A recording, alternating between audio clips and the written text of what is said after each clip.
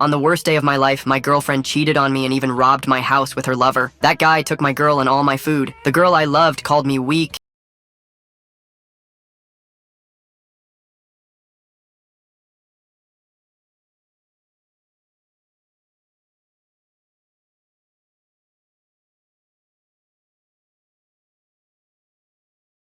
Buried in the ice. I was lucky not to die, but that was still the worst day of my life. I discovered that cursed monsters live under the ice. Those bastards hunt humans, and to them, I was a delicious lunch. I ran for my life. I couldn't die yet, not before sleeping one more time next to my girlfriend. A chunk of ice fell from the cave ceiling and pierced the monster's head. Somehow, I managed to survive. But then, a snowslide fell from above and buried me too. Luckily, it wasn't fatal, but that monster wasn't my only enemy. Some strange thing entered my body, and I felt something unusual inside me, though I didn't know what it was. I set that aside when I noticed the place was actually an abandoned shop. That chocolate bar was a real rarity. I grabbed all the food I could find, and on my way back home I saw several other people who were also trying to survive. In this chaos, everyone is an enemy, so I had to stay alert and watch all around me. When I returned home, I made the secret knock on the door for my girlfriend to let me in. Every time I came back from risking my life in the frozen world, she warmed me with her hug and whispered things that filled me with fire in the lower part of my body. But first, I always had to lock the door well for safety. I brought her a rarity, a bar of chocolate. She thanked me with a kiss. But when I turned my back and told her I hadn't found any food besides the chocolate, she gave me that look and walked away. A few days passed, and I managed to get more food this time, even enough to start planting. Then my girlfriend made the secret knock on my door. When I opened without thinking, a bat smashed into my head. The hit was so strong I flew across the room and crashed on the other side. Chen Ming betrayed me and blamed me for it, accusing me of hiding food from her. And because of that, she chose another man to stay by her side. That bastard had the nerve to tell me that someone weak like me couldn't have a girl like her, and that he would spare me from starving and dying out there. They struck every part of my body. My girlfriend laughed at me until the end, and that's how I died. But then something strange happened again. That same sensation. I felt my body tingle, and suddenly I woke up. I was sure I had died. I felt the pain. It couldn't have been just a dream. That's when I looked out the window and understood. There were 24 hours left before the world started to freeze. Somehow I had gone back in time. I remembered that day. In many places, people were protesting against the corrupt government. The rich of high society were having fun and laughing at the poor. The mobsters and thieves were doing their honest work. And now, only 23 hours and a few minutes remained before chaos began. I was sure it wasn't just a dream. Those lights in the sky were here, and that's what started everything. If it was true, then this was the moment she would call me. And I was right. My traitor girlfriend was calling me. I couldn't forgive those words. I had been blinded by her looks and ignored her true personality all along. I answered the phone, and the first thing she did was ask me for money. I had to end this. I told her coldly that we were done and hung up without caring to hear her voice. Since I had a second chance, I wouldn't let a bitch betray me again. I needed to prepare well. In the past life of our protagonist, he didn't know that in 24 hours everything would start to freeze, and within 4 hours the snow would cover everything. The chaos of the city full of protests would make everything even worse. He needed to gather as many resources as possible within an hour. Besides daily necessities, he needed equipment for self-defense amid this chaos. So he planned to look for something like a pistol. Police officers saw the boy walking and said he looked suspicious wandering around at this hour, so they should work together to apprehend him. One of them stepped out of the car and called out to Mo, ordering him not to move. Pointing his gun at him, he commanded Mo to place his hands where he could see them. His partner spoke into the radio, reporting that they had a suspect on 4th Avenue, while the officer asked what he had in his hand. Meanwhile, the young man analyzed the officer's confusion. He said he was just holding his phone, but the countdown hit 0, and he reflected that he didn't have time to waste on a pig like the officer. So, he prayed that they would let him go after an inspection. The officer warned him that at an hour like this, he shouldn't approach without caution. Meanwhile, his partner asked what was in the backpack and told him to hand it over. Mo explained that it was just things from his office job, pulling a blue notebook from his bag. In a panic, the officer screamed that it was a weapon and fired a shot at Mo. The bullet raced toward the boy without mercy. The young man thought this was it. His chance to live was about to end here, but then he denied that thought, telling himself he would survive. His eye began to glow with electric blue streaks. An aura surged around Mo as the bullet approached. The young man wondered what was happening, because he could see the bullet's trajectory, questioning whether time had slowed down for him. So, he tilted his head to the side, realizing he could dodge it, and it wasn't an illusion. He cursed the officer, saying he was a citizen, and the cop had no right to shoot him. Then, he rushed toward the officer, saying he couldn't waste time on fools. The bullet missed and struck the ground. Instantly, thin layers of ice formed over it. Mo moved so fast toward the officer that that he left trails behind him, landing a punch to his face, shattering his jaw and making him spit blood. The officer collapsed onto the ground next to his overweight partner. The second officer trembled as he looked behind him, seeing his friend completely wrecked from the impact. Wanting to know what the hell had just happened and what had done that to him, the officer fell to the ground in terror. Pointing his gun at Mo, he demanded to know what the hell he was, but the young man calmly approached the man, saying that even he didn't know what he was. And then, a single scream echoed through the Brooklyn streets. After the incident, the overweight officer reported over the radio that an officer was down and a suspect had fled with their firearm. He repeated his call, urging the station to respond. As a trail of blue energy formed ahead of him, he muttered that his day was cursed. Leaving a glowing trace behind him, Mo sprinted away, heading toward his home in apartment 409, and collapsing onto the floor as the energy dissipated behind him. The young man took deep breaths, shaken, wondering if what had just happened was real, wanting to know how he had managed to do all of that. Then, he picked up the gun, determined to test whether he could do it again. He aimed the pistol at the mirror and fired a shot. His ice power activated, turning one of his eyes cyan. Mo suddenly moved forward, catching the bullet in his hand. He grinned excitedly as he realized what he had just done, wondering if he had awakened some kind of superpower. Looking at his shoulder, which was covered in ice, he questioned why, since the global freeze hadn't even started yet. Could it be because he moved with the bullet, like a supersonic jet perhaps? He concluded that this ability affected his speed. It might not seem too sophisticated on paper, but with his knowledge of the apocalypse, he was already one step ahead of everyone. A knock came at the door, making him turn to see who was looking for him. It was an elderly woman named Mrs. Fang. She questioned little Mo about what that gunshot was. The young man made up an excuse, saying it was just his TV, that he had broken the remote and apologized for the noise. But the woman sighed, reminding him not to forget what had happened at the nearby supermarket. The streets weren't safe, so he should be careful. Mo thanked her and apologized for worrying her, but she simply returned to her apartment, saying that young people shouldn't overwork themselves. And then, she closed the door to Mo's apartment. The young man quickly shifted his focus back, returning to the main problem of resources. Remembering the supermarket that the old lady mentioned, he realized it might have everything he needed for the apocalypse. So, with a wicked smile, he decided he would stockpile his food. At the supermarket, the cashier yawned quickly while a security camera recorded the shelves. It captured only Mo looking at the food. But in the blink of an eye, he vanished into a blur. The girl didn't even notice, continuing to yawn in exhaustion. But then, an enormous receipt appeared on her screen. She wondered what it was and if someone had made a purchase. Reading a note at the bottom, she saw a message telling her not to be scared and to go home to stay safe. That made the girl question the strange receipt. First, they were robbed, and now they were receiving odd messages upon checkout. However, at the same time, two men entered the store. One of them had a pistol in his hand. The girl sighed, wondering what was going on these days. But then, the man pointed the gun at her head and apologized, because this was a robbery, and she needed to hand over all the money in the register. He told her to hurry up while an icy aura crept toward the store. The gun began to freeze from the cold. Then, the entire store followed, coated in frost. A leg stepped inside as one of the robbers asked why it suddenly got so cold. His partner ordered him to turn toward the door, so he did, and came face to face with a tall, slender, white armor. The thief demanded to know what the hell that thing was, what kind of monster it was. His partner immediately fired at the creature,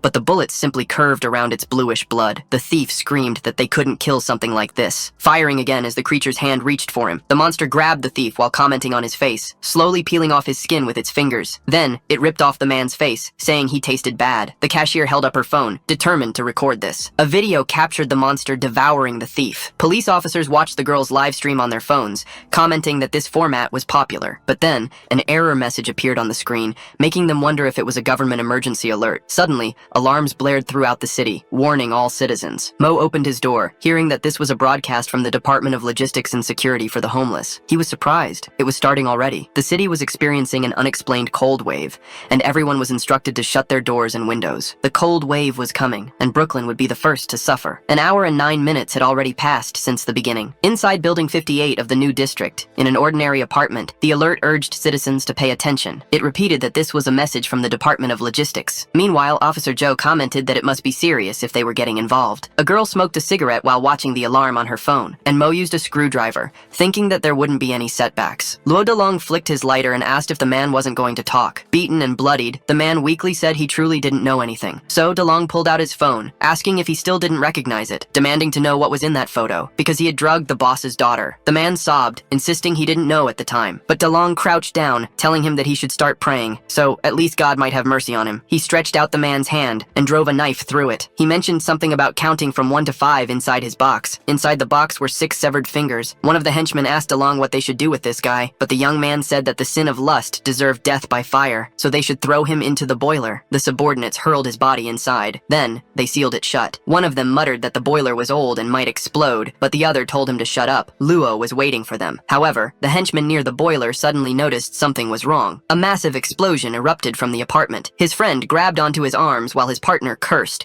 covering himself in the growing shadow. The screwdriver slowed to a stop. Mo declared that the plant cultivation structure was finally complete. With his current supplies, even if he didn't leave, he could survive for quite a while. But it still wasn't enough, because supplies would eventually run out, and sustainable self-sufficiency was the key. His plan was to build the perfect survival chamber, one that could sustain itself indefinitely. He picked up his phone, noting that the freezing phenomenon had been going on for almost an hour now, and he needed to hurry, because this was the time to speed things up, since in this world, time was life. But then, a knock came at his door, and the young man wondered what it could be. As he opened it, he questioned why the sensation felt so familiar. Officer Joe apologized to Mr. Mo for disturbing him. Mo then asked old Joe what the problem was, wondering what was going on. Joe explained that the temperature had suddenly dropped, and the heating system was broken, so he was warning everyone to stay safe. Mo remembered something happening last week. The malfunction wasn't fixed in time, and when he had gone to repair it, it was already completely broken. He couldn't repeat the same mistake. He had to fix it. He asked the officers to let him take a look. Then, he closed the apartment door behind him. Climbing the stairs, the officers asked where he was going, and Mo asked if the boiler room wasn't supposed to be here. Joe explained that the boiler was in the basement. They needed to go downstairs. Mo reflected on how the boiler room was illegal in the apartment complex. Fang had mentioned it before, so it should be upstairs. He wondered if he was developing early amnesia. Inside the basement, Joe commented on how cold it was. Then,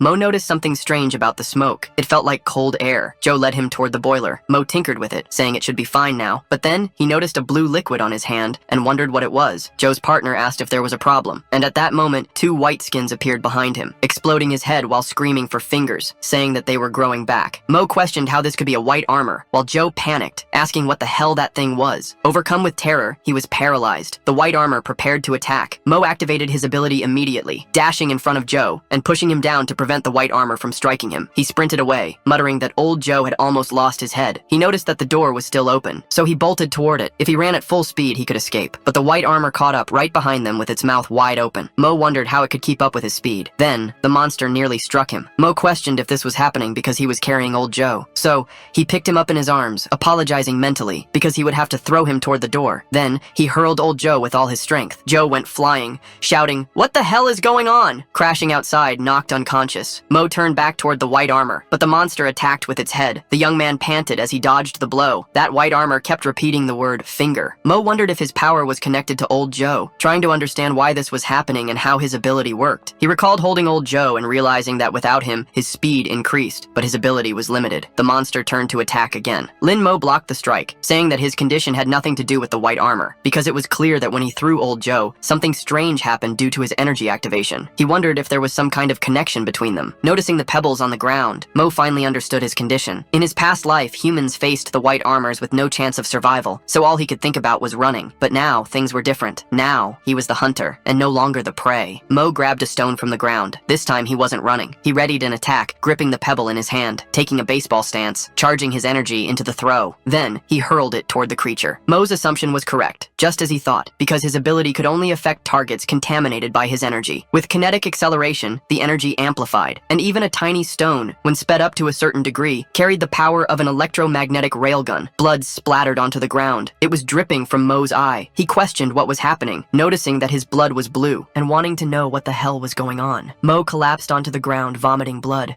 falling unconscious, unable to move. His last thought was about how cold he felt, but before his vision completely darkened, old Joe approached, holding the young man, calling him Lin, and telling him to open his eyes. Inside Joe's house, his wife commented that the wind was too strong. At this rate, they couldn't take him to a hospital. Meanwhile, the boys struggled to get the main door open. Joe ordered them to block the wind and turn on the heating. His wife worriedly remarked that the boy looked poisoned, as they shouted for him not to fall asleep. The officer found Mrs. Fang and started talking about Lin Mo, but the woman cut him off, telling him to stop talking and go find Xiao Zhou. Xiao Zhou approached, asking Joe to excuse him. She told Joe to leave Lin Mo there, and Joe commented that the boy would be fine. The doctor continued, saying the officer should check the stairs because it was a mess, and despite his body temperature being so low, he was still alive. She wondered if he was some kind of cryogenic person. The doctor began recording a report, stating that the male patient was suspected of poisoning and was still in a coma. His vital systems were abnormal, and his body temperature was around 10 degrees Celsius, but his pulse and nerve reflexes were in normal condition. She turned off the phone, saying it was unbelievable. The blood separation process was complete, and she needed to check the results. She realized it was something she had never seen before, because before centrifuging,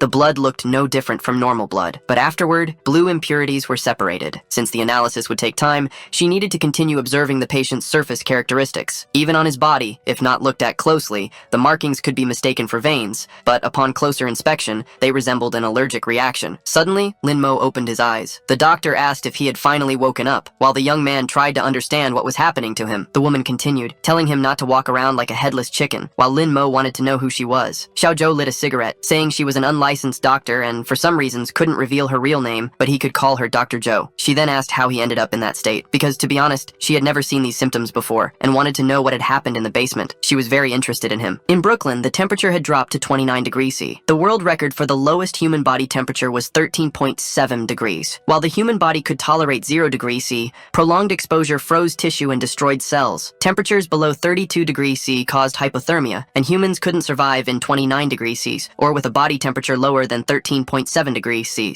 After explaining this, the doctor removed the thermometer from Mo's mouth, telling him to take a look. His current body temperature was 11.5 degrees C. It was a miracle he was still alive. Lin Mo could only wonder how this was possible, trying to figure out if it was because of his ability, but he didn't have time to dwell on it. He needed to complete his plan quickly. Dr. Zhou smirked, saying she understood. Lin Mo then slipped on the water on the floor, falling and hitting his head as Zhou turned around, annoyed, telling him that she had ordered him not to move since his body was weak. But that wasn't the real issue. She had discovered what was wrong with him. She asked if he had a superpower, shocking the boy, who wondered how she knew. However, he didn't have time to waste on her. He scoffed, asking what kind of joke this was. But Zhou explained that she had been observing him as a doctor. The young man thought that as long as his ability was active, even if he had to climb everything again, it would be faster. But then blue blood dripped onto the floor. The doctor asked if he was okay as he coughed up blood. He realized he couldn't accelerate now, and based on his past experiences, he knew what was about to happen. Meanwhile, DeLong walked toward a door, saying that after meeting with Dr. Zhou, they needed to behave a little better. His subordinates understood. Then he stopped in front of apartment 509. Inside were Zhou and Lin Mo. The young man was startled, wondering what was about to happen. But Zhou gritted her teeth and told him to get up. He needed to move, asking for Lin's hand. Lin sat up on the stretcher, asking what the problem was, but the doctor ordered him to lie back down. There was no more room for questions. The young man needed to understand why all of this was happening so suddenly. Zhou told him that if he wanted to survive, he had to do exactly what she said, telling him to wait and not move under any circumstances. Then, she pressed the button to open the door. Luo Delong stepped inside, apologizing for the intrusion. He was greeted by Dr. Zhou, who asked what he wanted. The man asked if he could come in for a quick chat, and the woman told him to do as he pleased. Inside the house, Zhou asked what he needed. The gangster explained that he had heard the resident of apartment 409 was receiving treatment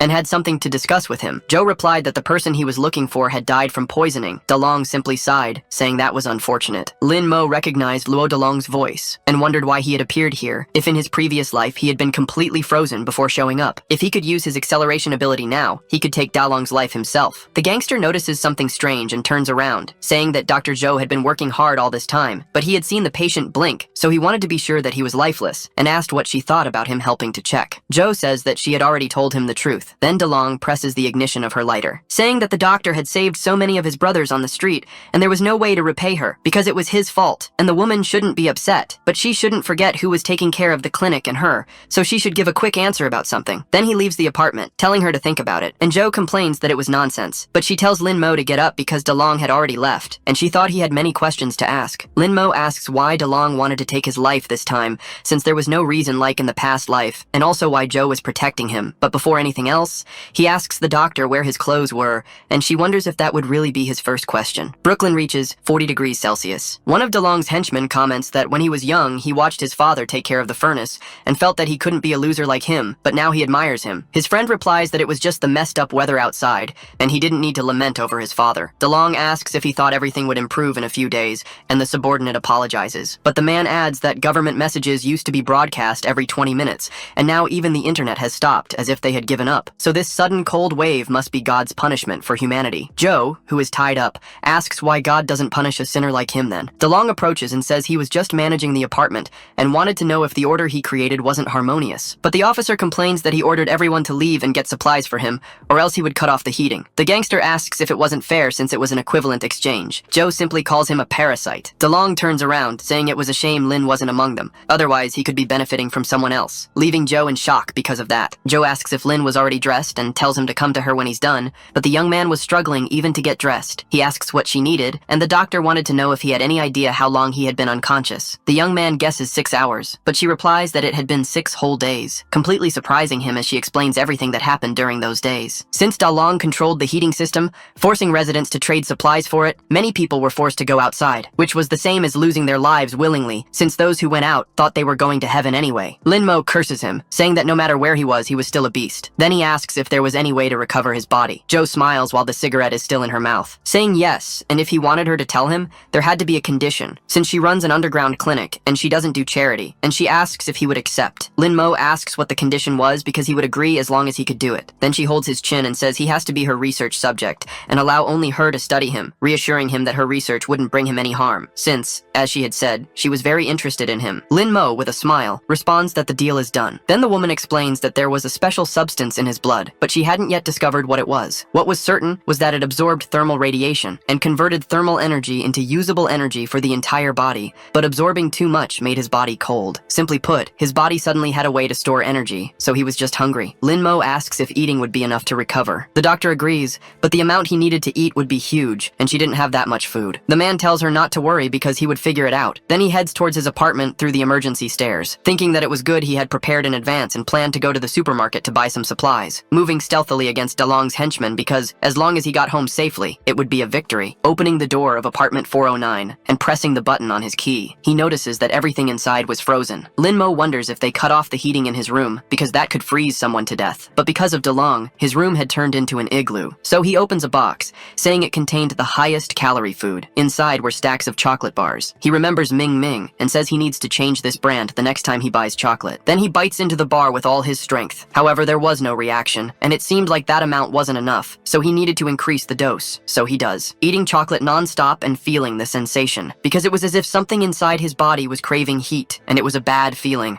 like he was about to lose control. The henchman opened the apartment door, asking why it was unlocked, since the boss was planning to cut off the man's fingers to force it open, but today it just opened on its own, and there were tons of supplies inside. Lin Mo smirks while eating the last chocolate. The henchmen ready their weapons and ask who he was and how he opened the door. Joe, in her lab, reflects that the final simulation report was ready, and she should see exactly what was inside his body, noticing that the reversal process affected neural activity. Therefore, that was bad. If too much glycogen was replenished, he would become different. One of the henchmen yells that it didn't matter who he was because everything there belonged to them. But Lin Mo's previously bluish energy turns red as he enters a state of madness. 72 hours earlier, Joe went to the boiler room and asked what the hell had happened there to turn room 409 into this, noticing something strange forming on the floor and wanting to know what it was. But she collects it as a sample, saying it was interesting. However, a camera was pointed at the place. She says it looks like she'll have to go to the security room to find out the truth. From a recorder, a man starts an announcement, telling all residents to pay attention, because they should distribute supplies rationally to avoid waste. DeLong's henchmen grab Joe by the arms, saying he was too heavy, but his friend reminds him not to forget what the boss said and to keep an eye on the boiler. DeLong continues, saying that all residents must pay a small compensation in exchange for heating. And a drunk man asks if this was some kind of joke from Joe, but his colleague replies that it didn't seem like the old man. Then the gangster explains so that everyone understands the seriousness of the situation, walking over to the heating switch, saying he would turn it off for a while to save some resources. With his lunatic expression, he shuts it down. Lin Mo suddenly wakes up, facing a man who asks if he hates. The boy was dressed like a prisoner and asks what he was supposed to hate. Then the figure asks if he hated DeLong, repeating the name Luo DeLong. Lin Mo replies that it was obvious he hated him, grabbing one of the henchmen by the neck while emanating his energy. The henchman is surrounded by a red aura. Then Lin Mo's eye turns the same color. He thinks that the henchman was Luo DeLong, saying that human flesh and beef tasted similar. Then he hurls the man far away, sending him out of the building and making him crash to the ground while burning in red energy. The people outside are shocked, seeing the completely charred body in front of the building, saying that he looked like he had fallen from the 4th floor. His friend asks what the hell just happened and who Lin Mo was, wondering if he was an alien as he approached him. He notices the energy and questions if it was a red aurora, quickly realizing there was no way to win against Lin Mo, and rushing at the man, planning to do whatever he could. But the hooded figure smiles. Seeing the image of Luo DeLong in the henchman, he uses his speed to appear behind him, shocking the boy with his incredible speed. Lin Mo calls him to come at him, trying to provoke him, and so the henchman swings at him, but the man was no longer there. Trying to strike again, Lin Mo appears behind him, thinking of Luo DeLong, telling him not to move. Then the hooded figure prepares his hand, stretching it back as the henchman runs toward him, and then activating his power with his eye, dashing forward and slicing the man's body in half. Someone suddenly opens the door. Ming Ming calls out to Lin Mo,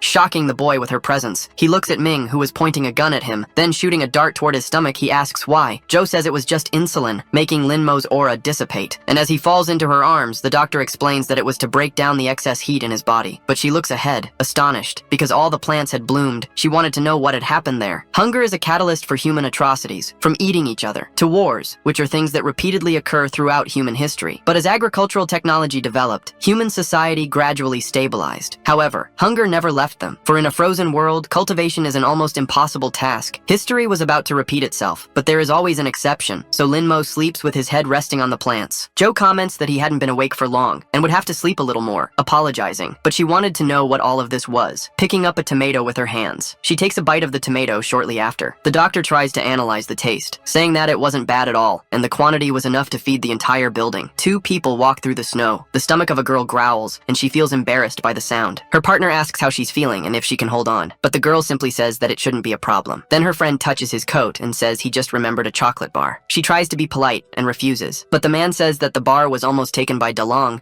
and he thought it was in this coat. His wife tells him to stop looking and asks if he doesn't remember, because they gave the chocolate bar to their daughter that morning. The husband turns to her, stunned, then he laughs, saying he completely forgot, depreciating himself, saying he was useless, while a claw appears beside his head, destroying the man's face with a single strike. His wife stands in despair at what just happened. After all, they were facing a massive white-armored creature that held her husband in its hands, then devouring the rest of the man's body. His blood splatters onto his wife's face, and the white-armored creature says she looks delicious. The woman looks up and asks what that thing was, but someone blonde yells at her not to stand still, so she turns toward the voice and runs to escape the monster. The blonde shouts for the girl to come to him, and to run if she wants to live. The woman runs away from the white-armored creature, but the monster tries to grab her with its hands, and the girl only glances back, tripping in the snow and tumbling away. She falls hard onto the ground, and tries to get up while the monster chases after her, crying as she pleads for her life. The blonde grabs a bottle of alcohol with a rag and ignites it with a lighter, throwing it toward the creature, which gets hit, triggering an explosion. Sparks of fire land on the woman, while the creature is engulfed in flames, screaming that it hates the heat, giving the wife a chance to escape. Facing the building, she thinks the monster might not have followed her. Seeing an elevator, maybe she could be saved, but the monster was still behind her, completely shocking the woman, who desperately wanted to live. She cries again and repeatedly presses the elevator button, and the white-armored creature keeps calling out to her. The girl screams at the damn elevator to hurry up, but the blonde appears, ordering her to close her eyes, completely surprising the woman, who wasn't expecting it. Lights begin to flash, blinding the creature, which screams that it hates the brightness, and the blonde raises his hand,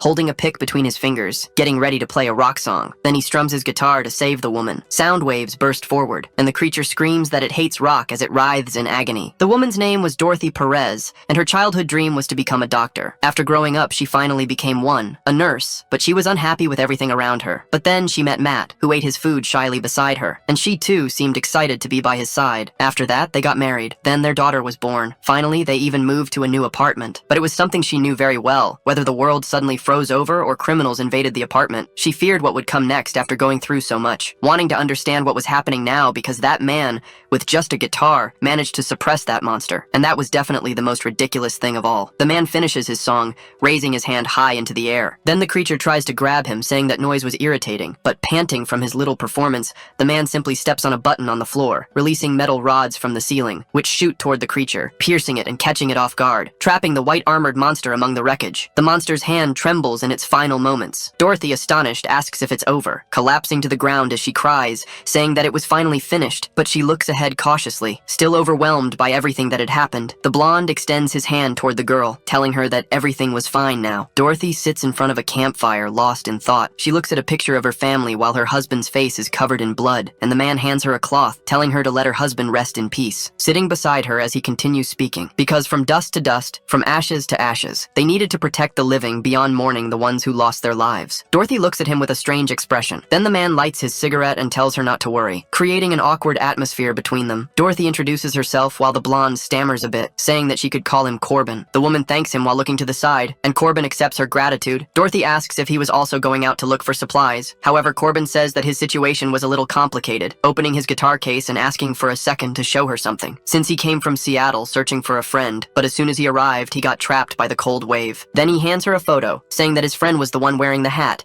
and they used to play together in a band during high school. Dorothy immediately recognizes Lin Mo in the photo and says he was the guy who lived in apartment 409. Then a loud noise shakes both of them, and Corbin asks what was happening, because the entire city was trembling from the event. He asks what those things were, as a white-armored monster stomps on the ground, while another has its neck slashed open, and a third has elongated arms. A whole army of pale-skinned creatures advancing. Dorothy notices the direction they were heading, since it was toward the apartment building. Lin Mo finally wakes up, wondering how he passed out, and in front of him is a woman's body. Startled, he tries to understand what is going on. Joe finishes doing something behind him, and asks if he was awake already already because she had put something on him, making Lin Mo question what was placed on him. But the young man was restrained in a chair, and the doctor tells him she installed a safety measure on him, revealing a collar around his neck. Collars are one of the oldest ornamental pieces, and their meaning has always changed. In the past, they were a symbol of slavery, representing control and ownership. But now, they can also be a toy for adults. Joe says Lin Mo shouldn't worry because the collar on his neck was definitely not for those purposes,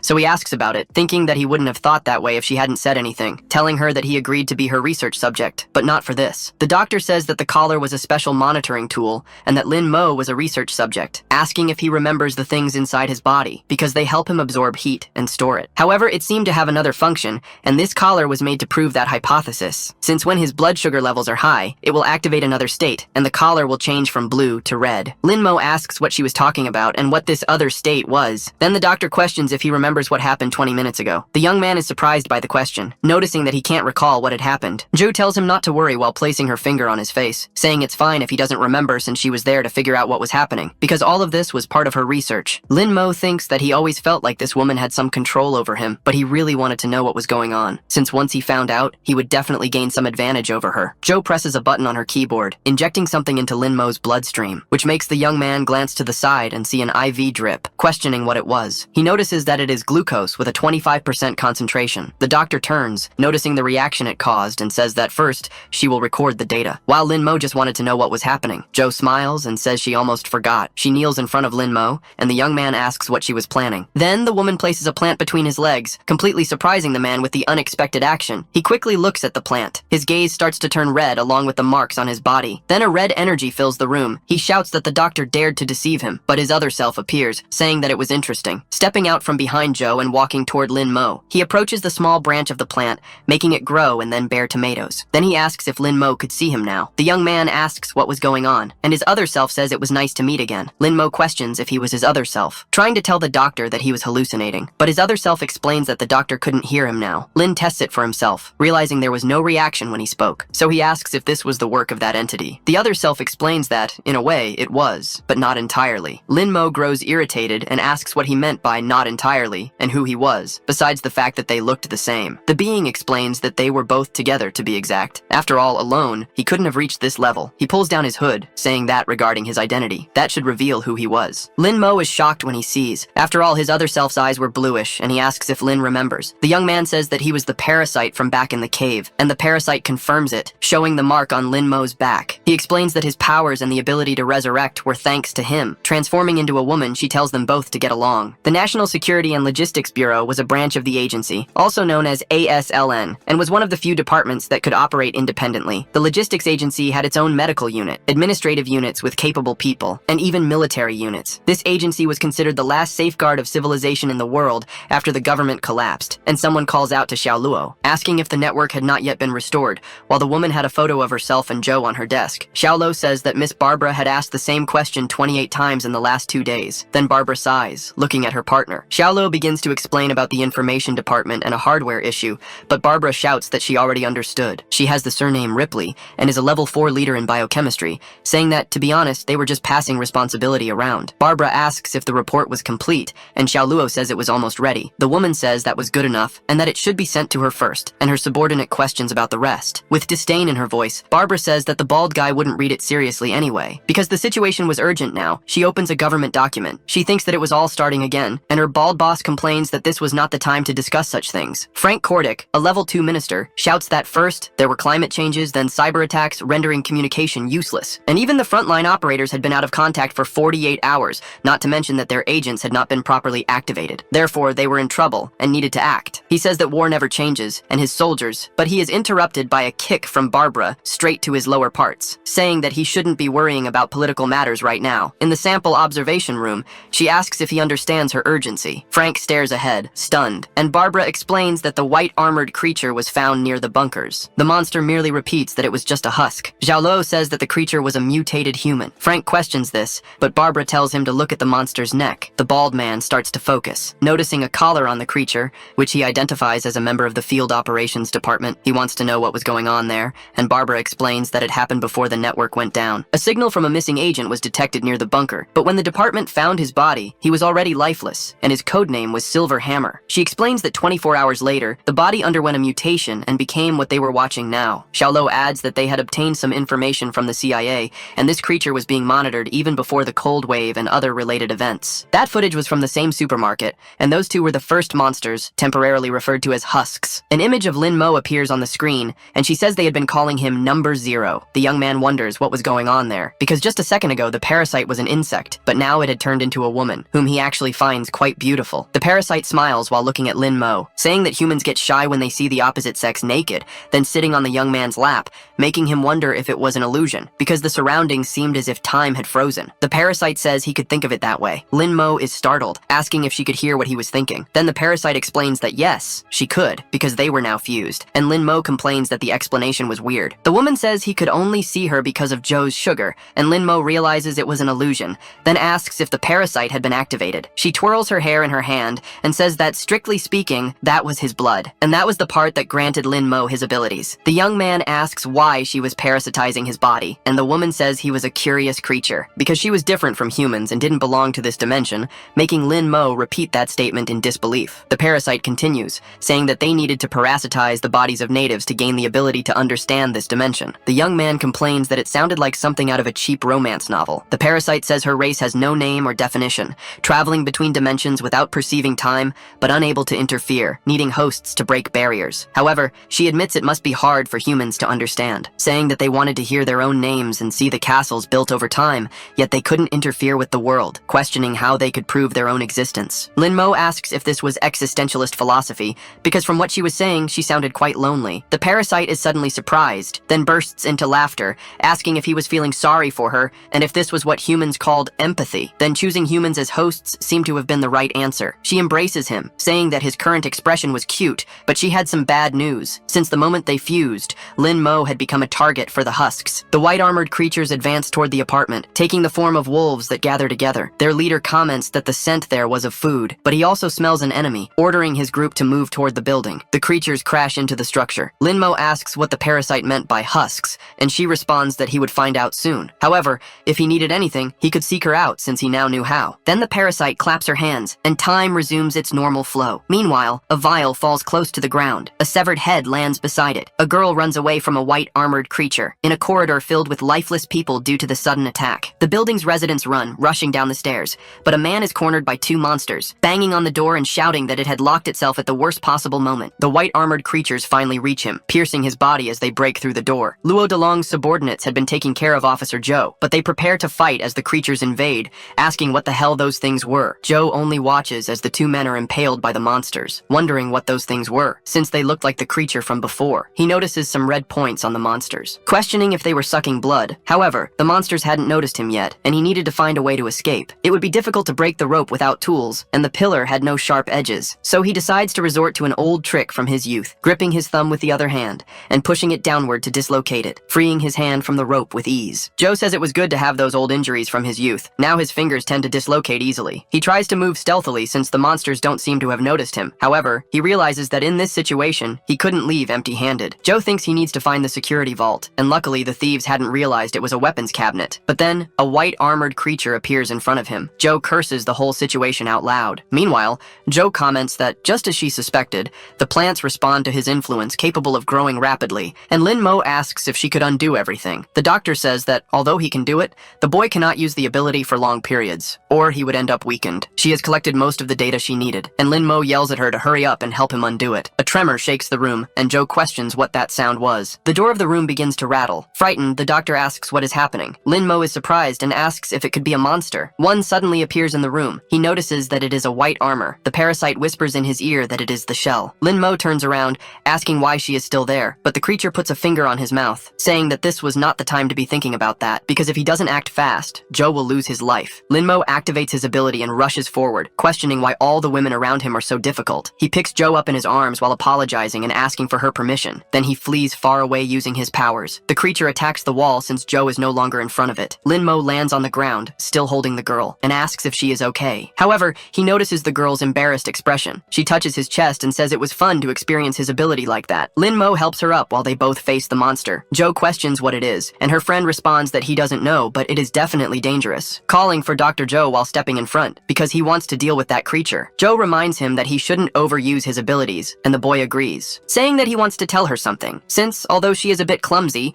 judging by the results, she really helped a lot, and he thanks Dr. Joe. She is completely surprised by this, and questions why he is bringing this up now. Lin-mo prepares for battle and says they can deal with those small matters later, because he will make sure to properly thank her. Several white-skinned creatures appear in the room to face him. The boy is taken aback by this, wondering if it could be a collective action. Dealing with one was easy, but with so many, he might fall into a weakened state again. Joe asks what's wrong, since she was eager to see how he would thank her, and Lin replies that maybe she should wait a little longer. Then the monsters charge at him. Realizing he will have to face the white-armored creatures head-on, he prepares a combat stance against them. Joe picks up the tablet and says that since this is the case, she should test his limits, monitoring his glycogen at 100%. Lin dodges a creature, thinking that if he keeps using acceleration continuously, he will end up weakened before finishing them. But he grabs one of the monsters, saying he has a way, because he only needs to use the power when necessary, throwing the creature towards its group. The creatures regroup to attack, and Lin thinks they are not as dumb as they seem, but he is no longer the monster's prey. Lin-mo activates acceleration in his eye, noticing that when the ability is activated, time slows down for him, allowing him to observe the beast's movements and predict their attacks. Thus, he dodges the strikes, realizing that with this, he doesn't even need full body acceleration, and the same applies to his attacks, advancing against the creatures again. Even unarmed, as long as he accelerates his fists to a certain degree, he can trigger a supersonic explosion, destroying everything in the room. Lin-mo turns to the remaining beasts and asks if they are afraid now, since he is just getting started. Joe, analyzing the data, comments that although calorie consumption hasn't decreased, the efficiency of ability usage has been optimized, since in all this time he has consumed less than 10% of his energy. She finds this interesting, with a smile on her face, calling Lin-mo a test subject, and telling him that he could unleash himself with that previous move. Lin complains that, as he suspected, she was monitoring his body condition. The beasts charge at the boy, who prepares his strike, shouting that the doctor is a fraud while unleashing a blast of power. Lin-mo takes a deep breath after the attack. The veins in his neck have already turned blue, and his arm is still consumed by energy, but his glucose consumption is still at 83%. The doctor approaches, saying he has mastered his abilities very well, and the boy just turns to look at the woman. She continues, saying she has a question, since he seems to know a lot about these things, ordering her test subject to tell her everything he knows while exhaling smoke from her cigarette. In the boiler room, the body of the white-armored creature stretches out in blood. Joe is unconscious beneath the monster, but suddenly, he opens his eyes. Looking around, he asks what is happening and notices the blood on the floor. He pulls the knife from the monster's belly. While trying to understand what just happened, he moves the monster aside. He remembers the fight he had against the creature, and that if he hadn't had the lever, he would have been finished. But he walks out of the room, thinking about what would happen if the monsters appeared again, and he wasn't as lucky. A vibration comes from the phone in his pocket, making the man question whether the network was still down. But the call was from an unknown number. Joe puts the phone in his pocket, and the caller greets him with a, "Good morning, Josh Castillo," asking if he should call him Mr. Curved Blade. Lin-mo explains everything he knows to Joe while thinking that he wouldn't mention having lost his life once and traveled through time. The doctor changes her outfit and comments that she expected as much, but if he was done talking, he should help her with the zipper. The young man zips it up while she explains that it was a prototype environmental protection suit from her previous job, and Lin questions the sudden outfit change. Joe tells him to look at the ceiling. Since the white-skinned creatures had invaded the vents, they might have damaged the ventilation, and asks if Lin hadn't noticed the temperature drop. A noise is heard outside. Both go to the door. Finding Dorothy's daughter, Joe comments that it's just a child, and Lin says she's his neighbor. The little girl runs, and the young man chases after her while the doctor says she hates kids. Lin is surprised when he looks down the hallway, because the path is covered in blood, and the little girl is pointing. Joe notices several corpses on the floor,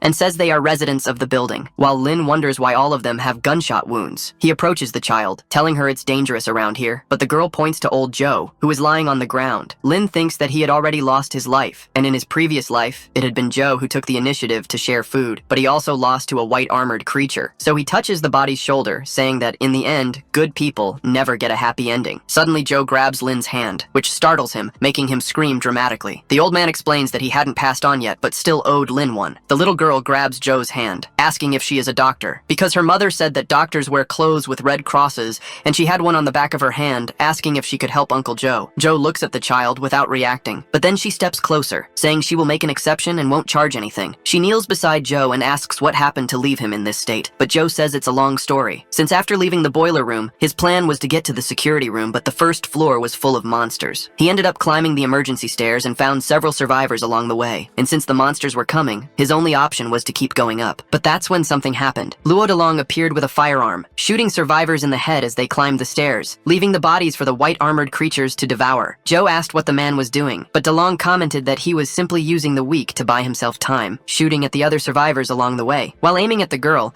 he said said that the strong had always been above the weak because it was a rule established by God, firing his weapon again, hitting Joe, who stepped in front of the shot. After that, DeLong kept going up while Joe lay there bleeding until he lost consciousness. Joe says that fortunately, the bullet didn't hit a vital point, but he lost a lot of blood and needed to get to a safe place. Lin Mo repeats the name Luo DeLong with rage, stepping forward as Joe asks what he plans to do. The young man looks back while activating his abilities. DeLong shoots at other people along the way, who scream for him to wait, saying they are human. But the man contradicts them, saying they are just weak meat, and that having bodies everywhere was good since it was enough to slow the monsters down. Because although that place was an old warehouse, it should be the safest spot in the building. He opens a door, hoping to find supplies inside, but he notices a dark presence coming from the hallway. Lin Mo pulls down his hood, saying that he is facing the man once again, calling out to Luo DeLong with anger. The gangster fires at the young man, asking if he wasn't supposed to be in hell, but Lin dodges all the shots while charging toward DeLong, landing a kick that severs his leg, then lunging forward with his hand shaped like a claw, slicing off the arm holding the gun, and grabbing DeLong's head with his hand. The man asks why he is doing this while Lin heads toward the balcony, since he hadn't even done anything to him yet. Lin Mo questions how he could say he hadn't done anything, but then he realizes that nothing from his previous life has happened yet. But after coming back, he never sought revenge, as he only wanted to create a safe place for himself. However, looking at the situation now, that had been foolish, as innocent people lost their lives. And all of this made him furious, but it was clear that his anger wasn't just toward DeLong, because he also felt anger toward himself for being such an idiot, burning DeLong's body with his power, and hurling it toward the white-skinned creatures while declaring that now, if he were to do it again, he would do the same to his enemy 100 times over, because that was the law of the frozen world. Joe and the little girl warmed themselves by a fire. Joe comments that the building manager used this place as a storage room, so it could be useful to them since there were still some supplies left. Lin Mo sits in the corner near a crate, thinking that he finally got his revenge, but it didn't feel like it was enough. The doctor interrupts him by smacking his head, asking what he is thinking, since she already suspected he had issues with that bastard, and it was normal for people to become compulsive when they had great power, but in Lin's case, it was different. Thanking him for getting rid of DeLong, Lin asks if she also had problems with a gangster, and the woman recalls moments from her past, with him pointing a gun at people. The young man stands up and says the doctor doesn't have to answer if she doesn't want to, since they would be staying there for now, and because it was used as storage, the heater didn't work. And seeing how the place was, everything still seemed intact, but old Joe was injured, and Maggie was just a child, so they wouldn't be able to rely on the fire in the barrel forever. With dangerous white-skinned creatures outside, they needed to reinforce the room's security, and they could use the available materials for that. However, if they wanted real warmth, they needed to go to the power room. Joe comments that the building is full of monsters and fears what could happen if they don't do something about it. Maggie suddenly sneezes while they are talking. Lin says she could end up with hypothermia if she stays still like that, and Joe explains that there is only one way. Inside a garbage tunnel, footsteps are heard. Mo suddenly falls out, landing face first on the ground, grumbling about it being the garbage tunnel of all places. But he is surprised when he looks ahead. Seeing a creature that looks like a core, he wonders if the white-skinned beings have fused with the residents, forming a nest. He turns around, noticing a strange noise, wondering if it could be a white-armored creature, but Joe suddenly falls on top of him. On the ground, Lin comments that the doctor is stopping him from getting up. The doctor retorts that she can move if he takes his hand off her. A sudden noise is heard, and she signals for Lin to stay silent. Then the creature looks to the side, passing by them unnoticed. Joe asks what that thing was, and Lin wants to know why she even came there. She explains that 2 people are needed to operate the power room, and since Lin's body is in a weakened state, he might pass out there. The monster then suddenly charges toward the wall where they are hiding. The young man wonders what kind of monster that is, as it is different from the other white-armored creatures, and he is too weak to fight it now. He could end up dead. According to the doctor, the white-armored creatures don't eat people, they only drain and store their blood, but he wonders where all that blood is going. Maggie looks out the window and asks Joe what is happening, shocking the old man with the terrifying sight. Since the white-armored creatures are spreading across the building, and a female is lying on the ground with an immense belly. Corbin comments that she looks lifeless, and Dorothy says she won't attack them anymore. However, a light appears from the building, and a man is identified as Morse code. Dorothy asks about Morse, and Corbin explains that it is a signal language, allowing communication through different letters of the alphabet and numbers depending on the pattern used. Joe, from the window, signals with the light, saying that they should understand and not go there. Corbin is surprised by the code, and Dorothy questions what they are trying to say. The young man understands little, but tells the woman that they are asking them to go there. Both move toward the building, while Dorothy appears hesitant, and Corbin says that her daughter should be there, but Joe does not want the 2 of them to take that path. Still in the nest, Lin thinks they need to follow that route, but a white-armored creature is blocking the entrance. He has no choice but to fight the monster. Cracking sounds come from the ceiling, drawing the creature's attention. Lin and Joe take the opportunity to move forward, thinking that this was a perfect distraction distraction. The doctor comments that the veins on the floor seem connected to those who lost their lives. Lin agrees and says it's bizarre to use humans as part of a nest, when suddenly something emerges behind him. It is a white armored creature with a skeletal structure. It takes on a humanoid form, resembling a lich. The creature shoves its hand into its own belly, pulling out intestines and using them to forge a sword, then swings the weapon downward. Lin senses something strange and curses the monster. He pushes Lin aside while accelerating his step. The creature charges to strike both of them, while the young man tries to reach Joe, getting slashed on his back to shield his friend from the attack. He steps back, holding onto the woman, saying that the monster is much faster than he is, because that white armored creature is far stronger than the others. Lin places his hand on his own shoulder, thinking about how powerful that white armored creature is. The monster suddenly makes a sound, its vision entirely focused on Joe. Lin Mo wonders why its target is the doctor and not him, but the creature lunges forward with its sword. The young man manages to push Joe aside, but gets slashed by the swords. That monster is too fast, making it difficult for Lin to hold out, because if the creature keeps attacking like this, both he and the doctor might lose their lives here. He wonders if he's about to die again. The parasite appears, talking about running away, asking if that isn't what people of his kind do in situations like this. Because as he knows, in this frozen world there is no mercy. It is a world where everyone is equal. So if he abandons the doctor, he might still survive. Lin says that he won't run away, because if he does that now, there would be no difference between him and Luo Delong, saying that he does not need to abandon his humanity to survive, surprising the parasite with his response. Lin explains that if she is part of him, she should understand. When innocent people lose their lives, his chest aches, and he feels suffocated. That pain is his humanity suffering, just like the fossils of his ancestors, which bear fractures proving that they did not abandon their companions. Therefore, Lin can only think of one thing now. Since he has this power, he will make sure to use it to his advantage, forming veins across his body and horns. The symbol on his necklace begins to be consumed by the veins. As the white armored creature charges toward Joe with its sword, the doctor is frightened and starts sweating, but the creature's attack is blocked. A bluish-white armored creature stands before her, and Joe asks what it is. Lin is that monster and declares that with this power, he will protect people. He notices that he looks similar to that white armored creature, but he clenches his fist, as he does not feel the same as it. The young man releases energy into his hand, and his monstrous body takes on a blue glow. The parasite comments that this is interesting, because it seems she made the right choice in selecting him, and the young man will now feel the essence of power. Lin then charges to punch the creature, landing a blow that the monster defends against. He advances again, attempting a horizontal kick, but the monster dodges. Lin has become faster, but it is still not enough, as the monster continues to evade. Joe questions what is happening, because he has created a new layer on his skin, as if he is absorbing energy from the air and converting it into power. But given the place they are in, she wonders if this is an unlimited energy source and what the essence of this power is. Lin thinks that, for now, he will put aside his resemblance to the white armored creatures as the monster strikes at him. Even with this power, it is difficult for Lin to defend himself and fight the creature, dodging the monster's attack by a hair's breadth, landing a grazing punch on the creature. They collide, and Lin thinks that he can accelerate time, wondering if he could do the opposite. The creature charges with a diagonal strike and then flees from Lin, heading straight toward Dr. Joe without hesitation. Lin concentrates his energy into his fist, striking the creature's nest. The monster, which was just about to attack the woman, stops in time, only a centimeter away from hitting her. Lin thinks that it worked, but he prepares to run, saying that this is it, because he will finish the monster with a single strike, slashing multiple times across the creature's back, calling this attack Shadow Fist. Time returns to normal, and an explosion occurs. Joe falls to the ground, covered in the creature's blood, while Lin extends his hand and says they need to leave as they can't stay there. With the temperature reaching 26 degrees Celsius, Joe comments that they did it, while Maggie cheers because it's warm, and says she wants to see her mother. A noise is heard in the cell, and Joe asks what it is, wondering if it could be a white armored creature. Lin opens the door, informing old Joe that he's back. The old man greets him, saying that they finally returned, but the young man asks what happened to him, while Joe tells him not to get agitated, because if the wound opens again, she will have to stitch it up. Joe says that a while ago, he heard a noise in the ducts, and it could be a white armored creature. Lin looks at the ducts, wondering about the noise, saying that it could just be the old pipes settling. He tells old Joe not to worry, as it's probably just an illusion,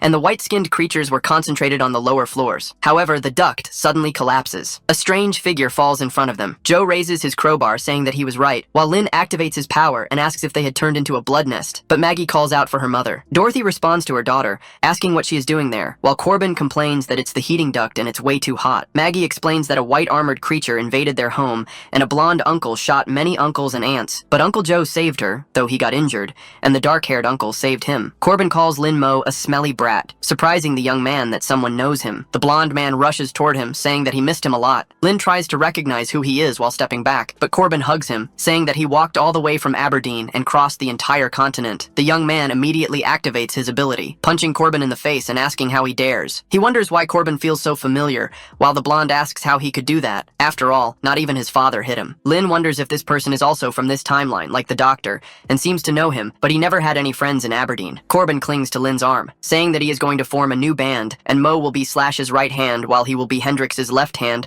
as Maggie asks if the two of them are friends. Lin is shocked because he just wants to know who this blonde man is, noting that the differences in this timeline compared to before could be explained by the butterfly effect. After all, the future had been altered, but there was no explanation for Corbin. Saying that he could only ask the parasite, he enters his mental world and states that he has some questions for her. But receiving no answer, he reflects that she always appeared on her own. But when he looks for her, she doesn't respond, saying that the parasite is really selfish. Joe interrupts them, saying that this is no time for reminiscing about the past. But Lin retorts, saying that he doesn't even know him, and Corbin complains that he came all this way just to have fun at his expense. However, the doctor asks about the current situation, because even though they solved the heating problem, there is now a much more serious one, as those white armored creatures seem to be the offspring of that mother, and these nests are sending blood to her. Soon, this building will be assimilated. If they keep ignoring this, once the blood nests take over, Lin finishes her sentence, saying they'll have to face the white armored creature with the intestine sword, saying that if that's the case, with his power, he could take it on, but Joe tells him that it's not that simple. Since the indicator light is constantly blue,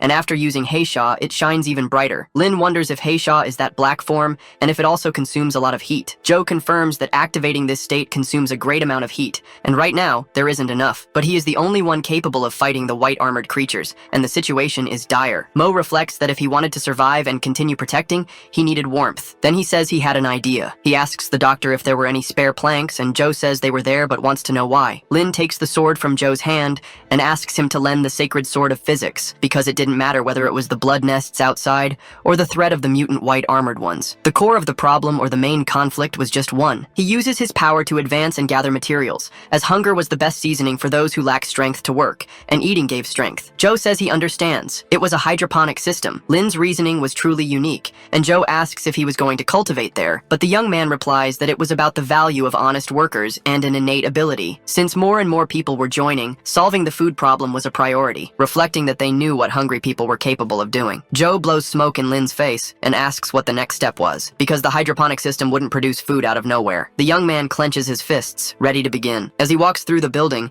he notices that, as expected, the bodies had disappeared and there were no traces of blood, reflecting that something was collecting the bodies, and it could be that big guy from before. This meant he had little time, and the blood nest would soon reach that floor, so he needed to act fast. Lin wanted to use the black form to eliminate the source completely, but before that, he needed to solve the problem of warmth and food. Corbin interrupts him, calling him Hey Goo and asking where he was sneaking off to alone. Lin questions how he followed him, but the blonde replies that everyone understands, and Lin didn't pay attention because he thought having a bad friend like him was embarrassing. However, he understood his friend, and now that he worked at a big company, a beggar like him wasn't well regarded, and Lin wanted to know what that had to do with this guy. Corbin continues, saying that now they were alone, he could speak freely, but the young man just finds him annoying. The blonde places a hand on his shoulder and asks why his brother wouldn't speak, but Lin simply replies that they were screwed, standing face to face with the big guy in the blood nest room. Under a bridge, Corbin calls Jerry, since they were quite similar. Because they had both been expelled and could only hide under the bridge from now on, he and the rat would depend on each other, but if he didn't want to, he didn't have to leave. Besides, it was raining, and Lin appears, calling him. He says he knew where his friend was, because whenever he got kicked out of somewhere, he hid there, asking how many times his father had beaten him, while Corbin asks if he came just to provoke him. Lin questions how he could do that. However, even if they were running away, they couldn't just hide under an old bridge, and if they were going to flee, they should do it with style. Corbin asks where he learned those cliché lines, but Lin extends his hand and calls Corbin, because if they were going to run away,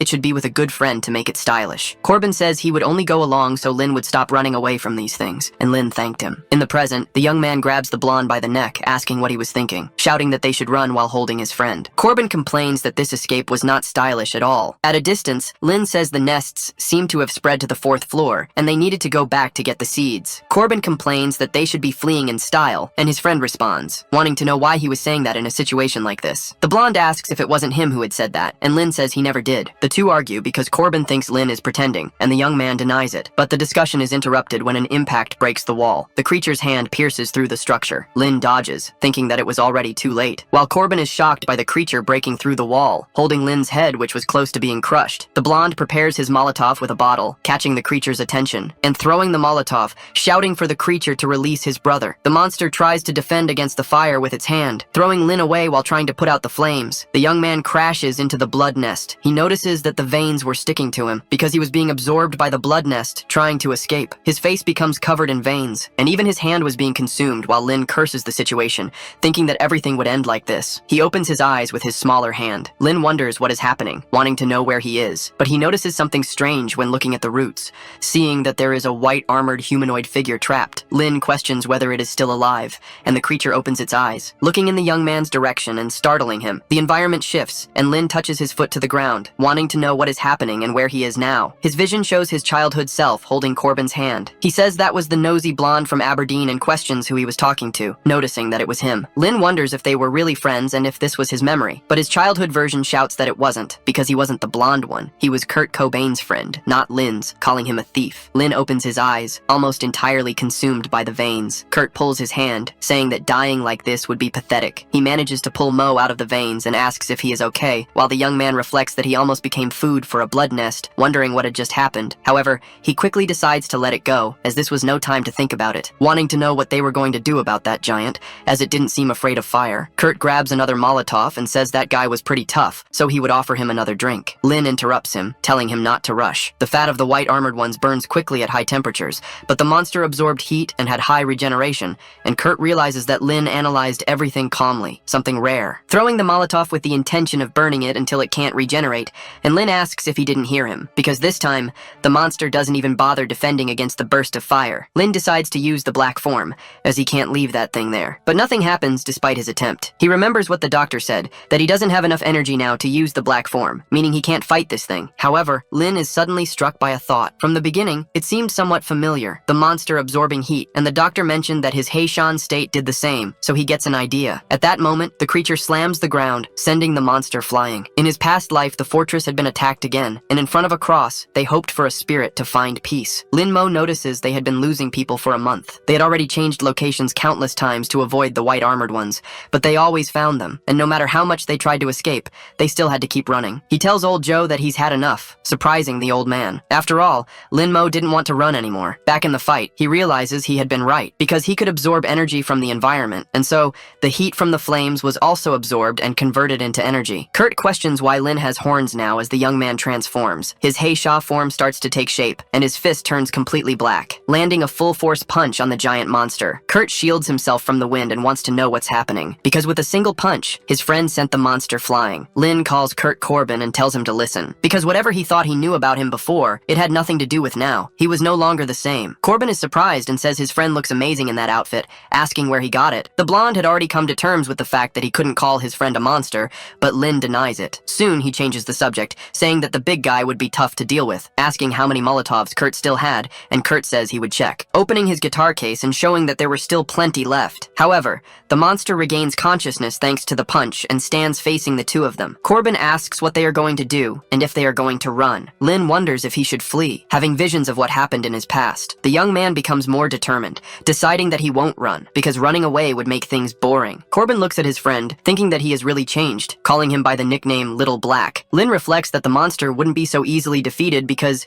even though it had regenerative abilities, it was still very slow. Stepping on the monster's head, the young man prepares his fist to punch, causing multiple holes in the creature's body. Lin jumps back to retreat for a second, saying that now it was Kurt's turn. He throws all the Molotovs that were in the guitar case, causing a massive explosion against the monster. The creature's fat was flammable, so as long as the wound was deep enough, the fire would burn the fat, but it wouldn't take long for it to regenerate. Thus, Lin brings his hands together to attack while it burns, because he would absorb the heat from the burned fat of the white armor, and use the flesh and blood of his enemy for his own benefit. His monstrous form grows wings on his back, and his energy emanates more powerfully. He stomps on the ground with force, advancing rapidly, destroying everything in his path with his explosion of energy. Lin uses his foot to stop the impact, pointing his finger at the creature, and then getting close to it, he places his finger on its nose. The kinetic energy causes the entire structure of the creature to be destroyed with a mere touch. Corbin watches from afar and asks if that was a sound barrier, while Lin reflects that as long as the entire body is destroyed, even the strongest regenerative ability is useless. However, he only managed thanks to Kurt, and although he seems suspicious, he was truly helpful. He helps his friend up, asking if he is okay while thinking that he looked sloppy but wasn't an idiot, and Kurt questions why he is being so polite, asking if they were going downstairs to do that again, making Lin think he was an idiot. Corbin yells when they enter the apartment. In room 409, he says he finally understands, because they were there to get seeds and the nutrient solution, questioning when his friend learned about agriculture and how he got all these things, wanting to know also when he got his powers. But Lin mentally complains about finding an idiot even after being reborn. On Lin's necklace,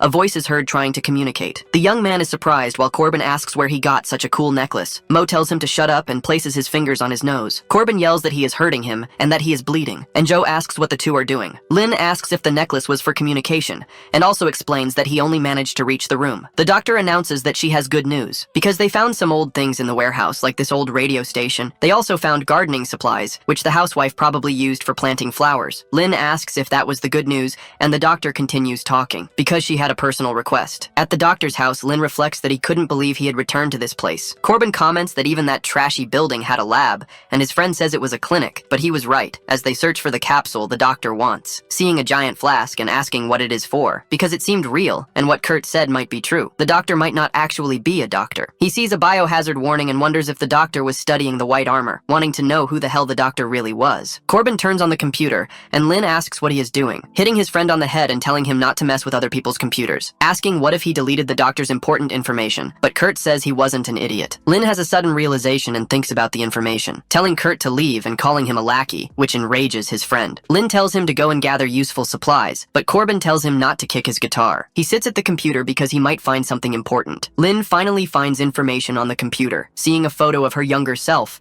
and noting that she was shyer, also noticing the ID on her neck. The young man understands that the doctor was hiding things from him. The base door opens. Joe greets Lin for returning, asking how it went, and Corbin explains that everything went well while Joe listens to the conversation, distant, watching the people. Lin explains that he managed to collect some seeds that were in the room due to the limited number of accessible floors, and unfortunately, he didn't find anything to eat directly, while Joe says it wasn't his fault, but Luo Delong's for stealing the supplies. Then he asks for help planting, but Lin refuses since old Joe was injured. Zoe offers to help since she knew a bit about botany and biochemistry, and could be useful, asking if Lin didn't think so. The young man agrees, looking suspiciously at the doctor, but Kurt interrupts them, saying that he would help too, then changes his mind upon seeing their looks. Lin tells him to go to the kids' table with Maggie since he wasn't helping. Separated from the others, Joe asks about what she had requested earlier. Lin shows the flask and asks if this is what she was referring to, but when the woman reaches for it, he steps back and tells her to wait, wanting to know if she wasn't going to explain anything before taking it, because he needed to find out who the hell she really was. With a smile on her face, Joe asks if he still hadn't figured it out. Lin notices the expression on her face and questions if the doctor did it on purpose. Joe remains silent, keeping her smile. The young man wonders if the capsule was just bait to lure him to her house, wanting to know what the former biochemical department agent Joe Shuya was planning. Joe grabs the flask and says he got half of it right, because it wasn't bait, but rather the key to humanity's survival. She asks if he remembers when he became Hei Shan,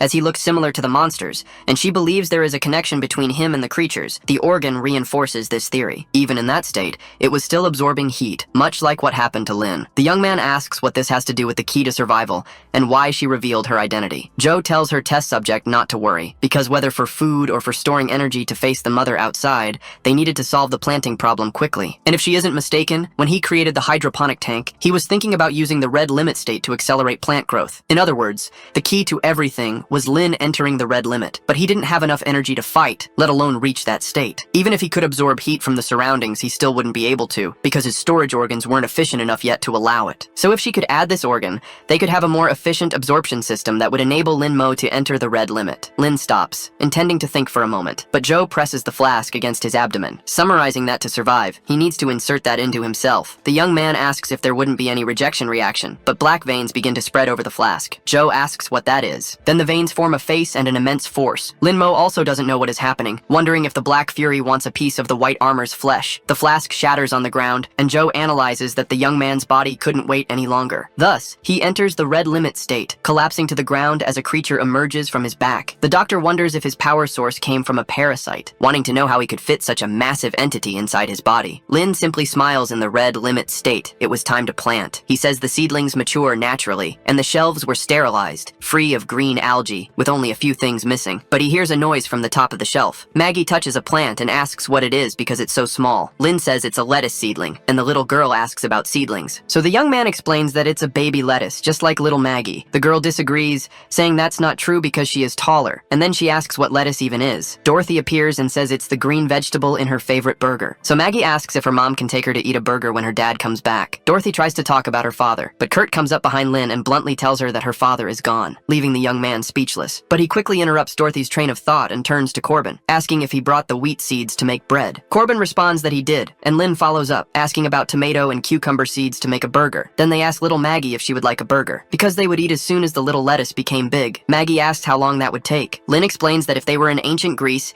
he would be the god of agriculture, and with him, plants would grow super fast. Then Maggie shouts that this is great. Dorothy thanks the guys, and Lynn introduces himself as the guy from apartment 409. The woman says that they are trapped in this situation, and if they could at least make plants grow faster, they wouldn't suffer from cold or hunger. Kurt says his friend is super talented and wasn't joking, but Lynn interrupts him before he can mention his powers, dragging him away and asking him not to say anything, because the fewer people who know, the better. And Kurt asks why. Lynn tells him not to ask, remembering Joe mentioning that she worked on a fire in the field project during her time in the Secret Service. The security level of the program was high, and the departments involved were confidential, even among themselves, but she managed to obtain specific information. A project to infiltrate agents among civilians, using drugs, brainwashing, and hypnosis, creating human monitors while the NSB protected the country. She didn't know if the NSB was paralyzed or not, or if there were NSB monitors among them, but if they found out about him, nothing good would happen, and the fewer people who knew, the better. Lynn agrees, saying he had a solution while hitting Kurt on the head. Corbin walks away with Dorothy, saying she didn't need to worry since Lynn was the god of agriculture. The young man looks around searching for someone, but then he notices he was alone. He points his arm at the plants, deciding he would begin, focusing intensely with his eyes closed. Then activating the red limit, but he was being filmed by a camera, and it was being broadcast. A satellite beeps, and communication asks if it has been restored, restarting the system and connecting the satellite to search for whatever they could find in the sky. People ask what is happening because the area was frozen, and they would need to gather ground information to locate terrestrial equipment, activating the only 3 drones available. However, since it was cold, the batteries wouldn't last long, so they needed to collect as much information as possible before losing them. An employee asks what his superior was looking for, and he responds that he was searching for anything useful. She tells the boys to stay low because, with luck, they might find a sign of survivors or a rescue team. One of them responds that there was nothing interesting on his side, noticing the vane on the building and telling them to wait. As he gets closer, the vanes take over the transmission, but the drone is immediately destroyed. The mother raises her bleeding hand, and the drones question what that was and start recording, but the creature begins pulling the vanes from around it. A limb emerges from within the structure. The entire building shakes, including Lynn's room. He wonders if it was an earthquake. He approaches Joe and asks what is happening, but the doctor tells him to look outside because it seemed like they were running out of time. As a giant-eyed creature appears, staring through the window, Joe explains that this was what the mother had given birth to, the child. The being simply asks where it is, unintentionally activating Lynn's ability, wanting to know where its head was, extending its arm to use its ability. Kurt approaches the two and asks what was going on. The energy in the creature's hand starts generating lightning. Then Lynn shouts for everyone to get down. The monster blows up a large part of the building with its ability. Lynn closes his eyes to try to shield himself from the power, opening them again to look to the side. He holds Joe, thinking that was close, asking if the doctor was okay. She says yes and asks about the test subject, because they were very close and she notices his heart was beating fast. Lynn suddenly pulls away and says it's good she's okay, but it wasn't time to relax as the creature was staring directly at them. Lynn wonders why those fragments were suspended in the air, questioning if it was electricity or magnetism. But soon, the child uses its ability again, firing the electrified stones forward, causing another explosion in the building area. Dorothy dodges while holding Maggie. Kurt asks what the hell is going on, thinking the whole situation sucks. He shouts, asking if Lynn is okay, but finds only the completely destroyed structure. Kurt curses, but then he hears a voice from below, telling him not to be scared. It was the doctor who had gotten stuck on a pillar and was asking for a hand. Kurt helps her up and asks where Lynn is, and the doctor tries to say where they were. However,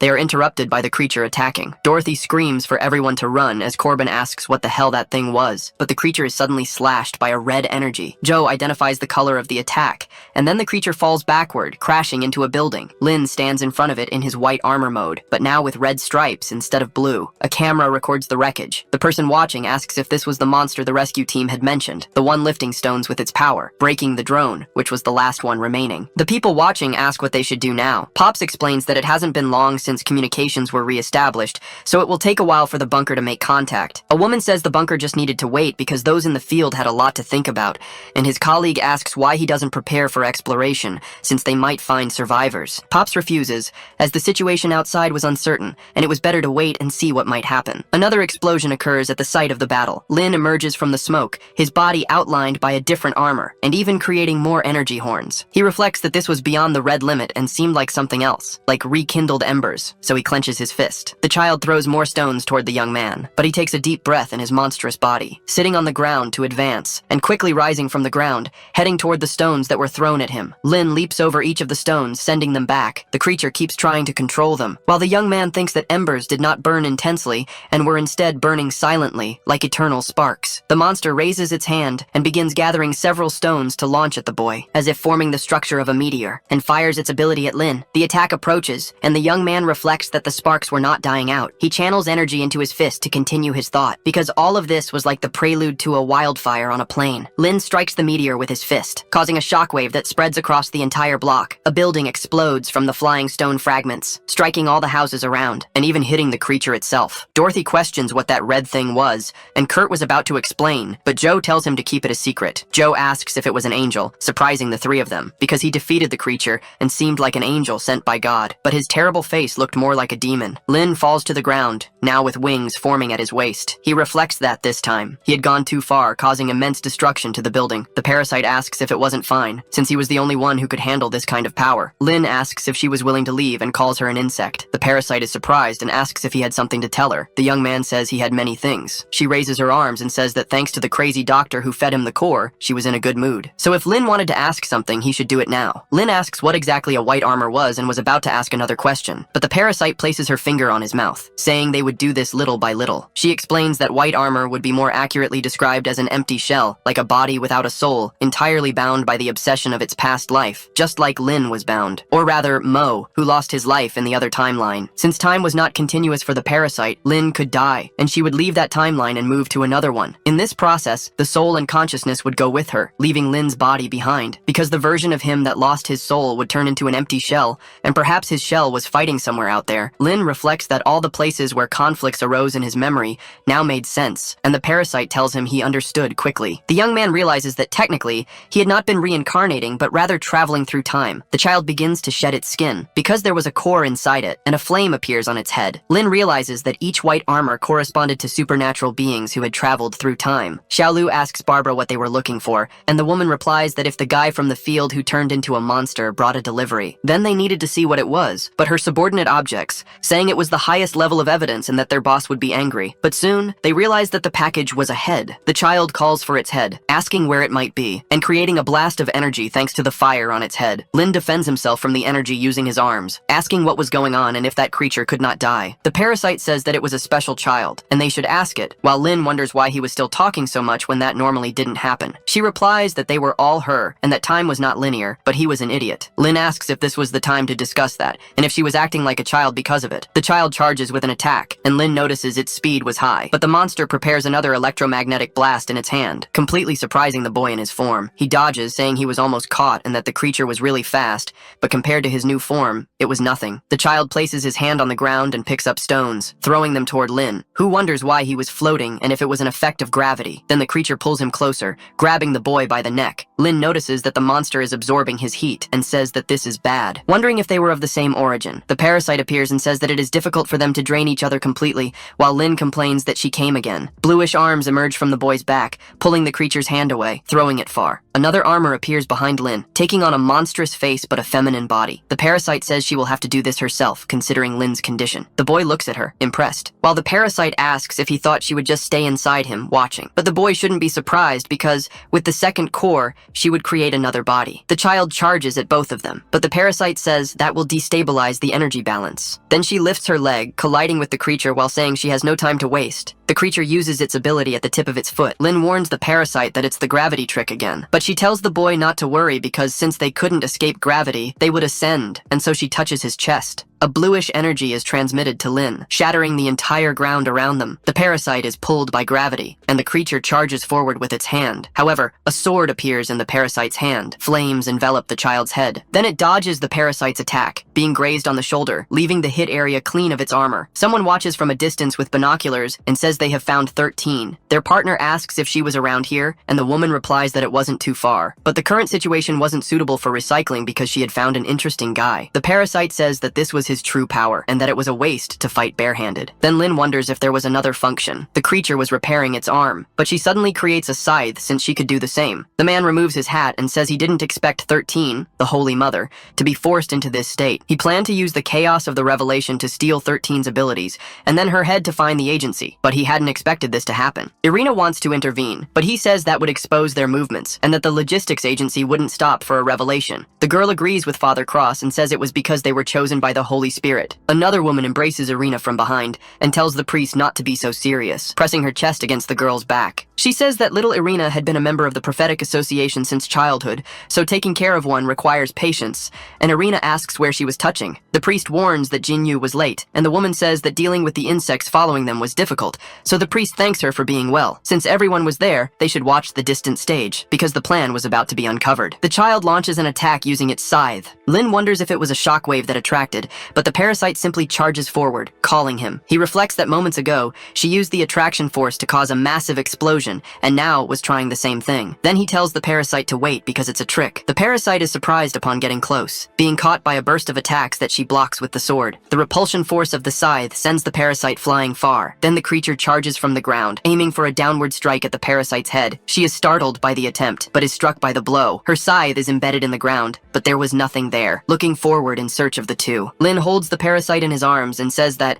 as he mentioned before, she was fast. But compared to him, the child was at least 500 cosmic velocities behind him. The parasite gets up and says that this was the child's ability and not an ordinary shell, while Lin responds that he felt it. She was stronger than the other white armors. Father Cross explains that a body is supposed to be empty, but it is filled with the soul, and it was not in harmony. That's what he thought when he first saw 13. Since she was both a divine child and an empty shell at the same time, her soul and flesh were disconnected, but she was more superhuman than white armor, though still a bit of both. Jo reflects that she thought it was just her imagination, but this situation, she asks her test subject not to disappoint her. Lin just tries to calm himself and not get anxious, because she had released the attraction force before, and her body parts were turning white both times. However, the bronze parts could use repulsion force. He then realizes the creature's ability. Lin asks if the parasite hadn't told him to incinerate her a moment ago, so they should increase their firepower. The parasite repeats that phrase, but with a smile she agrees and says she understands, asking Lin to extend his hand. The young man is surprised by the parasite's action. She places his hand between her breasts, and Lin questions what she was trying to do. A rupture forms in her body, shaping the hilt of a weapon for Lin. The child charges again with her scythe, but the sword emerges from the parasite's chest. Before the child's attack can reach them, Lin fully draws the large sword and blocks the scythe, surprising the child with the sheer power, which creates an explosion that repels her. The monster crashes to the ground with its arms closed, while Lin rests the sword on his shoulder, walking slowly toward the child. The parasite advances from behind her, since the left hand could release the repulsion force, so she should be attacked from the left, forcing her to use repulsion force to defend herself. The scythe begins to deform, as Lin thinks that to control his opponent's attack path, this was the moment when his best opportunity to strike had arrived, advancing with his wings. Therefore, he would counterattack from the monster's right, forcing her to use the attraction force to pull him closer. Attraction force could only be used for defense, so she could only change the path of Lin's attack. In this case, that was exactly what the young man wanted, because it would prove that her body was like a magnet, following magnetic flows. These flows became Lin's acceleration zones, because by adding the kinetic energy coming from his rapid speed, that was the exact moment to give his all. Lin causes an explosion in the area with his attack. He takes a deep breath after landing the blow. While the child looks upward, Lin had managed to pierce the creature with the sword. The parasite follows up with an overhead strike, aiming to deliver the finishing blow to end the battle. Cross prays for God to protect his chosen child,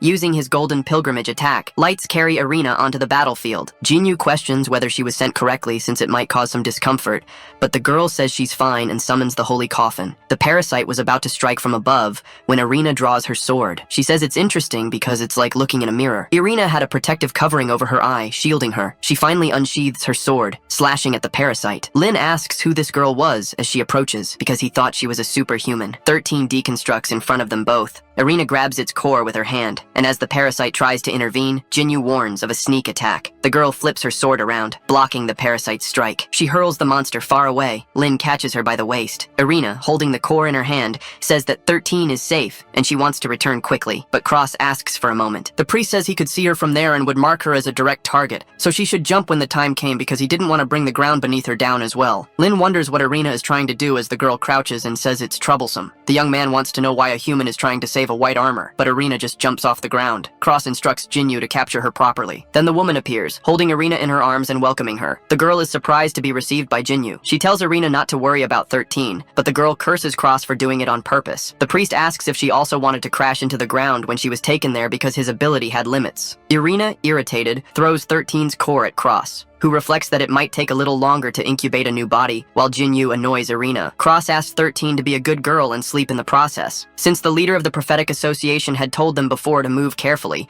and he couldn't challenge a leader. However, he really wanted to talk to the other two who had defeated 13, while Lin says they escaped. The battlefield was completely destroyed. Joe comments that there was too much smoke, and he couldn't see the situation. Joe says it seemed to be over, and Corbin wanted to know about the monster. The doctor warns that they seem to be safe, but Maggie wanted to know about Lin Mo. The officer calls for Lin while trying to see through the smoke, wondering if Lin had gotten out of there. The young man appears and asks why everyone was looking down, because today he had to get up from the 3rd floor. In the medical room moments later, Joe questions if Lin hit his head, as it seemed like a blessing from God. The young man agrees, and Joe tells him to move his hand because she was going to take a look. Lin says he is fine, and whispers to the girl that it isn't necessary. Joe responds that he wouldn't lose anything by letting her check, then whispers back that they should act properly. Joe says that everyone being okay could be considered pure luck, but due to the shockwaves, the pipes broke outside and the heating system probably wouldn't work anymore. So after a big round, they were back to square one, but Lin tells him not to be pessimistic, since the situation wasn't as bad as he thought. When he went up the stairs, he discovered that the blood nest had disappeared, meaning they could go down to check the lower floors. But their group was the only one alive in the building, though it wasn't time to grieve, since they needed to find the former residents' supplies to block the wind and rain,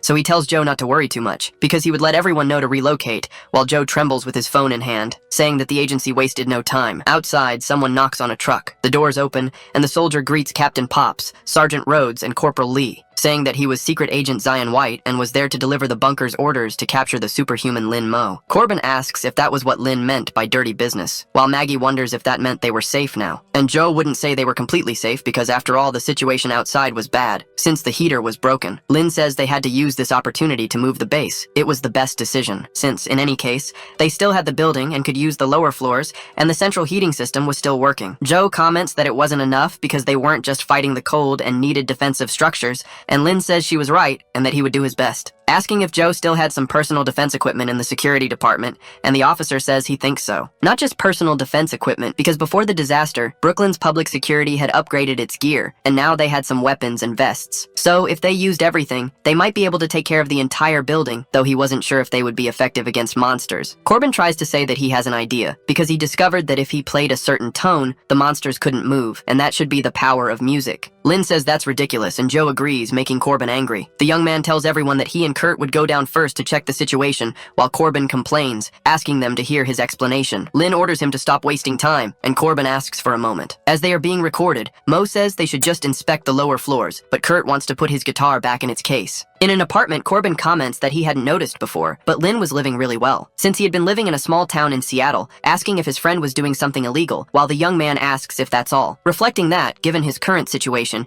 even the ordinary seemed extravagant, because a sudden freeze and those white armors appeared so abruptly that even living a normal life was extravagant. Even this rare moment of serenity, Lin wondered how long it would last, because after all, everyone was tired and needed time to rest. Joe looks at a card while taking a bath, realizing she needed to sort out her feelings. Maggie was looking at a photo of her father with Dorothy, because no matter how hard it was, there was no reason to give up, because even with their bodies and minds covered in wounds, they needed to survive without scruples. So for Lin, there were some things that needed to be explained clearly. He calls Corbin, and his friend asks what it is. Mo says that what he was about to tell Kurt might be unbelievable. His friend then asks why he was suddenly saying things like that, but Lin says that whether he accepted it or not, what he was saying was the truth. Kurt asks if his brain disappeared after fighting the monsters, but Lin questions whether the Lin Mo who was his friend wouldn't recognize him, and even his good friend, whom he had known for years, had become a superhuman. Kurt should have doubts about that. The young man explains that the person standing in front of him was someone who should not be alive, a Lin Mo from another timeline who had taken over the body of Kurt's friend, and the real owner of the body was no longer there, surprising Kurt with the exaggerated explanation. Lin says it was difficult to accept,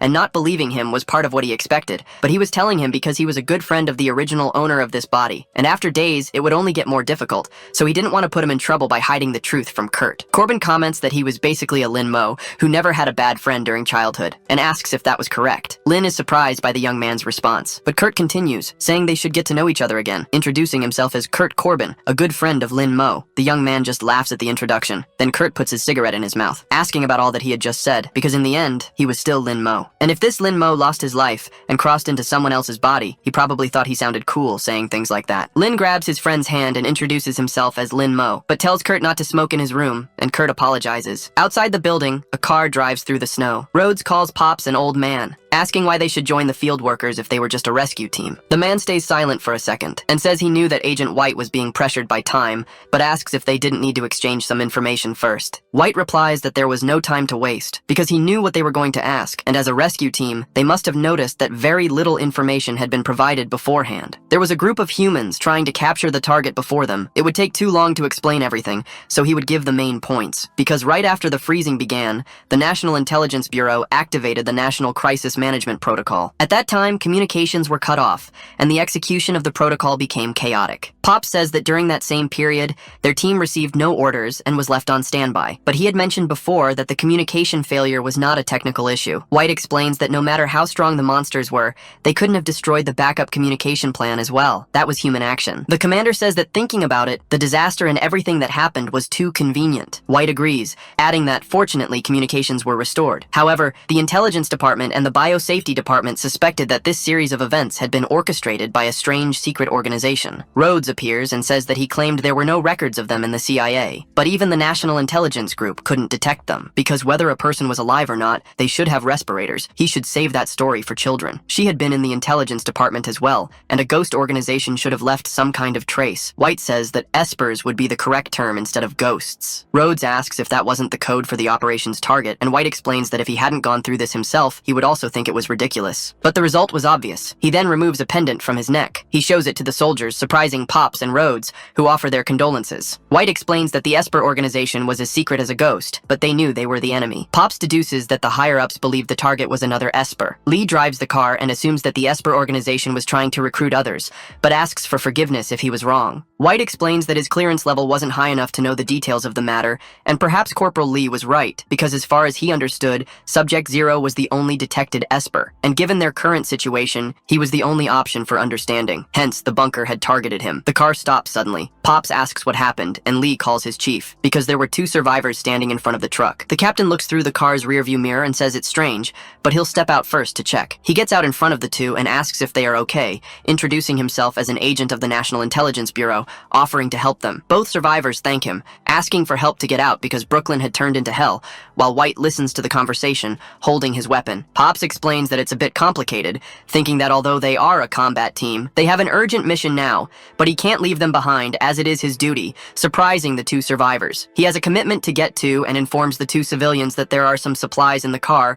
and that he can share them. Both ask about the supplies with a dark expression. Then the girl pulls out a knife, while Pops says he knows times are tough, but they should calm down as he tries to reach for his gun. However, the survivors hold him back to prevent it. The girl suddenly tries to attack with the knife, but is stopped by precision shots to the chest. White was aiming at them from a distance, landing a shot to the other man's head. Someone on top of a building has a Molotov, but White had already spotted them from afar. The person lights the Molotov. As the soldier aims his rifle at them and cocks it, with his sights focused on the Molotov, he fires again with his sniper, exploding the bomb before it can hit them. Pops manages to land a kick on one of the survivors, hitting the other with an elbow strike to the chest, while White finishes them off with a headshot. Pops pulls his pistol and shoots the woman in the chest, finishing her with a shot to the head. White notices one of the survivors coming at him with an axe, but he turns to grab the gun at his waist, pulling the trigger, and firing at the survivor with ease. He falls with multiple shots to his arms and legs, while White finishes him with a shot to the head. Pops shouts that he is safe, and the soldier does the same. Then he gets back in the car, and Rhodes asks him something. Pops wants to know what's wrong, but Rhodes questions whether they weren't survivors,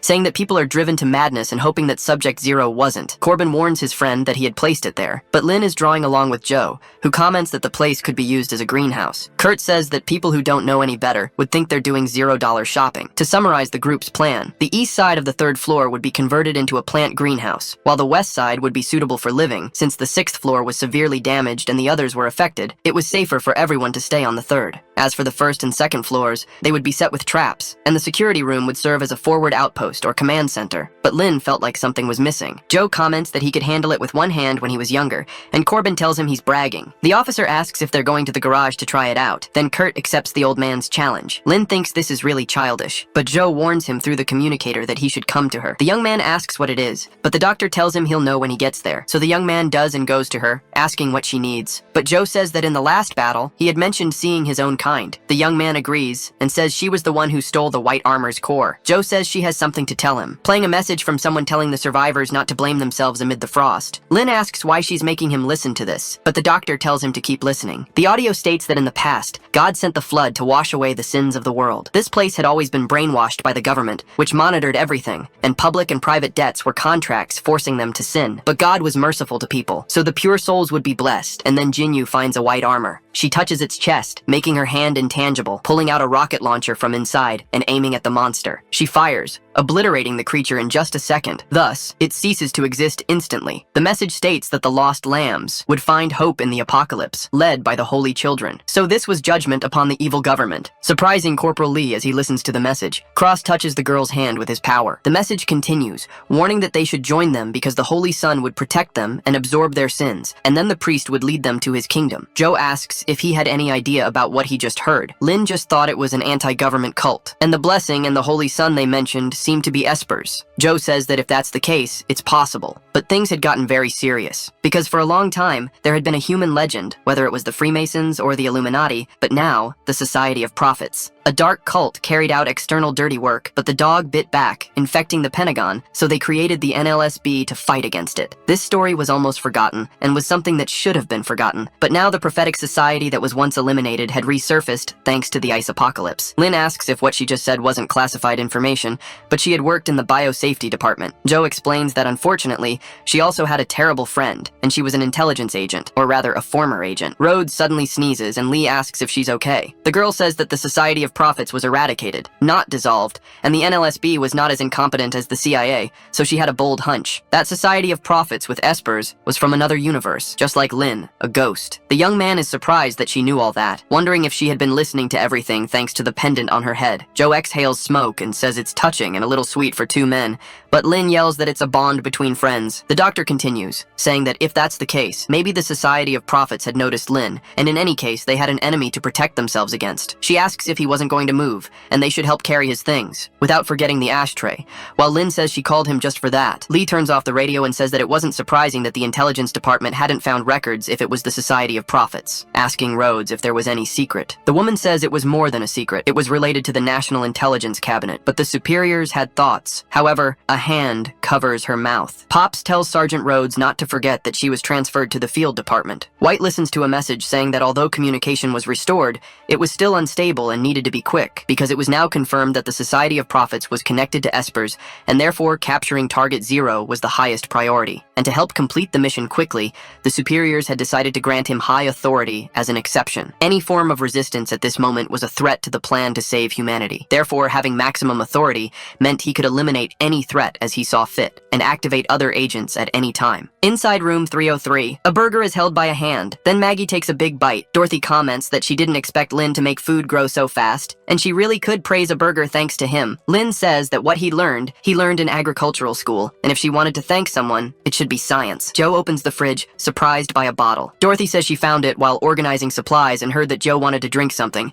so she chilled a bottle for him. Joe thanks her, pouring tequila into a glass of water, then cutting a lime in half. Joe hands the drink with salt to Mr. Lin. Lin asks the old man what that was. Joe says that the most authentic tequila should be paired with the most traditional way of drinking it, and he offers this drink to his savior. So they should sit down and enjoy the delicious food. Lin thanks him for the drink and says he wouldn't be reclusive. Then he runs the lime over his tongue and drinks the tequila with his finger, finishing by sucking on the sour lime. Joe offers the drink to the doctor, but she explains that she smokes because she doesn't drink, while Lin starts feeling sick from the alcohol. Dorothy comments that she hasn't seen Mr. Corbin, but Lin says he was on duty. Dorothy says she'll take his share, but Lin says there's no need to trouble herself, though the housekeeper insists. The soldiers were watching this scene from outside. White tells everyone to prepare to check communications. This was the alpha test. Rhodes at the base says she's fine, and HQ was received, calling for Bravo and Delta. Bravo, who was Pops, confirms receipt, and Delta, who was Lee, does the same. Thus, the soldier says he'll leave the communication to the kid. Rhodes informs Pops and Lee that they were experiencing interference, and that she needed to readjust. Both ask about it, but Bravo explains that the adjustment would be done as quickly as possible. Rhodes agrees and says she switched to the private channel. Pops asks what that was and why she was being mysterious, but Rhodes questions whether they should use force, since Target Zero didn't seem dangerous, and she felt that the field agent was hiding something from them. Bravo agrees with her and believes the higher-ups are involved, given that intelligence has the sense, but as her captain, he doesn't want anything to happen. So even though he says that, he won't stop the girl. asking her to be careful, while Rhodes calls him again, saying that the adjustment is complete, and finally initiating the operation. Lin pours more drink into Joe's glass and asks if he has a daughter. Joe explains that he had a family, but hadn't seen his daughter in about 20 years. He was frozen outside and wondered how she was doing, while Joe warns that he was injured and should drink less. Then Joe apologizes to his daughter for already being drunk, surprising Lin. The man holds Joe's hand and calls out to his daughter, Juana. Joe is surprised by the coincidence in the name but says nothing. Then he continues, saying it was his fault for not protecting his daughter and her mother. Lin laughs and Joe asks why he is laughing, while Joe keeps begging his daughter to forgive her father. The young man reflects that if they weren't in the middle of the ice apocalypse, at that moment, they would seem like a family. But the lights suddenly go out. Lin wonders if the generator broke, and Joe notices that something is off. Joe suddenly stands up and says the time has come. Lin wonders where old Chow is going, but the man remains silent. Joe simply grabs a knife, unsheathing it while looking enraged. Inside the apartment,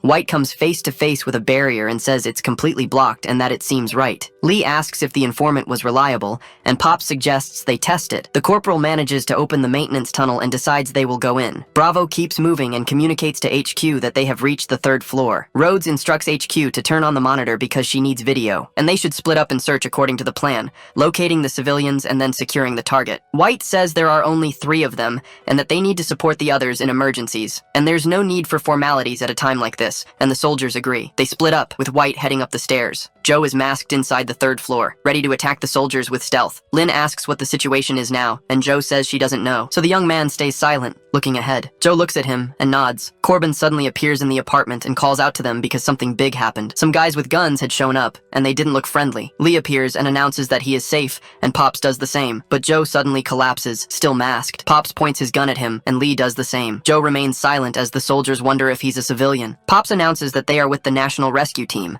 and Lee contacts HQ about encountering civilians. Then the captain tries to touch Joe's shoulder, saying they are there to help, but Joe questions that help, repeating the part about being the National Intelligence Bureau's rescue team, asking since when they started doing such humane things. Rhodes recalls the mask on his face, saying it's good that the internet works, searching and finding him. The woman informs Bravo that he isn't an ordinary civilian, and the man asks what she means. Machete, an NSLB agent, escaped from prison after destroying cartels in San Diego, using traffickers' intestines as rope, and was then recruited for special missions. Pops comments that he's one of them as he draws his weapon. Joe repeats the words, one of them, then unsheathes the knife from its scabbard, and slices Pops's hand, saying that he took the life of his jade. 2 of Pops's fingers are severed by the swordsman, who charges again, saying that he took Juana from him. Pops grabs the knife with his wounded hand. Then Joe asks how he dares to say he's one of them. Lee aims through Pops to shoot at Joe, then orders his superior to duck, firing at Joe, but the bullet merely ricochets off the mask. Joe kicks Pops away, pulling a kunai from his waist, and throwing it toward Lee. The knife moves rapidly toward the man, striking him fatally. White tries to call Bravo and Delta to report, but the communicator doesn't work, and he wonders what was happening. Lin appears behind him and says that despite all this snow and wind outside, people were still invading other people's homes. White tries to draw his pistol, but as he goes to fire, the man had already disappeared. Lin tells him that he is a noisy intruder. White introduces himself, saying that he is an agent of the NSLB, and that he is there to capture Lin Mo. The young man vanishes again, leaving only traces behind, asking if he was going to arrest him, because that was interesting, as he wasn't concerned about the ice, only about capturing him, wanting to know if it was his duty to maintain order after the collapse, or if he was still hiding something. White turns again to shoot at Lin, telling him not to challenge him because he really would fire. Lin says he'd better be sure he could actually hit him. With that, the man fires his sniper rifle, activating its absolute precision mode. Lin dodges the bullets using his acceleration and rushes forward, striking White's head with just one blow. The man's focus device falls to the ground. Lin notices that something was off, because he had clearly aimed at his head, but White says it was close. But luckily, his intuition had always been sharp, and Lin must be wondering why he didn't twist his head. His intuition told him the trajectory of Lin's attack. Simply put, he could even predict if Lin was going to fart just by the way he lifted his butt. Lin asks who the hell he was, but White activates a similar ability and asks if he hadn't already told him, because he was the National Intelligence Bureau agent Zeon White, and people called him an Esper. Rhodes tries to contact Alpha, saying she can't see his screen. She whistles, trying to reach Zeon, calling HQ and requesting reinforcements. Lee panics, shouting for reinforcements while yelling that he and Pops had been hit. Several knives fly toward the pair, striking their backs and vests. Joe slowly approaches the fallen duo, while Lee points his weapon at him. They are surprised to see that the man is no longer in their line of sight. Then Joe suddenly appears behind them. Stones hit him out of nowhere, saving the two. Lin collides with his old friend Joe. He reflects that he was careless, just as a creature invades the room. Lin looks back, wondering who he bumped into, but soon smells alcohol and realizes it was the old man, Chow. The young man helps Joe up and asks who the two of them were. Pops asks them to listen to what they had to say about their identities, but the creature stomps its foot on the ground. Lin explains that they need to deal with that guy first. Pops just reports to HQ through the radio, asking if it was an empty shell and informing them that he had made contact with one. The creature swiftly moves its pupil downward, preparing an electricity attack against Pops, but White pulls the strings and orders it to wait, stopping the creature from moving its arm. Xian explains that Lin Mo was the target. He warns Lin with just a look, while the young man grits his teeth preparing for combat, responding that it seemed like a tough and unavoidable fight. Then he gently places Joe on the ground and apologizes. Since he owed him another drink, he begins transforming into a monster. White says it was expected from Subject Zero, and seeing it with his own eyes was still shocking, but Lin asks if that meant Xian knew something. The monster lunges to capture Lin. However, he simply activates his acceleration, seeing the attack in slow motion. Lin looks back, thinking he couldn't fight there, clenching his energy-infused fist and striking the sound barrier to divert the blow. The creature is startled by this. White wonders if that was a sound barrier, and if Lin really managed to deflect attacks using it. Lin charges toward the two, leaping from the third floor with the creature. He strikes the shield again, questioning whether it was made of energy. A dust explosion erupts as the three hit the ground. Lin rises, saying this was going to be complicated, since the monster itself was a type of power, but the shield was the biggest problem. However, he still didn't see himself as completely without hope, noticing chains. So he decides he should capture the leader first, while White tells him to give up because everything he does is futile. Lin crouches and generates his energy wings and horn, thinking that speed was his advantage, and yells. How would he know without testing it? Launching off the ground with force, destroying everything in his wake. White dodges, asking if he hadn't already said so, since his intuition had already foreseen the trajectory of Lin's attack. Then its forearm forms a blade, preparing to charge forward as well. White says that Lin wasn't the only one there with a speed advantage. The attack wounds Lin Mo. He wonders what is happening. As the creature rushes to attack again, he notices that despite its size, it is still fast. Thus the monster thrusts the blade from its forearm, surprised by the boy, because its strike didn't hit his throat. Lin holds the blade, saying it was too close. White tells Lin Mo to stop resisting, pointing his weapon at Lin's head, because dragging a corpse in that kind of weather was troublesome. Lin says not to talk to him like that, and wonders if the higher-ups would allow him to die there, since White was just a dog of the National Intelligence Bureau. Some fragments of stone rise from the ground, surprising White as he notices the shards, which come together and form something. Lin knocks the weapon aside, and the shard structure finishes forming, making the boy run toward it. White tries to keep aiming at the monster, but Lin was already close to the sword, gripping its hilt tightly, and causing a massive blast of destruction behind White, who wonders what is happening. Because as soon as Lin grabs the sword, more lightning appears, his face partially turns white. Then he pulls the shard sword from the ground, spinning the hilt, and revealing it's actually a spear. His armor, now in blue and white tones, prepares for combat. Lin plants the spear into the ground, and says they should begin the second round of battle. White thinks intelligence was right. Lin had evolved steadily, and if it continued, things would only get harder. So he should end it quickly, and couldn't let Lin evolve more, raising his arm and saying he'd fight a bit. The creature forms another blade from its forearm, launching energy slashes at Lin Mo. The boy watches the attacks, thinking the doctor mentioned blue meant absorption, so he spins the spear defensively, blocking the attacks like a shield, but his spear turns reddish, changing the entire color of the armor to a deep red. White wonders what is happening. As Lin prepares to throw the spear, he hurls it at maximum speed toward the two of them, destroying everything in its path. White realizes he not only dodged the attack, but also converted it into his own energy. Noticing the spear approaching his white armor, it prepares to receive the blow. The spear strikes the barrier in front of it, gradually turning the barrier red. Lin says the strength of the field can neutralize both, since the spear was made of black shard fragments and can generate the same force field after absorbing energy. But unlike the neutralizing soap bubbles, once force fields cancel each other out, an explosion erupts in front of the creature, sending it flying behind White. The soldier wonders how this could happen, since his white armor had been knocked out by the blow. White sends the creature back into the barrier, saying it was hurt and could return to rest for a while. He wanted to know if Lin was going to continue. The boy explains he wasn't stupid and couldn't do anything about White's intuition, but without a pet, White couldn't do anything to him either. White repeats the part about being a pet. Lin points the spear, saying they were at a standstill, and White repeats it, wondering if Subject Zero had been mistaken, because he should look at himself, since he resembled the white monsters that come from the snow and ice. Still, Lin thought it was a standoff, but White didn't see it the same way. So he yells for his partner to do something. His partner starts playing the guitar. Lin looks back, recognizing the sound, while a massive speaker blares. The boy asks what's going on because his head is hurting. The blonde person begins to sing, continuing to play their guitar. Lin notices the parasite was resisting the music, but the song says to wake up when September ends, and so the parasite begins to leave his form, falling to the ground, separated from Lin Mo, and closing the eyes of the boy who reaches out for the guitar. Corbin was in front of him and held his hand. White warned that he was late, and Corbin apologized, wanting to know if he missed anything exciting. and White agreed. But none of that mattered since the mission was complete, thanking Agent Corbin for the help. Kurt told him not to mention it. 30 minutes earlier, he accessed the computer, sleepy while taking a nap in the surveillance room, watching the recording of the agents breaking in, and then opening the surveillance room door. White pointed a gun at Corbin's head, frightening the young man because of it, since he was sleeping and now awakened by 3 men. Kurt stated there were no hidden herbs and that he had stopped that a long time ago. White started saying strange things to Corbin, making the young man repeat the words in a trance about the Bad Boys unit. White said it was the weapons answer, and Corbin responded that it was 21, answering and saying he was ready. Lee questioned what that was, but Bravo explained they were field agents, also known as secret agents of the Bad Boys. Corbin banged his head on the keyboard, now unconscious in front of White. Bravo questioned what was happening and if Rhodes did this, while Lee didn't know. Rhodes replied that he didn't,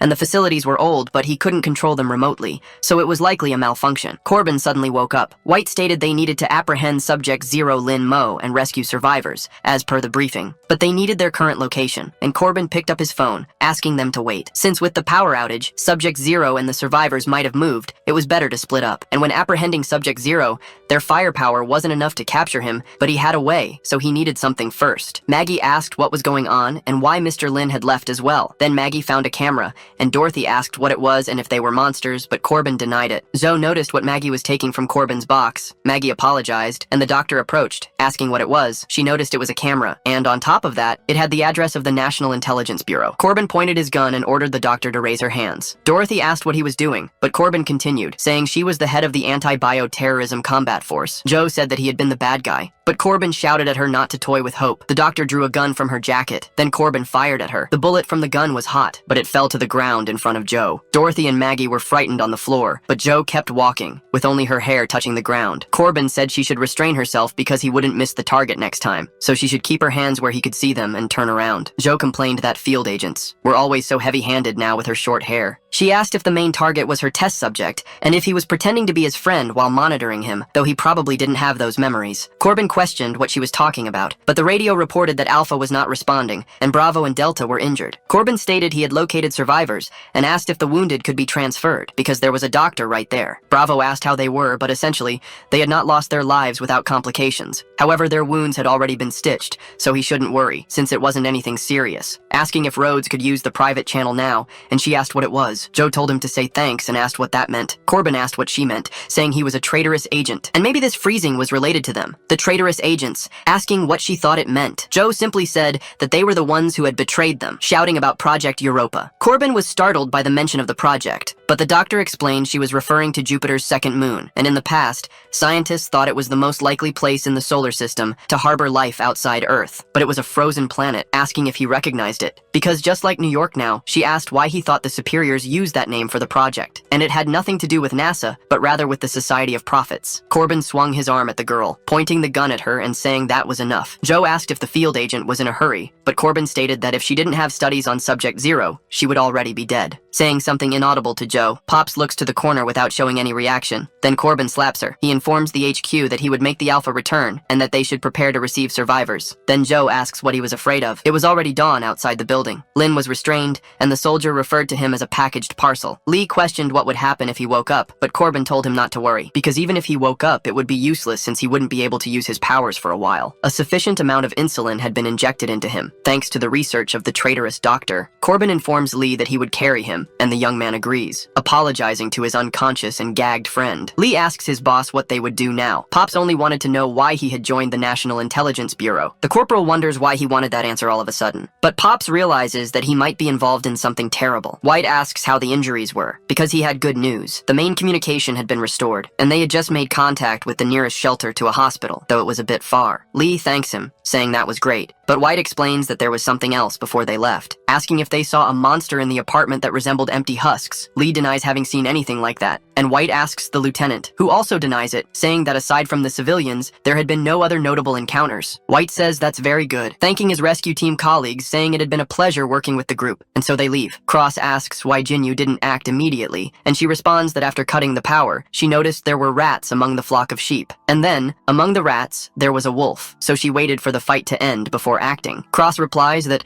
in that case, he and Irina took care of everything. Jinyu puts on glasses, saying it was in the name of the Holy Father. The truck drives away. Maggie calls for her mother inside the car with Joe, Corbin, Dorothy, and the unconscious Lynn, asking what was wrong with her big brother and why he was tied up, and even the medical sister and Uncle Joe, while Joe asks about the old man, who then questions when she changed her hairstyle. Maggie wants to know why they were crumpled if they weren't bad people, pointing her finger at Corbin next. He is surprised, and Maggie asks what happened to her guitar-playing brother. Dorothy tries to say that he was still Kurt, but the little girl denies it, saying that he wasn't. Joe laughs at the situation. Annoyed, Kurt asks what she was laughing at, but the doctor explains that many times, only a child's perspective can see the truth about this country. And he agrees, saying that the nickname Guitar Brother was fitting, while Corbin takes it as an insult. Rhodes notices smoke and calls his father, noting that he had started smoking again. Lee tries to reassure his senior not to worry because the sergeant was just anxious. Rhodes asks about his injury, and Lee explains that he was fine, because compared to the sergeant's wounds, he had nothing, since now, a soldier couldn't hold a gun, just as that country couldn't save anyone. Rhodes says he will register the identities of the survivors, and Lee questions whether that was necessary. But Joe is surprised to see her friend. Rhodes asks if she is Jo Shuya, but Joe replies that it had been a long time since she saw Joanna, and that she had really gained weight. The girl throws a tablet at Corbin. Joe asks if she was demoted to the field department and still in the logistics team, or should she say the rescue team, but Rhodes points a gun at her, and Joe asks why everyone was doing this today. The girl questions who was responsible for her current situation,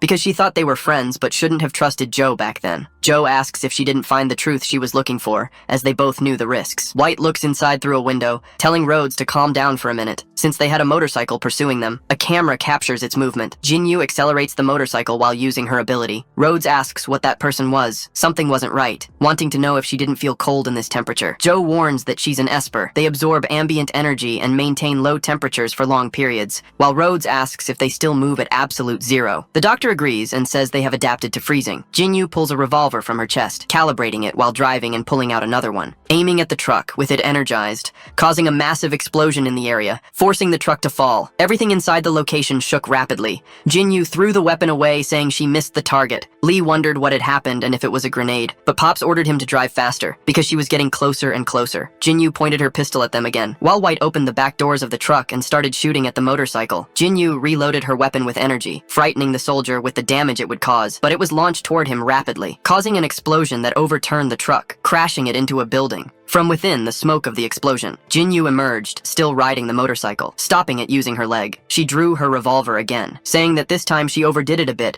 since the truck had fallen off the bridge. The truck, which was vertical, returned to the correct direction. Then the woman's revolver started to fragment, disintegrating in her hand. Jinyu questioned how the durability reached its limit so quickly, and Irina asked how things were on her side since she had already finished along with the priest. Jinyu explained that she needed to check on the package's situation, while Irina questioned if it shouldn't be easy for her. The woman explained that nothing was going as planned, and that she was talking about the package, but her partner said she was just being lazy. Lin Mo was still gagged. Rhodes said that if she had to do this again, she would collapse, asking if everyone was okay. But Joe explained that dealing with Manhattan through Rich wasn't easy. White asked about Subject Zero. Corbin said he was fine, and Rhodes asked if the agent was only worried about him, considering he wasn't the only one in the car. Joe approached Joe and asked if he was okay, and Joe replied that he was, but he wanted to know about Miss Perez and Maggie. Dorothy and Maggie were still okay. White asked if there was something Rhodes wasn't understanding, since her only mission was to take Subject Zero back to the bunker, and as for the rest, that was what her team was supposed to handle. Rhodes asked what he meant by her team, running toward the driver's cabin. Rhodes called for the rookie and her old man. Lee said he was fine, just had some scratches on his face.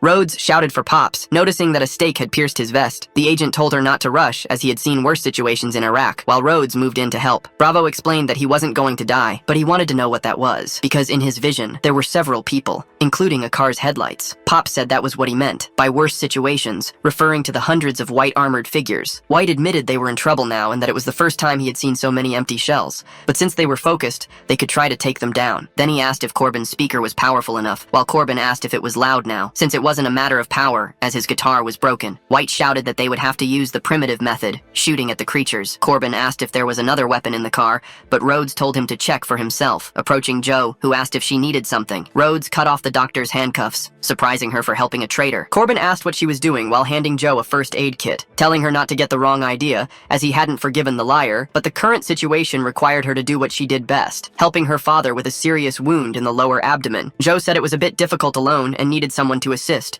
but Dorothy volunteered, since she worked in the medical field and could help but needed someone to take care of Maggie. Maggie said she could take care of herself and didn't need anyone to look after her. Corbin tried to offer his help, but Maggie refused, and he said he would keep searching for weapons. Jo asked to be untied because he would take care of Maggie, and Rhodes asked if he was the headline uncle, but he denied it, saying he was a security guard, and the current situation was not the time to follow rules since they had all survived so far by helping each other in that lousy apartment. A pale creature tried to attack Lee through the car window, then the agent drew a knife from his vest, piercing the monster's hand and neck. Rhodes pointed a shotgun barrel and told him to cover his ears, quickly firing at the creature, which destroyed its head. Pop said he didn't expect to see a doctor twice in the same day, while Jo told Dorothy to apply pressure to stop the bleeding. Dorothy couldn't stop, and Jo noticed that an artery had been hit. The situation was very bad. Jinyu suddenly appeared behind White. He turned around, saying he had forgotten they had pursuers behind them. Then the woman pulled a katana from her chest. White realized she was also an Esper, wondering who she was while Jinyu advanced with the sword, and he aimed his gun. Dorothy applied pressure to remove the stake, but it wasn't enough. Jo noticed that if she continued pressing like that, but she was surprised as she suddenly remembered something, seeing a scene from her childhood when she was helpless, since she had the key to breaking the situation. Then, remembering Lin Mo, Jinyu advanced with her sword toward White, forcing the soldier to activate his intuition with both eyes. And then, he avoided the woman's attack, but his gun had been shattered because of it. Jinyu said his blessing was interesting, and asked why a saint would help a sinner. White questioned the idea of sin, and said that term might work for a country bumpkin, but he was an atheist, and suspected the woman might be from the Society of Prophets, noticing that her goal was Subject Zero, while Jinyu asked if they would do this in a way he could understand, asking if he didn't want to go back. White asked what she was talking about, but the woman explained that he was also an Esper, and should know that he wasn't originally an NSLB agent, or rather, he didn't belong to that world and should still have things that mattered to him. White remembered the things that mattered to him, asking what he really cared about while recalling a police officer, who had once asked if she could work with her senior again. White lowered his pistol, saying she was right, but some people had lost their lives in the past, and now there were some still alive, so it didn't matter which side he belonged to, because he just wanted to save the side where the things he cared about were, and he wouldn't let Subject Zero fall into her hands. Lin Mo was still unconscious when a bullet fell on him. Jo and Corbin fired at a creature while the guard told Maggie to cover her ears. Kurt asked how the rescue team was doing when he saw Jo, but the doctor suddenly looked down, removing Lin Mo's protective vest. Kurt grabbed her hand, asking what she was doing, but she told him to look at the situation now, because there were several monsters outside waiting for a snack, and an Esper relentlessly chasing them, so this wasn't a situation they could handle. The bullets simply entered Jinyu's chest. The woman advanced with her sword, and White complained that the bullets should have hit, while Jinyu suddenly seemed surprised, saying that this was the place, breaking the ceiling when she touched it with her katana, and falling right on top of Lin Mo. She looked forward, excited, seeing the people who were taking care of him. Jo asked why Corbin was still hesitating, when a white skin suddenly grabbed Jinyu's leg. Corbin said he would use magic to defeat magic, so Jinyu stabbed the white skin with her sword. Corbin injected insulin into Lin Mo's neck. Jinyu was close when the white skin's blood dripped onto her body, but Lin suddenly woke up, wriggling inside his straitjacket. The woman said she was there to retrieve the lost saint, while Lin Mo just stared at her, still gagged. Jinyu told him to wait and suddenly recognized him, being thrown away by the force of an explosion. Lin Mo fell to the ground on his knees, wondering what was wrong with him and why he was weakened again and masked. Jo removed the mask from his face, saying she had given him a glucose injection and asked how he was feeling now. Lin Mo asked if she had changed her hairstyle and said it was good to see her, but Jo told him not to change the subject. Then she smacked his head, asking if his brain had fallen asleep foolishly. Lin stood up, his stomach growling, and said the energy didn't feel enough. Jo complained that she wouldn't give him more, because their lives depended on Lin Mo at that moment. The Whiteskins kept screaming, but their heads were blown apart by bullets. Jo complained that there were too many, and they were difficult to defeat. Jo asked if he had anything to eat, preferably something high in sugar, but Jo said he was at the age of diabetes. The woman reflected that most of the glucose had been left in the apartment, and he couldn't fight like this, while Lin complained about feeling dizzy. Suddenly, Maggie pointed at a chocolate bar. She said it was the bar her father had left for her, but she wasn't hungry now. Lin reflected that she didn't know about her father, but he denied it, saying that it was what her father had left for Maggie. Maggie told him to take it because good children should help others, while Dorothy tried to make do as she treated Pop's wound, and Rhodes questioned if she could handle it. Then Lin should quickly eat the bar that Maggie was giving him, and he agreed. The young man noticed the mark and said that bad memories were coming back, but he ate, saying it wasn't the time for that. There were more important things. Jo stood face to face with a pale creature, but he realized he was out of ammo, cursing his situation. Lin rushed toward his friend, surprising Jo when he looked back. Then Lin clapped clapped his hands, disintegrating the pale creature, completely destroying it with ease. Joe noticed that he had obliterated it with just one clap and wondered if it was a sound barrier effect. Lin smiled and said he was starting to enjoy this feeling. The monsters were frightened by the display of power. Then Lin stepped on the guts of one of them, noticing that there were many pale creatures trembling in fear, but he felt something different about them, wondering why they were running from him. White was astonished and wanted to know what was happening, because the pale creatures were fleeing. The tablet stated that Agent White was past his deadline and should reveal the status, but he explained he had some problems. Jinyu commented that even soulless empty shells could feel fear. Since they were originally human, it made sense to fear the most powerful holy child, and Lin questioned who she was. Han Jinyu introduced herself and asked him to join them to fulfill the mission entrusted by the sacred girl through the Lord. Lin refused, saying he had more important things to do while thinking that this was the anti-government cult the doctor had mentioned. Jinyu reflected that the pastor had ordered her to prioritize bringing him back. Then she moved her hands to her chest, saying that in this case, she reached into space, drawing another fragmented katana from her power. Lin wondered if her ability was to pull weapons from her body, and what the cracks were, since they seemed like layers of emptiness. Jinyu excused herself to Lin Mo, charging at him with both katanas in hand, aiming to cut the man down with the black sword, launching an upward attack with both weapons. Lin questioned what was happening, and if she could have more than one ability, but he noticed something strange about the shards, denying that possibility, because the shards were crumbling. He grabbed a shard with his hand, preparing to throw it while thinking he should give it a try. The projectile blast caused an explosion in the area. Lin was suddenly surprised, wondering how her body absorbed the attack and if the crack led to some kind of space, while Jinyu explained it was her first time seeing a hole in her stomach. She asked if his attack was just a test. Then, according to the pastor's description, the young man's capability should be much more than that. Lin asked if she was provoking him while realizing she was right. Joe noticed that Lin's situation wasn't very promising because, although he could move normally, he had only recovered 13%. In other words, the parasite inside him was still dormant. Lin reflected that facing an opponent who was also an Esper, besides the power difference, was a battle of abilities, and capability was the trump card. Then he said the lady shouldn't provoke him like that while thinking that, since he couldn't use the black fragment, it was like losing an ace, and one could never predict tricks. Since he had already made one mistake, he needed to be more cautious now, and at that moment, his situation felt as if he was about to be strangled in the forest at any second. Jinyu lunged with another kick attack, which Lin avoided. Both of them charged at each other. The woman wondered if he also dodged the aerial attack, and realized it was no longer a matter of speed. Lin reflected that she didn't just feel like a snake. Her attacks were exactly like one, so he could only try to overpower her, throwing a punch. The strike caused an explosion in the battle area. Jinyu was unscathed after being hit. Lin was astonished by the result, because his arm had entered her chest. Jinyu commented that it was the first time someone had entered her body like that, and Lin realized her power was spatial. The woman lifted her heel from the ground, moving closer to Lin as she wondered how far he could enter, and Lin felt he couldn't use the sound barrier at this range. She had been curious about this before, and felt that Lin's gaze was familiar to her. Lin was startled by this as she embraced him and said he was the speaker, expelling him forcefully. Lin's arm shattered due to the attack, but the pastor warns Jinyu to stop what she is doing immediately. Because they had received the NSLB at the base and were holding the head of 13 with great force, this was her chance, beyond the orders of the speaker. However, the speaker had also received a revelation, and they would find Lin again. Jinyu complains that good times were always short, and that they would have to stop there. She sticks out her tongue and says that next time, she will make sure he learns the words of the prophet. Then she clashes her two swords together, causing a massive explosion in the area. Lin tries to observe through the smoke, but they notice that she had escaped, and something about it seemed strange. Joe approaches, asking if he is okay and what the current situation is, while the young man says he is fine, and that they were safe at that moment. A helicopter descends from the sky. Lin questions what they will do now, and Joe realizes it is a helicopter, which was descending towards White, who comments on them finally arriving. The helicopter lands, stopping its rotors on the ground. The soldiers step out and order Alpha 1 and 2 to rescue the civilians,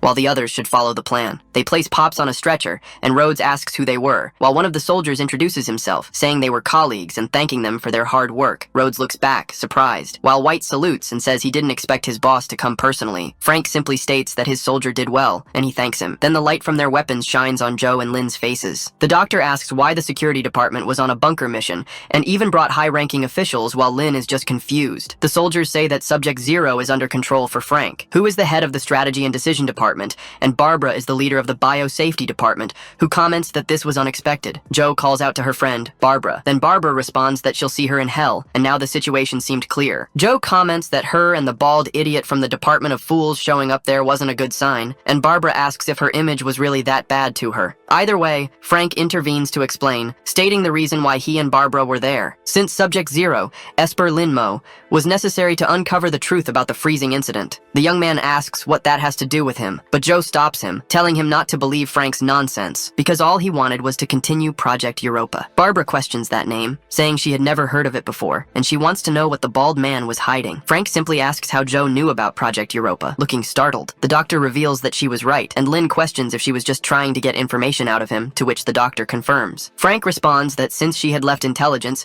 they couldn't execute her due to her contributions to the country, but a gun was aimed at her from a distance, firing at the woman while using a silencer. However, Lynn intercepts the shot, protecting his friend. Frank wonders what was happening. Lynn tells the doctor to wear a helmet next time she tries to extract information from someone, and the woman responds that at least she still had him. The young man asks if they were trying to silence her for touching on a sore spot, because this was exactly like the movies. Barbara grabs Frank and asks if the freezing incident and all the other events were connected to Project Europa and why he hadn't said anything. But Frank simply responds that she would find out, just not at this moment, so the soldiers should take her away, while Barbara asks what the headquarters chief was doing. Joe tells Lynn to be careful because he still wasn't fully recovered, and even his body was at its limit, with veins spreading over his arm. Lynn reflects that if he could use all his power, dealing with these soldiers would be easy, while Frank orders them to hunt down the woman. At least the others were safe while the civilians were captured and taken to the shelter. Then Lynn remembers his promise never to run away again. He grabs Joe's hand, calling the doctor, because she should hold on tight, and she asks if they were going to repeat the process from before. The soldiers start shooting at them, but Lynn escapes, leaving only a trail behind. Frank wonders how he was so fast, while Barbara frees herself and calls him Baldy,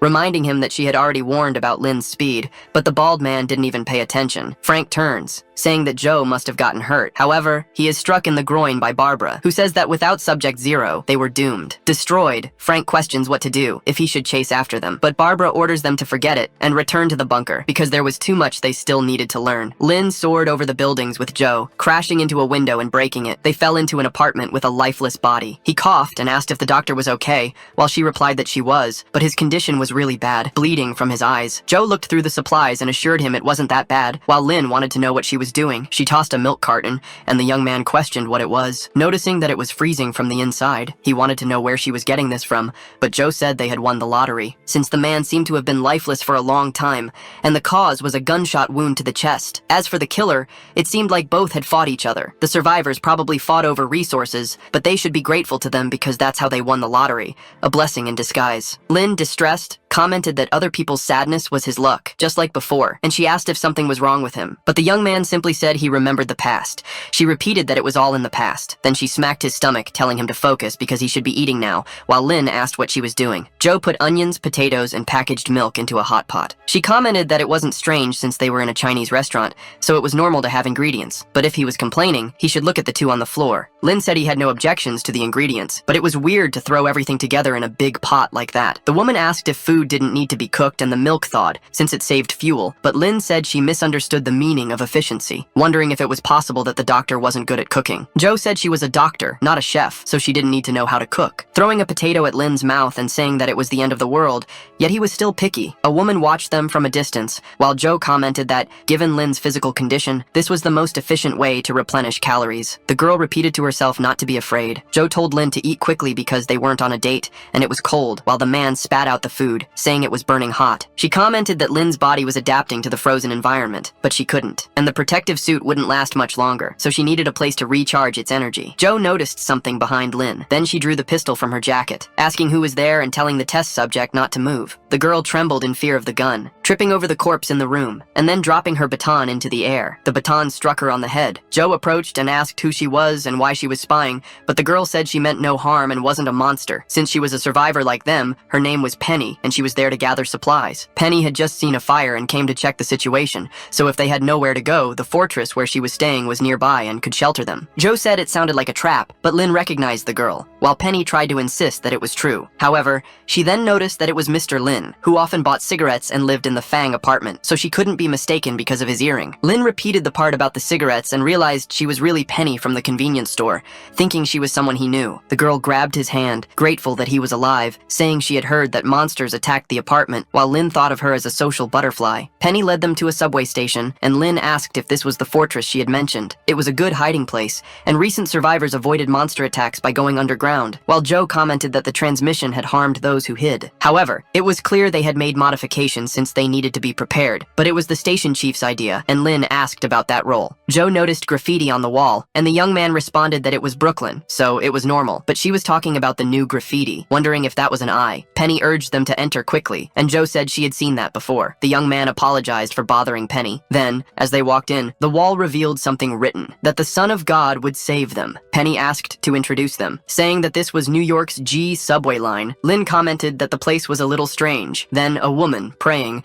asked if Penny had returned and brought new people. Penny says it was enough for the month, but her friend warns her of the danger, even if it was to help the divine child. While the redhead only wanted to know about the station chief, a woman in boots approaches. Penny greets the station chief, who wore a beret over one eye, and walked with armed and masked guards. The chief asks if Penny left the hideout again. Penny responds that this time, she just wanted to finish the quota quickly since her brother was sick and she wanted to do her part. Then, putting that aside, she had found new survivors. They were her former neighbors, and she knew the situation of the apartments, while Lynn wonders if she was the Luo Delong of that place. But Joe tells him not to jump to conclusions. The station chief approaches, saying she had noticed that, but they should follow the usual rules. The soldiers surround Lynn, and he asks what she is doing, but the chief tells him not to get nervous, because it was just a quick inspection, and Lynn questions what exactly she was going to inspect. The woman shines a flashlight in his eye, impressed that his pupil was circular. Then she says it was impossible and that he was kneeling and welcoming the sacred child. Lynn questions what is going on. Joe responds that they must be members of the Society of the Prophet, and Lynn comments that she got it right, but Joe doesn't find them hostile and thinks they might not be the same group. The chief says they had been waiting for him, and that the saint possessed a holy ring. Since the apocalypse began,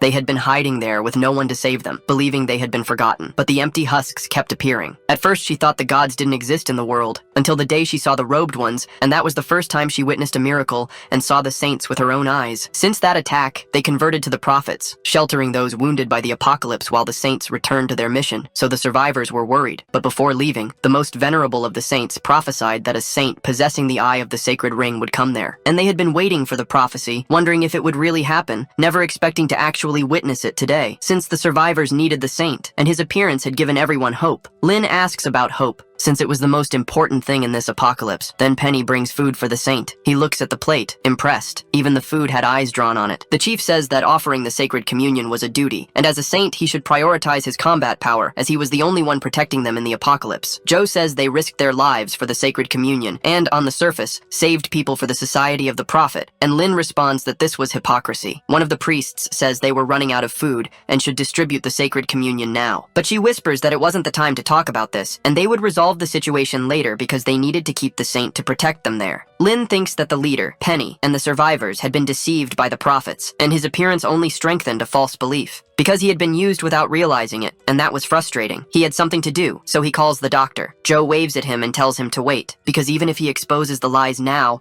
they wouldn't believe him, and Lynn says he knows. But she has faith in the cunning, and he wouldn't do something so stupid, so the doctor should trust him because he has a plan. Joe asks what plan that was, but Lynn approaches, calling out to the leader, who introduces herself as Hannah, and asks what she could do for him. The young man says he was the hope of her faith, and she agrees. Then he asks if there was something he could do to help them. Smoke drifts through the train lights. Joe comments that his plan was to help them build a cultivation chamber in the subway, ensuring basic food supplies, to repair the power and heating so they wouldn't freeze in the dark, and to help expand the platform, so Lynn should now be called the virtuous saint, saying he was a kind saint. Lynn questions since when kind became a derogatory term, and Joe responds that he was too gullible for having been revived, but he was naive for helping the society. The young man says that the doctor was wrong though, surprising her with that response, as Lynn continues, saying that they were the ones who trusted him, and it wasn't kindness that made him help them. With his understanding of the body, she knows that using abilities consumes energy, which is why they created the sacred communion. Then he asks if she remembers when they first met, because if it hadn't been for her, he would have died of exhaustion. But back then, she had long, soft hair. However, Joe interrupted him, smacking his head and telling him not to change the subject. Lynn said he wanted to do the same as the Prophet Society because they would work for them, and that was the difference. He wasn't relying on deception and exploitation, but rather on the kindness she wished for. Joe became furious with her friend. Lynn said he would stop joking,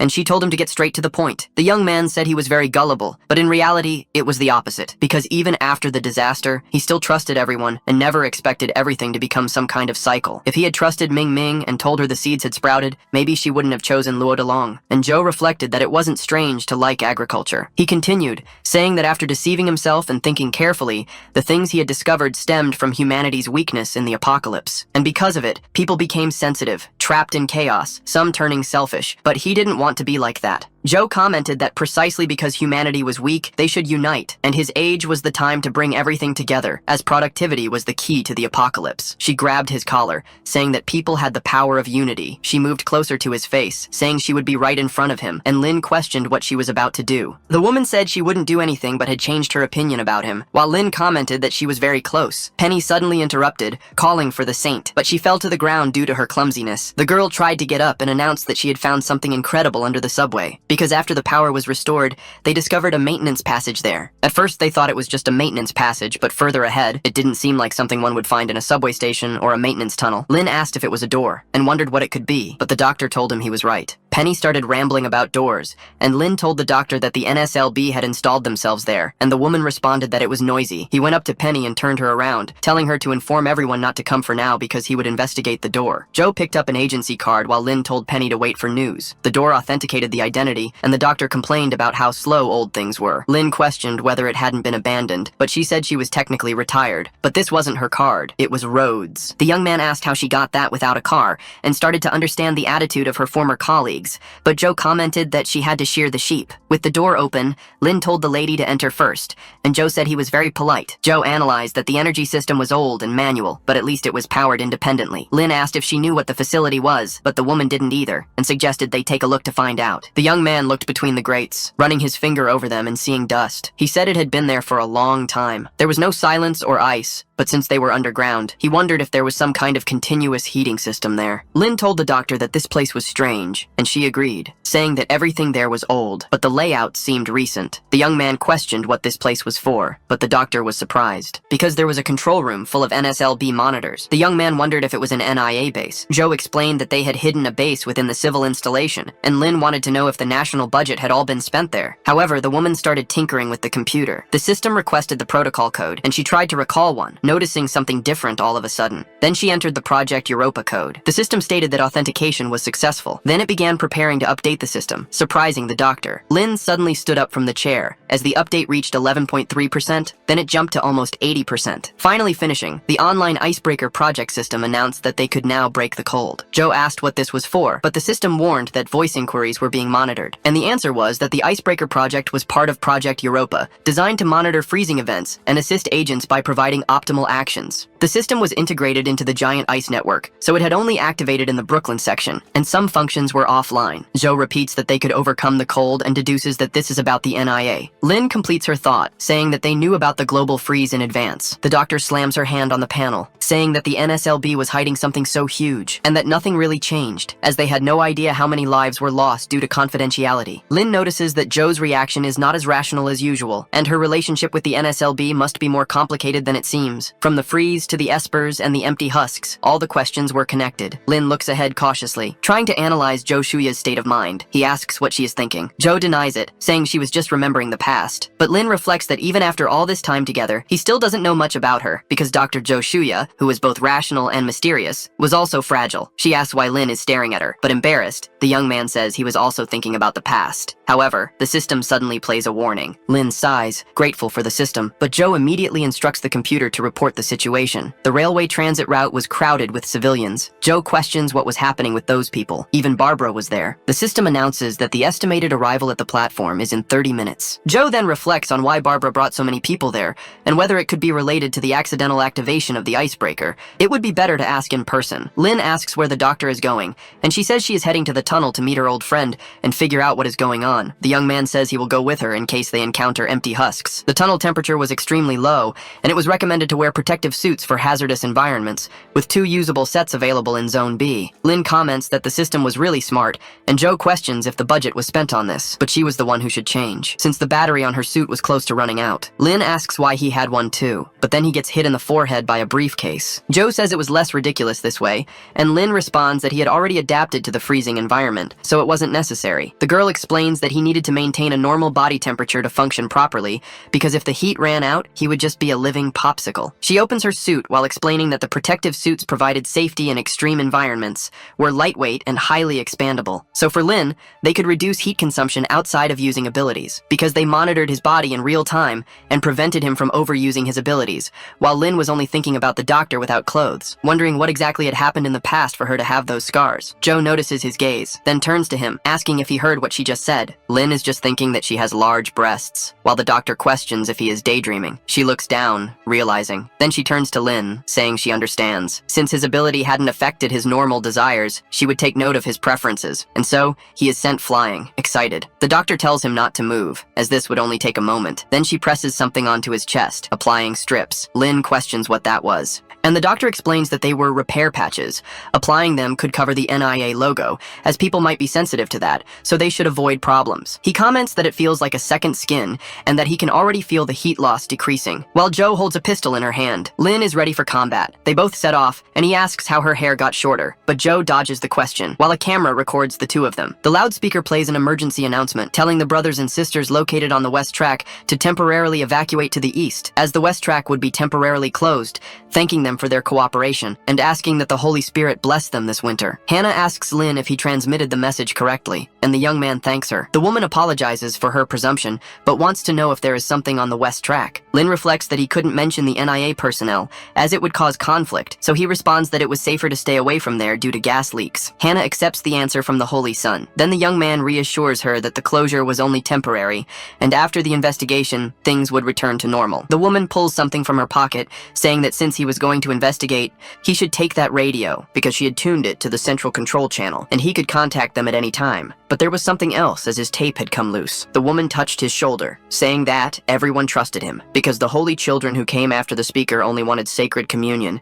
but he had truly helped them. Lin told her not to worry because he wasn't going to run away. Then the tape was back in place on his arm. She asked the Lord to light the path for the holy child and for Joe. Lin commented that the power supply to the section had been cut, but the doctor told him to wait, because they were approaching the estimated location and should hold on. Lin put the flashlight in his mouth, and she asked what he was doing while the young man tried to fix the lighting there. He touched the generator, saying he had learned to fix things in a parallel world, turning on the train car's lights. Lin said it was expected from the New York subway, but the doctor said it was a new line. However, she told him to be quiet and look over there, surprising Lin with the view, since there were hundreds of people standing still, waiting for something. Joe commented that most of them seemed to be civilians, and wanted to know why they were just standing there like that, but then she noticed Barbara among the civilians. She had a lifeless expression. Then Joe shouted, asking what she was doing bringing civilians, while Lin told her to wait, because that was very strange, since initially, the people were on the platform, but now they were facing them, and there must be something unknown at work. Barbara simply trembled her legs without speaking, moving toward Joe, and opening her head, revealing herself to be an empty shell. Joe was shocked by this, as the face of her friend turned into that of a zombie. Lin shouted for the doctor to be careful as soon as he noticed it was an empty shell, but Joe fired toward the creature, completely surprising Lin by doing so. Joe had emptied the gun's magazine, then she tossed the empty magazine aside and drew another, loading and rearming her weapon. Joe said she was a little rusty, while Lin questioned if she called that speed rusty, wanting to know if her former colleague had turned into an empty shell. Joe denied it, saying he hadn't transformed into one, because those were empty shell mimics designed to deceive people. The mimics opened their heads, surprising Joe as a light began to shine. The creatures opened their chests, spreading the glow, forcing Joe and Lin to cover their eyes. As the woman shut her eyes, Joe remembered her colleagues telling her not to look back, wondering what this was. Barbara commented that it would fit perfectly, and Rhodes said it was the birthday present they had bought for Joe. However, the cake was fake and made with 3D printing, apologizing that the laziness department hadn't approved vacations or funding. Joe simply thanked her friends with a smile. Lin said that no matter how fast he was, he couldn't run faster than light, but he was surprised when he looked ahead, because all the mimics had turned into Joe Shuya, shouting at the test subject that they were the real one. Lin said this was going to be complicated. The women kept shouting that they were the real one, and Lin became confused, but Joe pulled the earring from her ear, ripping it off, throwing it toward her friend. Lin caught the earring in his hand, noticing that it was the doctor's earring. He thanked the doctor for her help, clenching his fist, but she was still relentless with herself. Lin rushed toward the hundreds of mimics, saying that the doctor was crazy but very effective. Then he advanced with his foot off the ground, destroying all the fake Joes in his path, saying that he was familiar with the fact that empty shells had blue blood. Joe kept talking to Lin, asking if he had some kind of special fetish, because every time she ended up covered in the empty shell's blood thanks to him. Lin apologized to the doctor, but she threw something else at his hand. It was the other pair of earrings. Lin tried to speak to the doctor, but she said it was a gift, because there was no real reason. She had wanted to throw them away 3 years ago, but now she couldn't use them as a pair anyway, so she might as well toss them to him since they had no trash bins. He thanked her, wondering what kind of reasoning that was, since it made him feel like a garbage can. Joe looked to the side, hesitant. Then Lin noticed the doctor's expression and wondered if there was a story behind the earring. But it wasn't important now, as they needed to figure out why the monsters were there. Joe told him to stop getting distracted and help her look, while Lin asked what she was looking for. The girl said it was the core and a vesicle he had seen before, because it was the same as the one that had been absorbed into his body, and the young man wondered what kind of discoveries had been made about this. Joe asks if he remembers the hive-type empty husks that destroyed the apartment since they had no core. Lin agrees and says that the progenitor body of 13 had a core. Then he questions if the empty husks without a core were descendants of a more powerful one, and Joe explains that the parent continued producing new offspring. Because going back to these monsters, they were indeed coreless descendants. If they had a core, they would have found it by now. Lin asks if that was really the case, and she questions what he meant. The young man finds them in the tunnel strange. They seem to obey orders, but only descendants without a parental body could mimic, as if someone had placed them there. However, someone approaches the duo, asking what kind of joke this was, and what was going on there, demanding to know if she was responsible, while Lin groans in annoyance, recognizing her,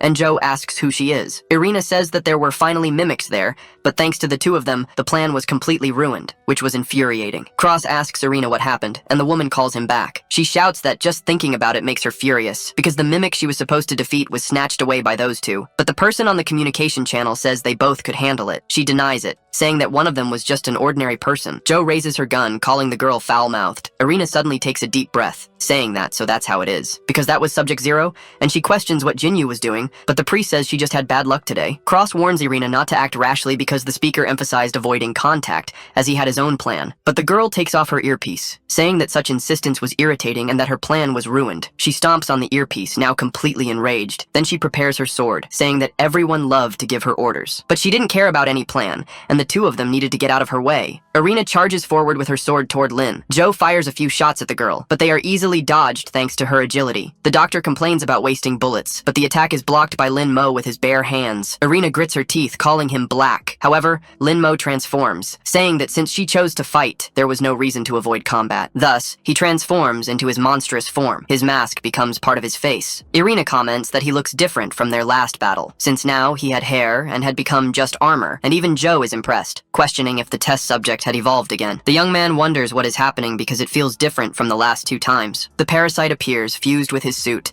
its most complete form yet, but it warns that he is not the only one with this power. However, Lin wants to know if it has decided to emerge. Irina grows a tail at her waist, saying that it wasn't just her, repeating that the situation was interesting now with a cat-like grin on her face. She transforms into a panther, telling him to show his true strength. The woman charges, and Lin wonders if all she thinks about is fighting. Because a psychotic girl remains the same even in the apocalypse, he forms claws in his hands. Irina pulls a pistol from inside her vest, firing at Lin while holding the sword in her mouth. The young man dodges the bullets with his claws, slicing them into pieces without even thinking. Irina orders him not to dodge if he has any courage, while Lin calls her a wild cat. Thus, their fight becomes a battle of speed and evasion, with Lin provoking her. Irina tries to attack again, and the young man notices an armor-like defense. He lunges with his claws, striking the girl in the chest. He is surprised by the result, because once again, his attack was intercepted by a shield. The parasite remembers her, and says that this was what blocked its attack before. It was sure it wasn't a normal shield, but Lin signals that they are in the middle of a fight. Irina grabs the sword from her mouth to slash vertically, aiming it at his right leg, and then kicking toward Lin Mo. Joe says that she knows what that shield is, and Lin asks how she knows. But the doctor explains that she wasn't just watching idly during the fight. There was an electromagnetic force between the molecules that prevented fusion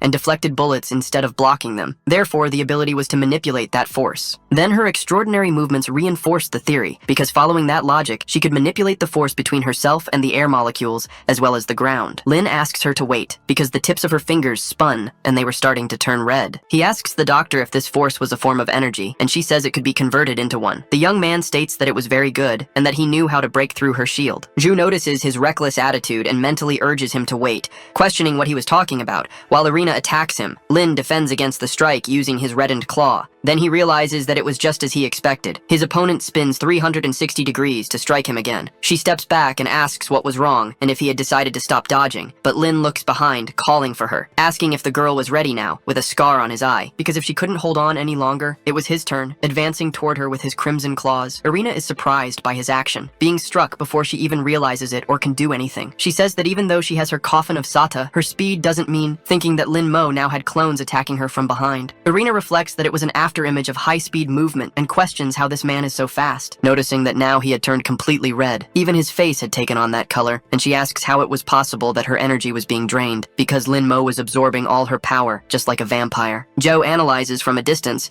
and says that the piezoelectric effect was actually when certain materials are subjected to mechanical stress, a charge separation and potential occur, which is the polarization of crystals. In simpler terms, it can generate electricity. The shield amplified the force between cells and converted attacks into mechanical stress, keeping them weak as long as the defense exceeded their intensity. Lin Mo's claw grows larger and sharper, because this type of high-speed attack allowed the subject to absorb energy. In other words, the shield had turned into a coffin of its own energy. The young man states that in this world, no shield is impenetrable. Then Irina curses him, asking why he was always ruining her plans. Lin questions the plan, wanting to know what she was working on, and if she was controlling the empty husks outside, and if the freezing was related to them. But Irina smiles, saying she understands, because he knows nothing. However, if he wanted to know the answer, he should see it for himself, as she transfers her veins to him. Irina submits her parasite to Lin Mo. Then the young man suddenly opens his eyes, finding himself as a spectral figure in that moment. Lin wonders if that was Brooklyn before the freezing, but it seemed different from what he remembered, wanting to know what it was when he notices a pistol in his field of vision. White is holding someone in his arms while wondering how he became a police officer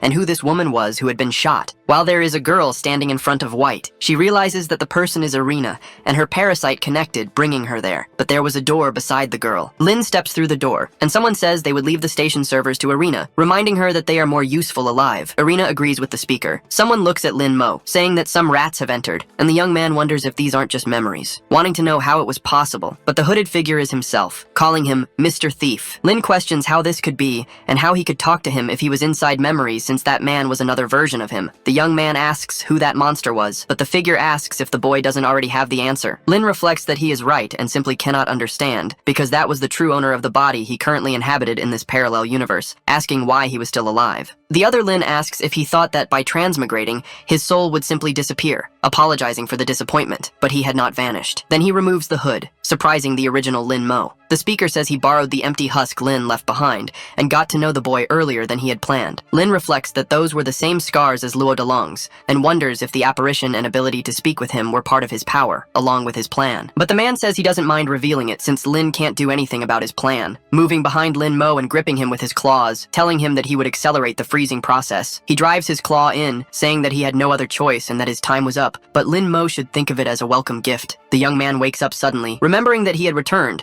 and the scene felt familiar, with Irina saying that he understood nothing. But he kicks Irina away. The girl asks him to let her finish speaking. However, he points the pistol at her head, making the girl ask when he stole that. Lin Mo demands she answer without tricks, questioning what she meant by accelerating the freezing. Irina asks where he heard about that, but the young man says he would tell her one last time, so she should answer his question. Irina responds that it's fine, she will tell him, but he should hold the trigger firmly, without hesitation. The speaker chief wanted to accelerate the freezing without explaining. Lin questions the reason, but Irina only wants her promised time reversal, because she had some personal grudges, knowing that he and those lunatics only had aligned interests, but she didn't care about what happened after the freezing. Joe questions if that was what they called out of sight, out of mind. Irina asks if he is saying that if they don't intervene, the world will end. The doctor mentions the doomsday theory, assuming the world is doomed to destruction, while Irina points to the freezing as proof of the planet's end. Zoe says that the test subject claimed that everyone lost their lives and asks Lin Mo what he thinks. Lin asks if it isn't obvious, because even if it's just to live a few more days, they have to stop them. Irina asks if they heard what she said about stopping them. Then she wants to hear what the plan is. Joe asks if they are brainwashing refugees to use them as slaves to work for them,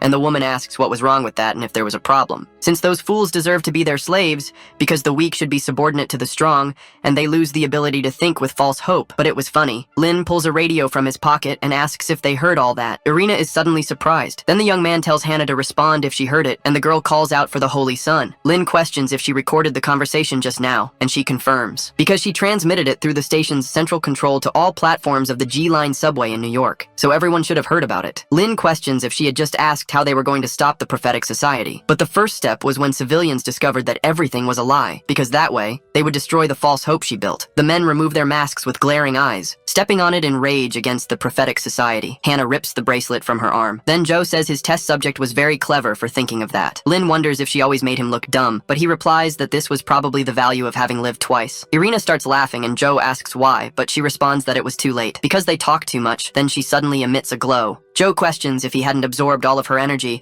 and what was lighting up, but Lynn doesn't know either. 30 minutes earlier, Hannah asks if Lin Mo has another request, and the young man remains silent, thinking that she must have noticed but didn't expose him. He says he has something to ask her, and the woman should answer sincerely, and she agrees. The young man asks if Hannah believes in the Society of Prophets, but Hannah responds that yes, and not just her, but all brothers and sisters believed, but Lynn rejects her answer, telling her to answer sincerely because she understands what he is really asking. Hannah is surprised upon realizing the true meaning of the question. Then she accepts that she should be honest, responding that she doesn't trust them, but believes in Lin Mo. However, many were devoted Christians, and she could only maintain order and avoid collapse, because it was strange for a stripper to want to help others while wearing a revealing outfit and playing the role of the last order. Station Chief was a bad title. Lin responds that Hannah is incredible, and it isn't ridiculous, because anyone would want to help others within their abilities. And without her, the Station Chief, he couldn't even imagine what the station would be like, because she just said that she also wanted to free the group from the Society of Prophets. And now what they needed to do was let them know the true purpose and not worry, because he would figure something out, but she needed to cooperate. Besides, she should stop calling him Holy Son, because he has a name, and it's Lin Mo. Lin says that just like last time,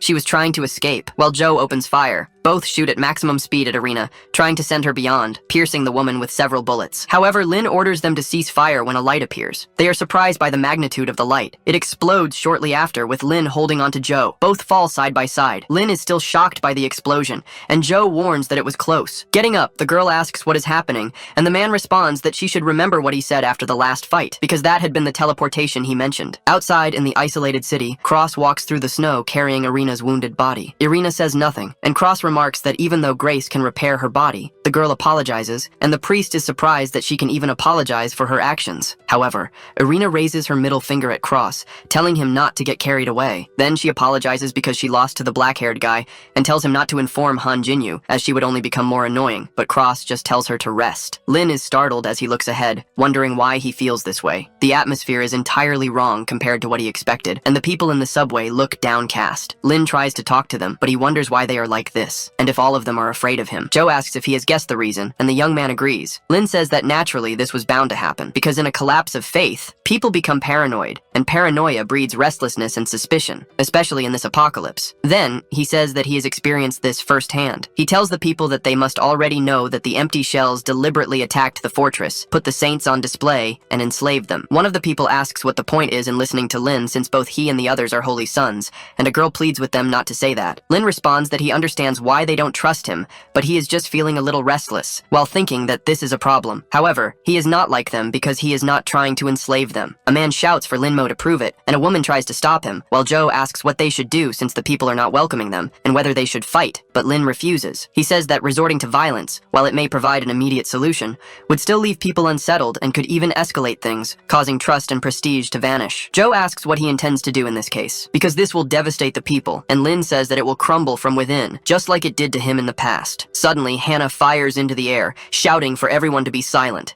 The protagonist, frightened by what Hannah had done. Once again, she asks everyone to be calm, as she has something to say. It was promised by the Lord that when the rain of destruction falls, the Messiah will come. She used to believe this was true, but it's possible the Messiah has already been among them for a long time, and they just couldn't see him. If the Lord doesn't love them, then their eyes will remain clouded by deception, unable to see what is truly before them. Curious, Lin asks Joe what Hannah is doing, but she doesn't know. She manages to calm the people by speaking of the Lord's love for his children. No matter how impulsive they are, he loves them, and everyone there seems to understand. The devotees were calmer now. The climate of paranoia was beginning to fade. All of this happened as everyone understood Hannah's words. Finally, she asks everyone there who their savior is. Who was their Messiah? The Lord pours his love upon his children, bringing food when they are hungry and teaching them to produce more. He also shows his love when he gives the gift of fire in the cold and keeps them warm. If there is someone out there who can do all of this, then there is no doubt that person is the Messiah sent to save them. Lin finally understands Hannah's plan with these words. He remains quiet for for a moment until someone shouts that he was the chosen one. The red-haired girl says that he fixed the heater and solved the food shortage. Hannah then shouts that she was right,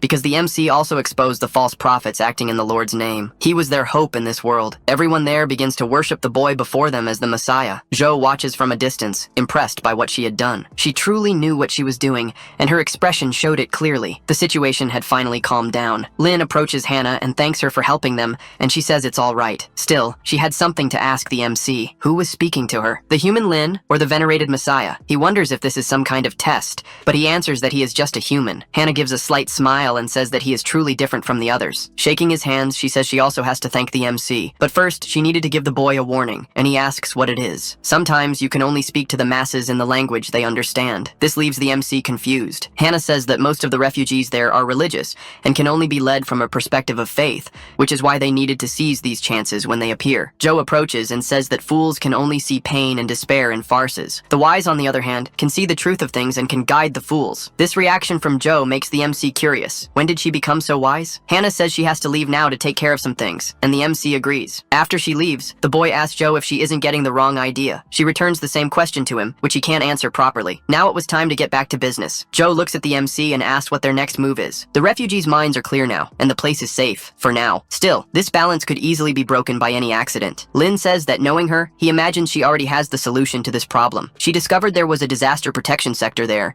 but she's never been to it. It has a power system with medical facilities and other things, as if it were the perfect bunker for a situation like this. Zhou asks if he wants to go there, and he says it seems like a good idea. An emergency message appears for all to hear. The message is from a little girl named Maggie, and she seems to be hurt. The two of them recognize her and are frightened to see her in this message. She was asking for help because her parents had been taken by monsters. We change the scene to Chinatown, where things seem quite peaceful. A cell phone inside a room begins to announce that a new message has arrived. The person who was sleeping emerges from under the covers, wanting to know who was calling him on New Year's Day. Yawning, the person answers the phone, and we see that it is the protagonist. It was Zhou who had called him, and she says it's rare for him to answer a call. Smiling, she comments that he's been quite responsive lately, the #1 investigator in Chinatown. Pouring coffee into a cup, he asks if she's being sarcastic. Annoyed, he tells her to stop beating around the bush and say what she wants, as she must have a case in mind for him to solve. Because of this, he says he doesn't take cases on holidays and that he will hang up. The girl screams so loudly for him not to hang up that the MC is startled. Nervously, she says this is an emergency and promises it will be quick to resolve. Furious, he says he doesn't care. Whenever she says that, he ends up getting screwed in the end. Zhou apologizes for the last time, but this was a real emergency, and if he accepts the case, she can even pay off his debt. She reminds him that he was being sought by none other than Luo Delong. Quickly, he asks where they should meet, and she says the same place as always. We are in a restaurant. The MC, Zhou, and another person are at the table in front of them. He introduces himself as Kurt Cobain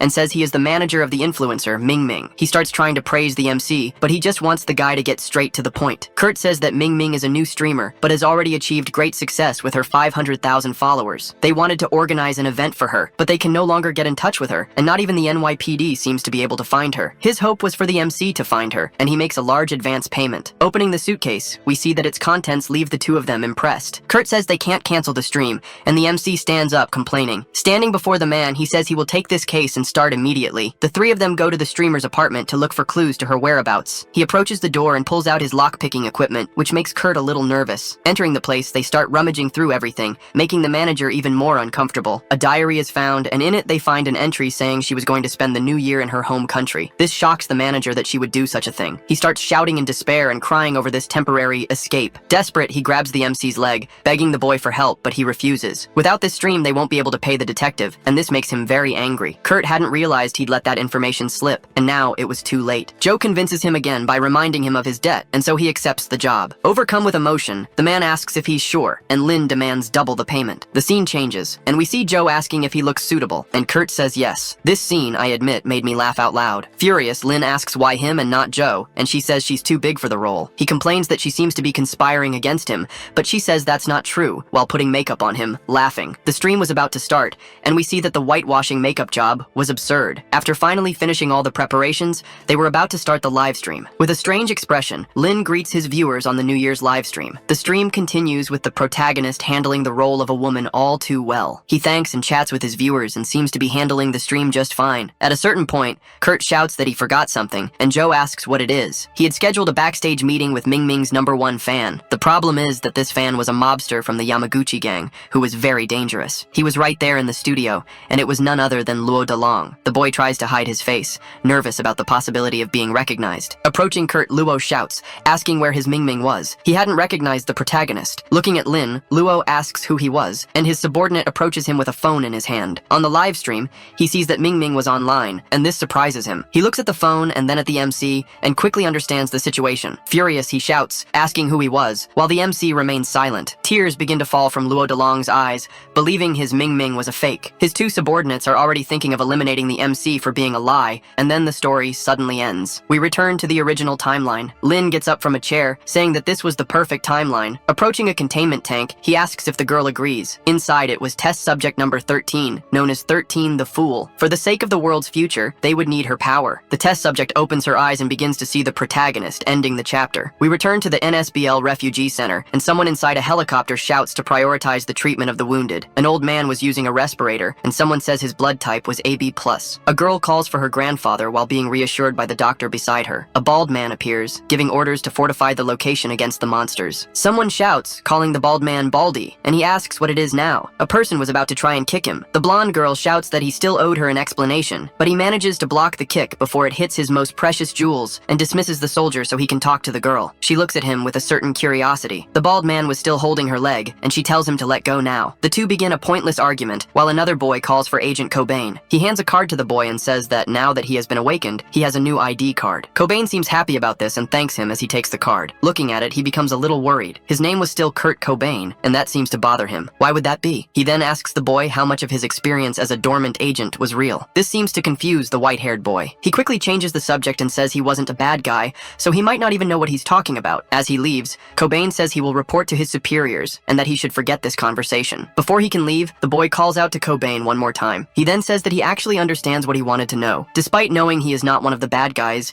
he has doubts about his past, as he has already given it up once and hoped that everything that had happened so far was just a nightmare. He was about to continue the conversation when he is interrupted by the arrival of another person, greeting Cobain. A girl who looks a lot like Mash from Fate Grand Order appears. She apologizes for the intrusion and introduces herself as Marguerite from the NYPD. Blushing, the white-haired boy apologizes for not having noticed her, and she says it's okay, he doesn't need to be formal with her. The boy was still blushing heavily and says it was a habit from his past. She says she heard they found survivors in Brooklyn and wanted to see them. The civilians were undergoing a checkup at the moment, but they would inform her as soon as it was over. The white-haired boy is impressed by her diligence, and she says it was necessary. These were disastrous times. Someone had to do something. The girl was about to continue her speech but suddenly sneezes, which makes Cobain curious. He asks if the girl is okay, and she says she is. Looking at him, Mash 2 asks if he wasn't cold. The boy replies that he's not. He seems to have gotten used to the cold. Looking back, Marguerite comments that she hopes she gets used to it too. Behind the two of them was the Statue of Liberty, which would only freeze at 150 degrees below zero. The scene changes. We are now in the NSLB underground fort. The white-haired boy enters a room to give a report to a superior. Inviting him in,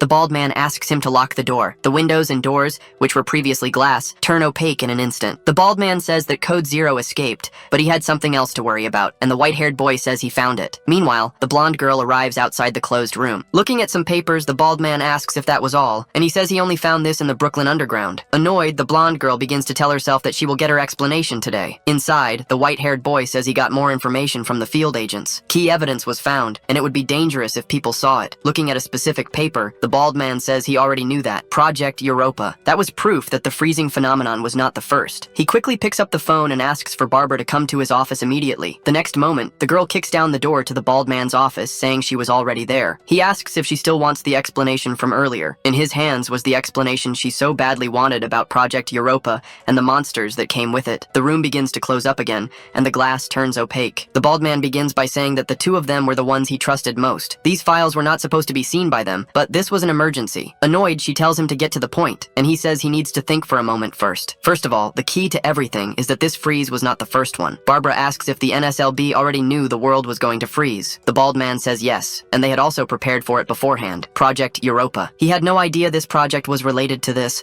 which makes him even more curious about why the superiors hid this information. Now that they had countermeasures, Barbara asks what the situation is. All government departments are frozen, literally and figuratively, and the refugees can only stay in these concentration camps. Whitehair says there were also some of those there, and he says he saw it in the report. To be able to disable the national engine, you would need to be like Code Zero. Basically, a superhuman. Looking at Whitehair, the bald man asks if he has any questions. The boy quickly says no. They must know more about Project Europa there than they do here. disaster, which means they had been infiltrated in the government system from the very beginning. We see a different man there, receiving refugees very helpfully. Barbara then asks the bald man what their objective was, but he doesn't know. The document he had only mentions the ice disaster. They still need more clues. Curious, the bald man asks if Whitehair sent them anything before the fall of Brooklyn, and he says yes. This makes him think that he might have an idea of what happened through that agent. We once again see one of the white-skinned monsters that seems to be looking for a host. Someone appears in a monitoring room, and the women there ask if it's time to change shifts. A person gives a strange smile and says yes, it was time to clock out. This girl seems dangerous. The bald man says that if they brought down Brooklyn because they found something important, it could only mean one thing. What the agent brought back was the key to everything. The scene changes, and we see that the two girls have been eliminated. The one who caused the damage begins to tamper with the controls in the room. One of the white monster's containment doors opens,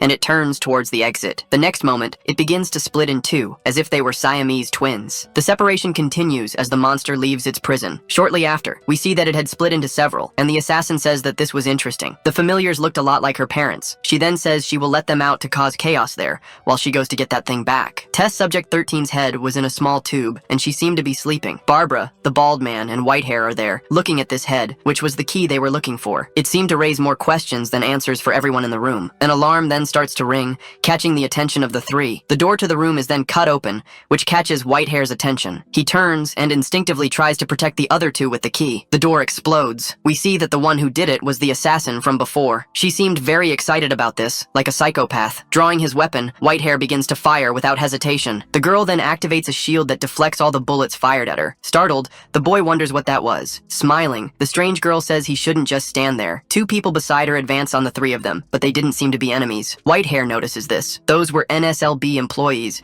and he wonders how this happened. The zombies advance, and the boy starts shooting again. The scene changes, and we see that at the concentration camp, Marguerite is also shooting at several zombies and asks Perez to find another place to escape. Everyone who hasn't turned into a zombie is confused by this sudden attack. A small war breaks out there, and one of them shouts, pleading not to be shot. One of them comments that he can't identify who is an enemy and who is not. The next instant, something erupts from inside his body, eliminating him immediately. This leaves the boy who asked not to be shot in despair as he watches the scene. A woman with an axe tries to attack, but the person says he's not a monster. It's no use, as she hits him in the middle of the head with the axe. She simply didn't care if there were monsters or not there. The girl seems to have succumbed to madness as she advances on Marguerite and Perez. Screaming, she says that only the cold-blooded can live in this world. Without hesitation, Marguerite fires at the crazy woman. The shots were accurate, and she begins to fall backward, still telling her to die. This scene seems to have affected Marguerite psychologically. Looking around, she begins to wonder what was happening. More people were transformed and begin to approach her. Turning to Perez, she asks her to find another location again. Perez asks what she was going to do. The girl tells her not to worry, as she was still a police officer and was doing her job. She then starts to run while Marguerite provides cover. That ability could copy the appearance of humans to deceive them. The man from before observes this scene and says they are finally closer to their goal. Now he waits for more chaos to happen, as it was not yet time to act. The girl had managed to recover the head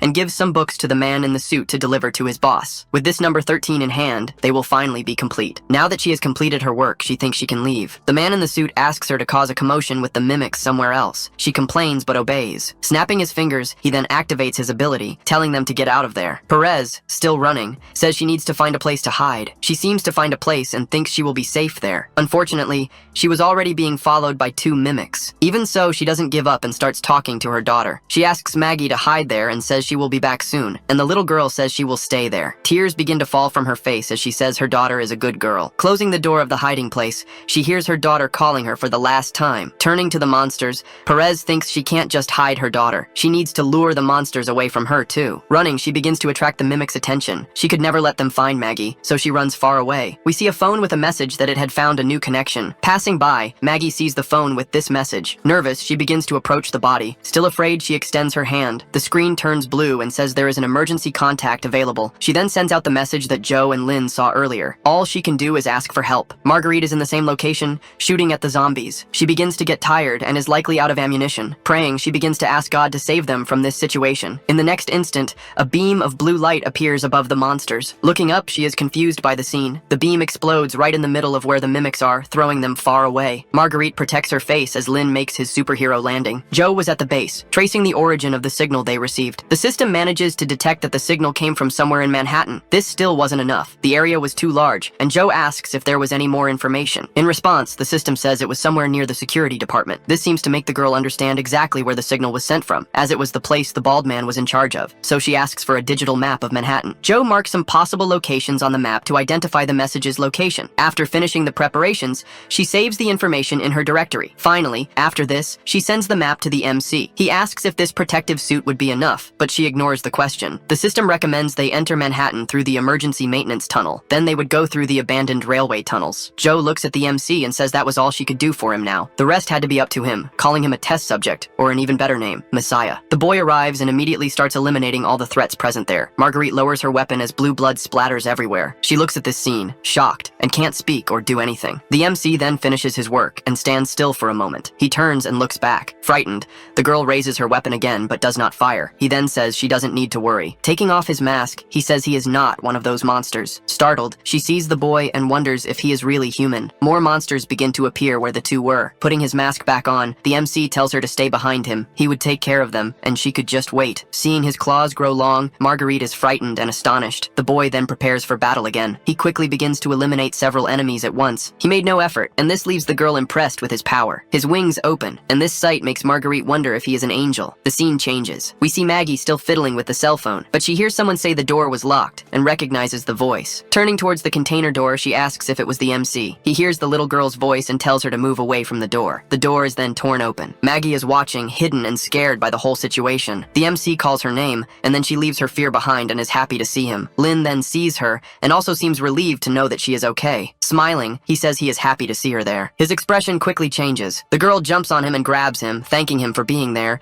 and he tells her to let him go. Putting her on the ground, the girl asks what happened to the bad people, leaving the MC confused, and Marguerite explains that she must be talking about the monsters that appeared. Lin replies that he had chased and defeated all the bad people. She then asks if he has seen her mother. Looking to the side, he realizes he still needs to look for Perez and old Joe. He doesn't see their bodies anywhere, which makes him think they are alive, but he still needed to take the two girls to a safe place. The MC asks Marguerite what the safest place there is, and she says it was Liberty Island. Now that the water to get there is frozen, they could drive there. The communicator begins to emit a distress message. They say there is a monster on the ice, and no one should go to the island. Repeating the message, no one should go to Liberty Island, and we see that several of those monsters that were previously trapped appear, ending the chapter. A car was in the middle of the ice on its way to the Statue of Liberty, but it breaks down and is surrounded by monsters. Several of them begin to speak repetitive words. A pink-haired girl says she can't get in touch with Fort 7. They need to find a way out. That was Liberty Island, and she was going to make it. Her companion says that the monsters were coming from there, so there must be more over there. The horde of them probably came from the refugee camp and was now attacking them. Inside the car was Mrs. Perez, and she wanted to go back at all costs. Joanna, the pink-haired girl, sees Perez saying this and seems to become curious. Perez tries to open the car door, saying that Maggie is waiting for her. The girl shouts, asking what she was doing, and she says she needs to get her daughter. Joanna grabs the woman and says she can't leave, as it would be giving up her own life. Desperate, Perez continues to say she needs to return because her daughter was alone. The girl then clicks her tongue, furious. She then raises her hand against Perez. Slapping Perez across the face, she calls her a fool. If she really wants to die there, then she shouldn't take the two of them with her. Perez shrinks back, calling Joanna selfish, which makes her even more irritated and confused. The woman then says that it was she who pulled her into the car. Tearfully, Perez says that this caused her to be separated from Maggie. They were lucky to have escaped these monsters so far. They were also able to survive in the apartment because of Lynn. Because of all this, they had found hope in times like these, but because of Joanna's presumption in helping her, everything they had done so far was destroyed. Looking at Joanna, she asks if that wasn't selfish of her. The words seem to have hit the girl hard because she can't answer. Calming down, Joanna says they are not her enemies. That was their responsibility as the NSLB rescue team. Personally, she is grateful that Perez saved her grandfather, and the desire to help her was genuine, so she didn't want anything bad to happen to the woman. She just didn't expect things to get so complicated and apologizes for reacting badly. Perez also apologizes, but she can't think of anything but her daughter trapped in a container. Joanna then says they can take a risk and pulls out her communication radio. Marguerite's radio buzzes again,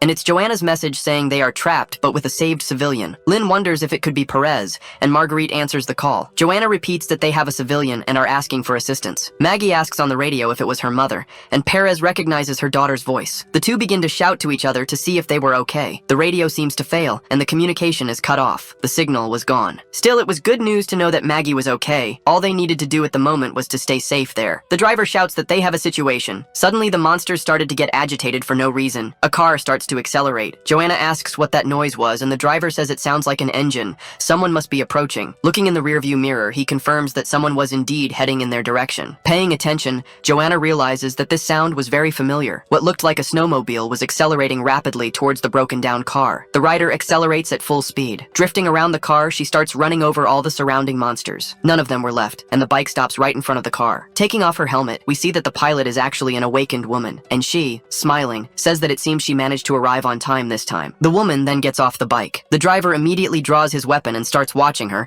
as something catches his attention. It was possible to see that the woman could emit a purple-colored flame. Joanna quickly realizes that she is the same woman who attacked them before. They get nervous as the woman starts to pull a weapon from her chest, as if she were Momo Yaoyorozu. With a scary face, she readies her rocket launcher and aims at the car. Joanna is startled, warning that it was an RPG and shouts for them to get out of the car. The woman then fires without hesitation. At the last second, they manage to get out of the car, but are still caught in the explosion that throws them far away. Joanna falls on top of Perez, protecting her from the debris. Frightened, they look at this scene. The entire front of the car had disappeared right before them. That was no ordinary explosion. The woman had used some kind of black hole to simply make the front of the car disappear without a trace. Joanna gets up and asks if Lee, the driver, was okay, and he raises his arm. He says he's alive, but we see that a part of his leg has disappeared. Excited, the woman throws the weapon to the side, which begins to disappear, and says she doesn't understand why the speaker wants to eliminate mortals like them. In the woman's view, this job should be done by Irina, who was still injured. For her, eliminating creatures that look humanoid was not something she enjoyed doing. As the woman approaches, Joanna stands in the middle and tells Perez to get Lee out of there. Joanna fires, but none of the bullets get close to the woman,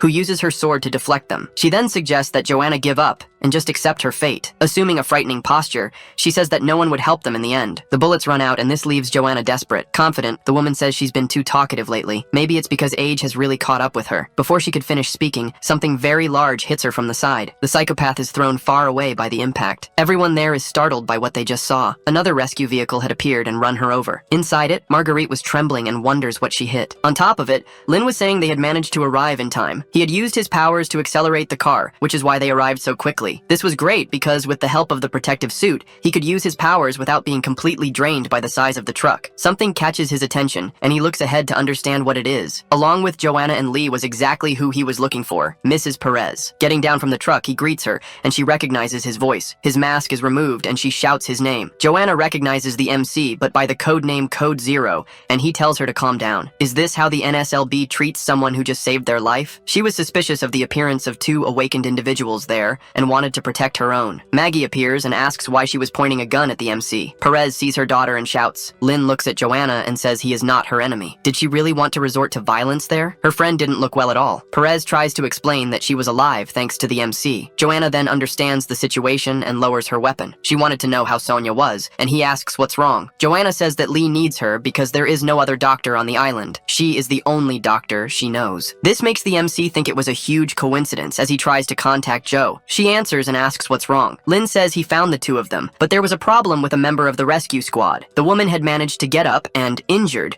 she gives a smile and says that this was interesting. The chapter begins with Joe talking to the MC, but the communication is poor. He realizes he's not able to speak with her properly. Taking action, he puts everyone inside the truck, and the girls thank him for his help. Lin closes the truck door. Now it was time to leave. He starts walking along the side of the truck, determined to get out of there. The woman then throws her sword towards the MC like a spear. The boy manages to notice the weapon's approach. He easily dodges the blow. The psychopath was in front of him, and she looked very furious. Smiling macabrely, she asks where they thought they were going. The MC thinks he had almost forgotten about this psycho's existence. Shouting and pulling out two guns, she says they are not going anywhere. Lin shouts for the driver to get out of there as soon as possible. Marguerite obeys and steps on the accelerator. The truck immediately begins to speed up. The crazy woman starts shooting without any hesitation. Lin dodges all the bullets with ease. She wasn't going to hit him with such simple shots. The mad woman's smile reveals that the MC was not going to have an easy fight. One of the bullets passes very close to his face, and something about it catches his attention. She wasn't aiming at him, but at the sword that was thrown before. The bullets hit the side of the blade, which begins to crack with the impact. The ensuing explosion throws the boy far away. The power of the explosion was so great that the ground beneath the truck begins to give way. Everyone inside the truck starts screaming. Lin was confused. What exactly was this woman's ability? With such a large hole formed, the truck can no longer leave, as its rear wheels were stuck. Joanna was already tired and asks what the situation was now. Looking out the side of the truck,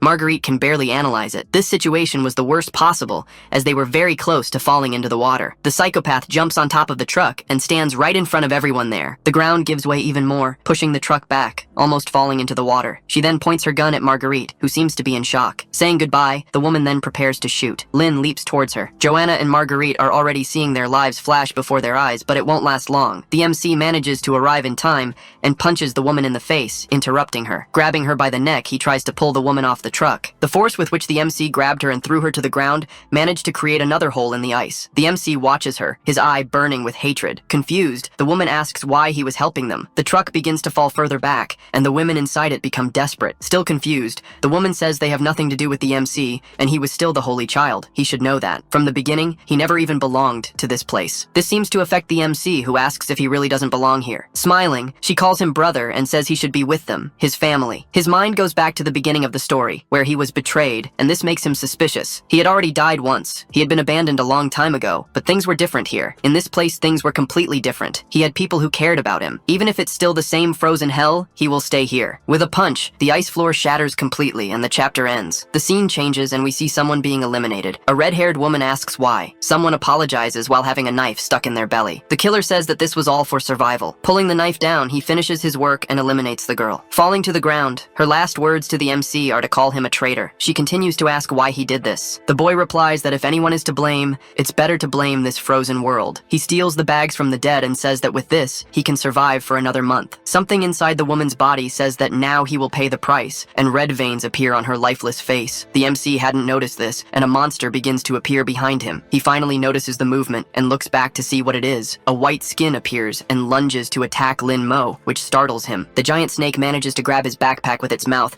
and still wrap its body around him. Trapped, the monster calls him a traitor once more. It opens its mouth and lunges to devour the protagonist once and for all. We return to the present, with the MC's final punch on the madwoman. He looks down, and something catches his attention. Black snakes appear, trying to grab him. Several of them advance on the MC. The woman begins to smile again as she conjures the snakes. We see an explosion where the boy was. He manages to dodge it by jumping back, but is thrown very far away. Unfazed, he says that this was not very surprising in the end. Standing up, the woman, who has now turned into a kind of Medusa, says that it's not bad coming from the one who managed to hurt Yilin, so she would need to take this fight seriously. The truck was falling more and more into the water. Marguerite shouts that they are going to fall, and the door won't open because of the previous impact. With the system failing, they were completely trapped inside the truck. Changing its center of gravity, the truck begins to slide towards its end. Finally, it begins to fall into the abyss, and everyone starts to scream in despair. Looking at this, the MC notices that the situation was bad. Lee shouts for everyone there to hold on to something, and Maggie clings to her mother. Lin Mo activates his armor to try to save his friends. The truck was falling at full speed. Suddenly, it stops falling, which leaves everyone there confused. Lin was using all his strength to hold on to a small part of the truck. Inside, Lee realizes that the truck was starting to rise again. The MC begins to scream with all the force he is exerting. After much effort, he manages to save the truck and put it back on the ground, and I have no idea how the psycho didn't take that opportunity to split the boy in two. Looking up, we see something strange and purple-colored above them. The madwoman's weird snakes advance on the MC. They manage to bite the boy through the armor. This seems to have poisoned the MC as he falls to his knees while the woman approaches. She asks if he still doesn't understand what was happening. Look at him now. To her, he was just a child playing hero. She had told him this before. Those people inside the truck were insignificant. She wanted to know if he would choose for the truck to sink into the sea with them, or would he prefer her poison to devour the boy completely. The truck hits the ground. Joanna then asks if this was the work of Code Zero, and Marguerite says they are safe. The MC was transformed into his berserk form, yet he seemed very calm. Curious, he looks at his hand for a moment. Lin then calls for the parasite and asks if she was the one who did this, but she says she only used the energy from the protective suit. He should thank that dangerous woman who gave him the suit. The MC asks if she was talking about Joe and asks if she hates her. The parasite changes the subject, saying now is not the time to talk about that, and points forward. Charging at full speed was the mad woman, ready to strike the MC. It wasn't exactly the woman, but a rocket she had conjured. Lin deflects it with ease, and the missile flies past him. The explosion occurs far from where he was, in a safe place. Safe for him, at least. Who's to say he didn't just destroy the refugee camp with it? Looking at the woman, he says that once again, he had almost forgotten about her. Once more, she says this was interesting. Was this the power that defeated number 13? It was understandable now why the speaker was so interested in him. The stronger the opponent, the stronger the MC became, and that was enviable. The speaker always instructed them to act according to the plan, but he would probably want to take this gift from the MC when the time was right. All this talk makes the boy curious. The parasite is already aware and says that the so-called gift was her. Continuing her speech, the woman says the speaker emphasized that she should not attack the MC, only eliminate the mortals. However, if he continues to interfere, she will have no other choice. For her, disobeying the speaker's orders wouldn't be a problem, and so she lunges at the MC. She wanted to test the boy's strength, so she charges in a straight line, which the MC finds perfect. Lin starts running towards her, excited as well, wanting to test his own power. Advancing, the woman uses her legs to make an X-shaped cut in the air. As if she had opened a portal, she steps into the gash. The next instant, she was behind Lin Mo. He turns to try and defend himself. Unfortunately, Unfortunately, he wasn't fast enough and takes her blow to the chest. This teleportation ability caught the MC by surprise. The crosses in the air seemed to be the portals that allowed her to move freely. The parasite explains that this was actually a spatial rift. Unlike a portal, it was a pocket dimension, and she can pass through space to appear behind him. The energy of these dimensions is extremely unstable and full of antimatter. This makes him remember that the slits on her body were spatial rifts. The weapons she created were inside these rifts, which is why they vanished after being used. Even the parasite is impressed with the psycho's skill level. He hears the parasite say it was something close to the source and asks what she meant by that. This wasn't the moment to talk about such things, as the psycho was already behind the MC again. He tries to turn and defend against the blow. The psycho uses a point-blank sword slash against the boy. Initially, she thinks she landed the hit, but she soon sees he was no longer there. Startled, she looks to the side. Lin had leaped to avoid the blow and was now in an advantageous position. Taking advantage of the distance between them, the boy prepares a leg strike. Smiling, the psycho thinks this was perfect. She then prepares to defend and launch her counterattack. Convinced, she says the boy was a meal walking straight into her mouth. A spatial rift opens right above the psycho,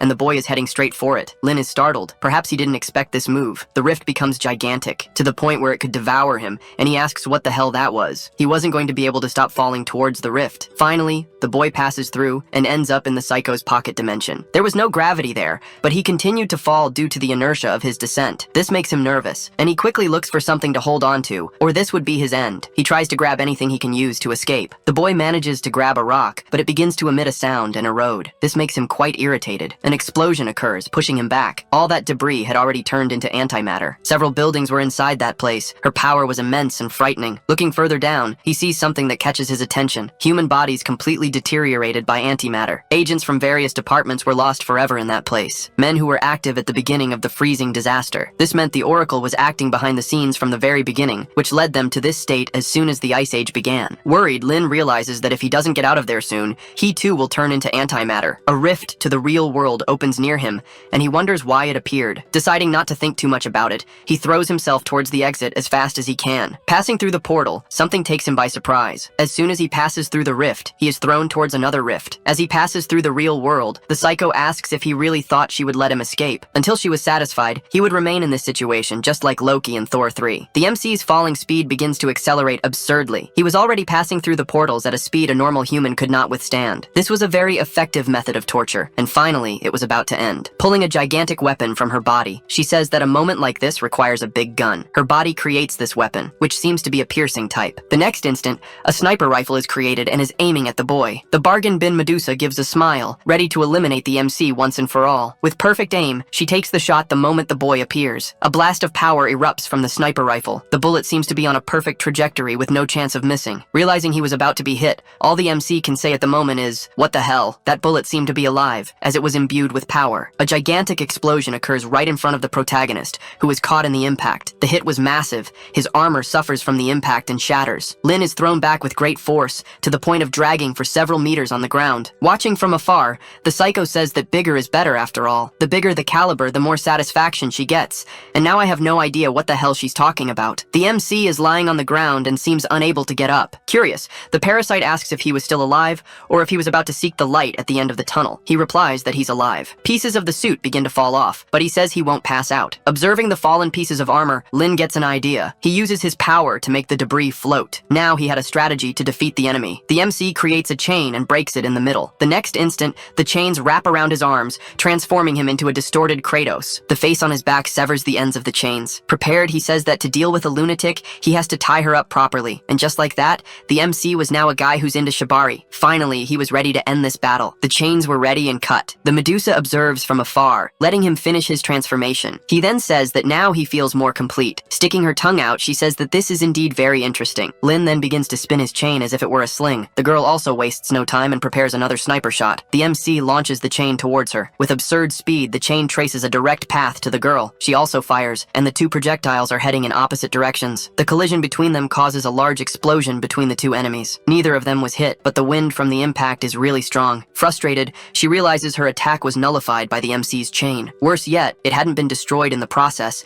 and was heading towards her with the same speed as before. Frightened, she can't understand how this happened. The force of the blow is great, and causes another explosion, but this time hitting the madwoman. This way, my disadvantage of not being able to fight at a distance is solved, thinks the protagonist. But the next instant, he notices a rift at the spot where the chain had hit. That psycho loved to exploit openings, and she is already behind the MC. MC. She points a gun directly at the boy's head, and he hears a click. The next moment, he manages to dodge the point-blank shot. The boy thinks that she acted exactly as he expected. This seems to have taken her by surprise. He was already turned towards her, chains ready, and now she wouldn't escape him. The movement was fast, and the tip of the chain is already heading towards the girl. Will she have time to escape? Smiling, the madwoman asks if this was all he had. Throwing her body back, she dodges the attack, and the chain enters the rift. Confident, she says that if she keeps using her rifts, he won't catch her. She quickly opens a new rift above the protagonist. Using a kicking attack, she screams that he can't beat her. The madwoman was certain of her victory. This created an opening where the MC managed to chain her leg. The next instant, the girl's arms were also chained. Looking back calmly, he says he finally caught her. Frightened, she notices that he had used the chain to pursue her inside the rift. In an homage to none other than Scorpion,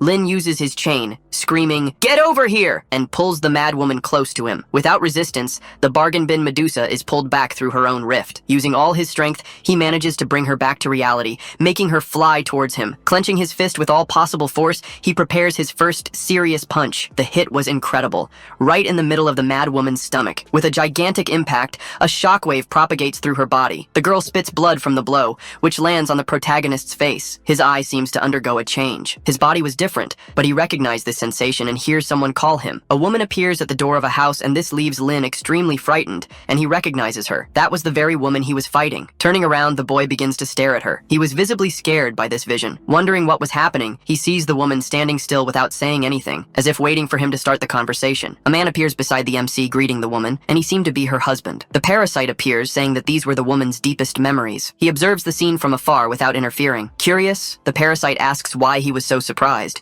It wasn't the first time he had seen someone's memories. He looks at this scene for a moment and says nothing. The memory continues, and she seemed very happy there, talking with her husband. Wanting to leave, he says he has no time to waste there. That woman was still outside trying to eliminate him. Frustrated, the parasite asks if he isn't curious to know more about her. There could lie the true purpose of the oracle, and also something else. Why are they so interested in the MC? This seems to catch his attention. Returning to the scene, he asks if they don't already know this, but she says he should at least try to understand this issue more deeply. Quoting Sun Tzu, she says, "Know yourself and know your enemy, and you will never be defeated." This was a unique opportunity, and the MC knew it, the parasite tells him. The battles against the Oracle Society were becoming increasingly difficult. Even if they win now, there's no guarantee they will win the next one. Resolved, he says she can do what she wants, to which she replies that it's an excellent choice. Opening a portal within the memory, she says they can go now. Someone opens their eyes, and this person is badly injured. It was the madwoman. She was pregnant and trying to console the fetus. That was a car accident. The parasite sees this scene and feigns pity. Curious, the MC asks what this had to do with the Oracle's society. She replies that everything has a cause and effect,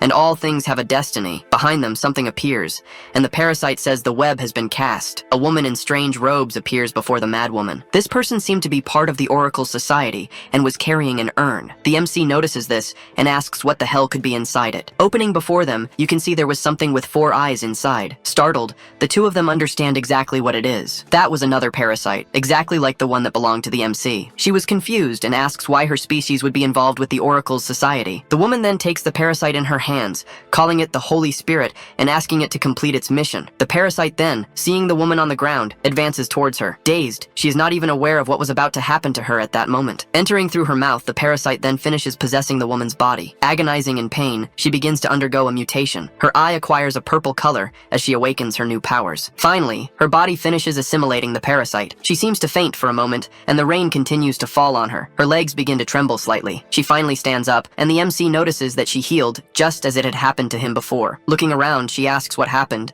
and he notices that she had lost her memories. This confuses him. How could he be in her memories of something she doesn't even know? It doesn't make sense. The parasite laughs and says this also happened to him, but he doesn't remember. Conjuring a golden magic, the woman from the society begins to aim at the madwoman. She then tells her to travel through death and go to the other shore. Finally, she launches the spell directly at the madwoman, which passes through her easily. The hit was exactly on her neck. She had no chance of survival there. The cultist then says that death is not the end. The Lord would guide her on the path she should follow, and then the chapter ends. Death is not the end. These words make the madwoman open her eyes. For some reason, she is in a different place with different clothes and people. She has no idea where she is, nor who this man trying to lick her is. His tongue starts to make the girl feel disgusted. Standing up quickly, she slaps the man across the face. This leaves her very confused, and then she realizes something. Looking at her belly, she notices her child was gone and doesn't understand. Then the woman remembers the masked woman, and this gives her a bad feeling. She had done something to her. She had stolen her child. Now she was in a situation she couldn't explain. A new life began after her previous life was taken, and everything was broken. These broken parts threats only brought her emptiness. The man who was slapped gets angry, and another woman tries to calm him down. Furious, he pulls a gun from his clothes and points it at the woman. With a scary face, he says that today he will teach her a lesson. The woman doesn't move, doesn't react. Nothing made sense to her anymore. Pulling the trigger, he shoots the girl in the forehead,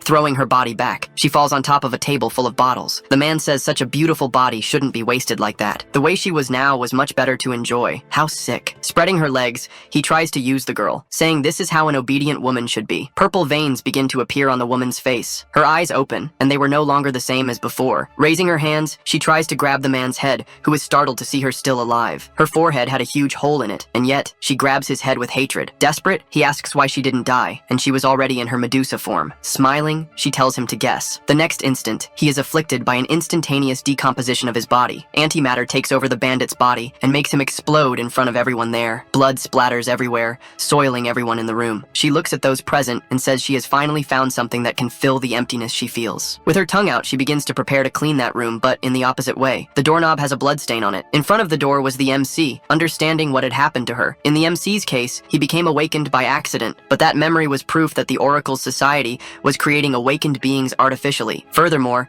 they seem to have some kind of connection with parallel worlds, which appears to be a prerequisite for creating these awakened. If that's the case, things are only going to become even more problematic. The MC is in a hallway. What appears to be another version of the MC is talking to someone named Cross. He approaches the room where the mad woman is and says he will leave her with him, to which Cross asks why he came there personally. The alternate MC jokes that Cross is a kind of pastor who can persuade anyone, which makes him embarrassed. They had to deal with that problem, so Cross enters to talk with Han. Something strange happens. The alternate MC knows of the real MC's presence there and speaks to him. Once again, Lin had been through this before. He had already seen that he was seen by his other version. He says they have already met in the near future, and it was the last time they saw each other. Lin is confused. His future self would meet this alternate MC. Seeing that the MC is confused, the alternate realizes that he is a projection from someone's memory. He should have realized that in the end, this is the true reality. This scares the MC, and the alternate says that everything has cause and effect, everything has its destiny. Time is not continuous. The present is 1 hour before the freeze. At this moment, his past self must be contemplating the prelude to the disaster. His current self and his past self can coexist,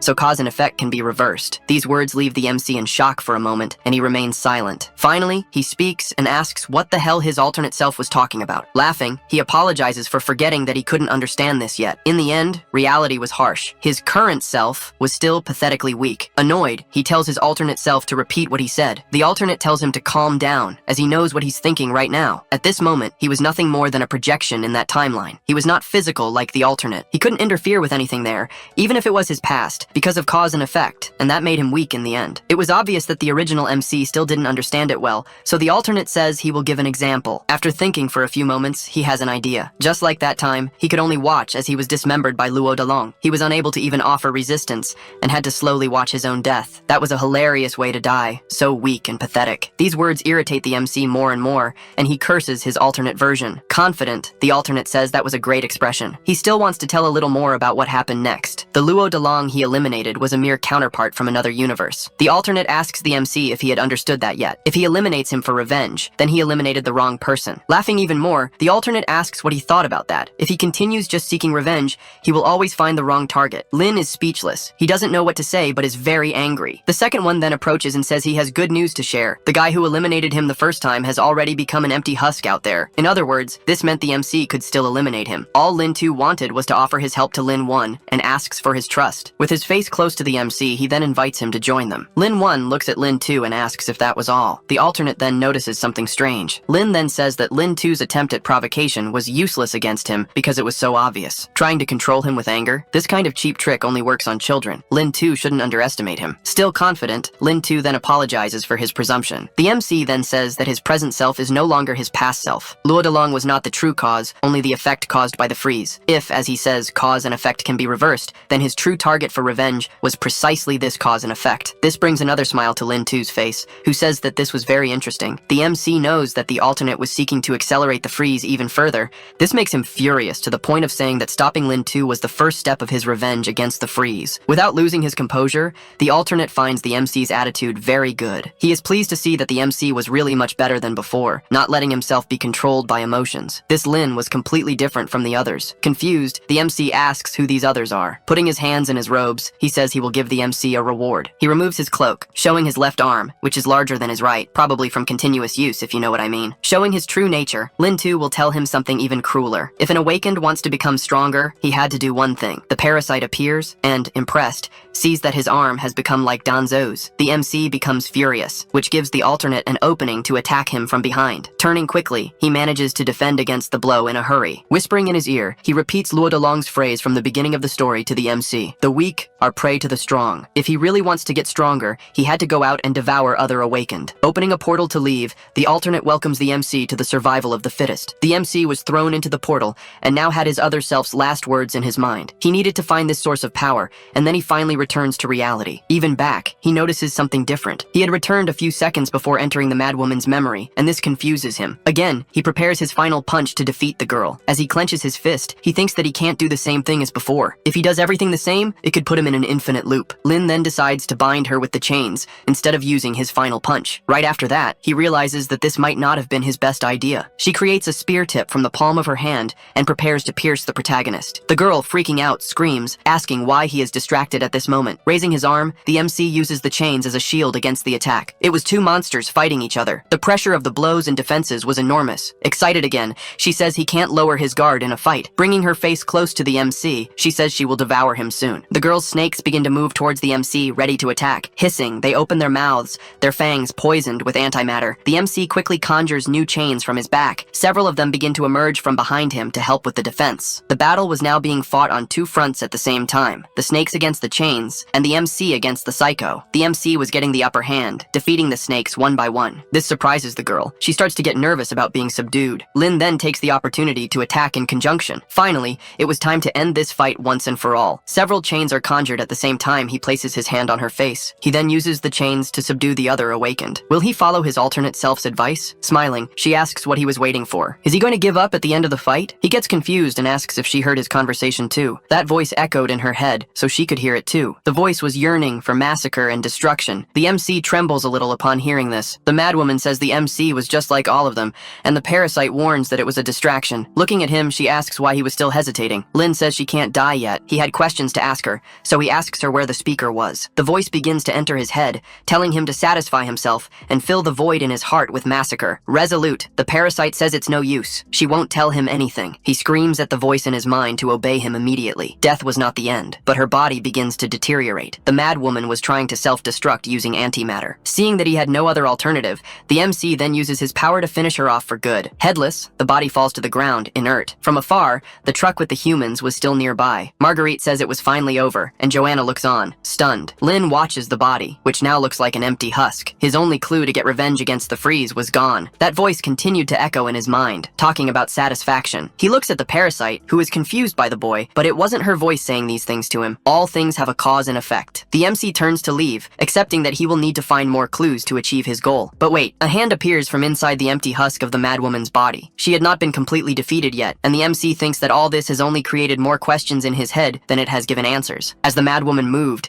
Lin realizes she was still alive. Looking back, he waits to see what she will do. Coming completely out of the husk, we see she looks like she's made of mud and falls to the ground. This leaves the MC very disturbed. Finally, the girl stands up, and her presence was like that of a serpent. She begins to grow gigantic, and the parasite explains that the MC had destroyed her brain. Her body could still function, and when that happens, she becomes something much worse than before, an empty husk. The monster seemed to be about 8 meters tall, something like the female Titan from SNK. Furious, Lin asks why she didn't warn him about this before. With a silly face, she slaps her own head and says she only remembered it now. Activating his armor, he decides to let it go and eliminate the madwoman again. The parasite says she doesn't want to be a spoilsport, but she needs to remind him of something. His energy was drained, as he had given almost everything in the last battle. He needed to be careful, as he might not be able to maintain his infinite state, so he needed to end this quickly. Advancing, he hears her say that in the end, his greatest advantage was his speed. Lin is in Lightning McQueen mode, and runs while the husk summons snakes. He manages to dodge them and makes a direct charge to try and end this. With a few leaps, he reaches the height of the monster's face. Lin then begins to conjure his chains again. Covering his arm with them, he prepares to deliver his final blow. Raising his arm,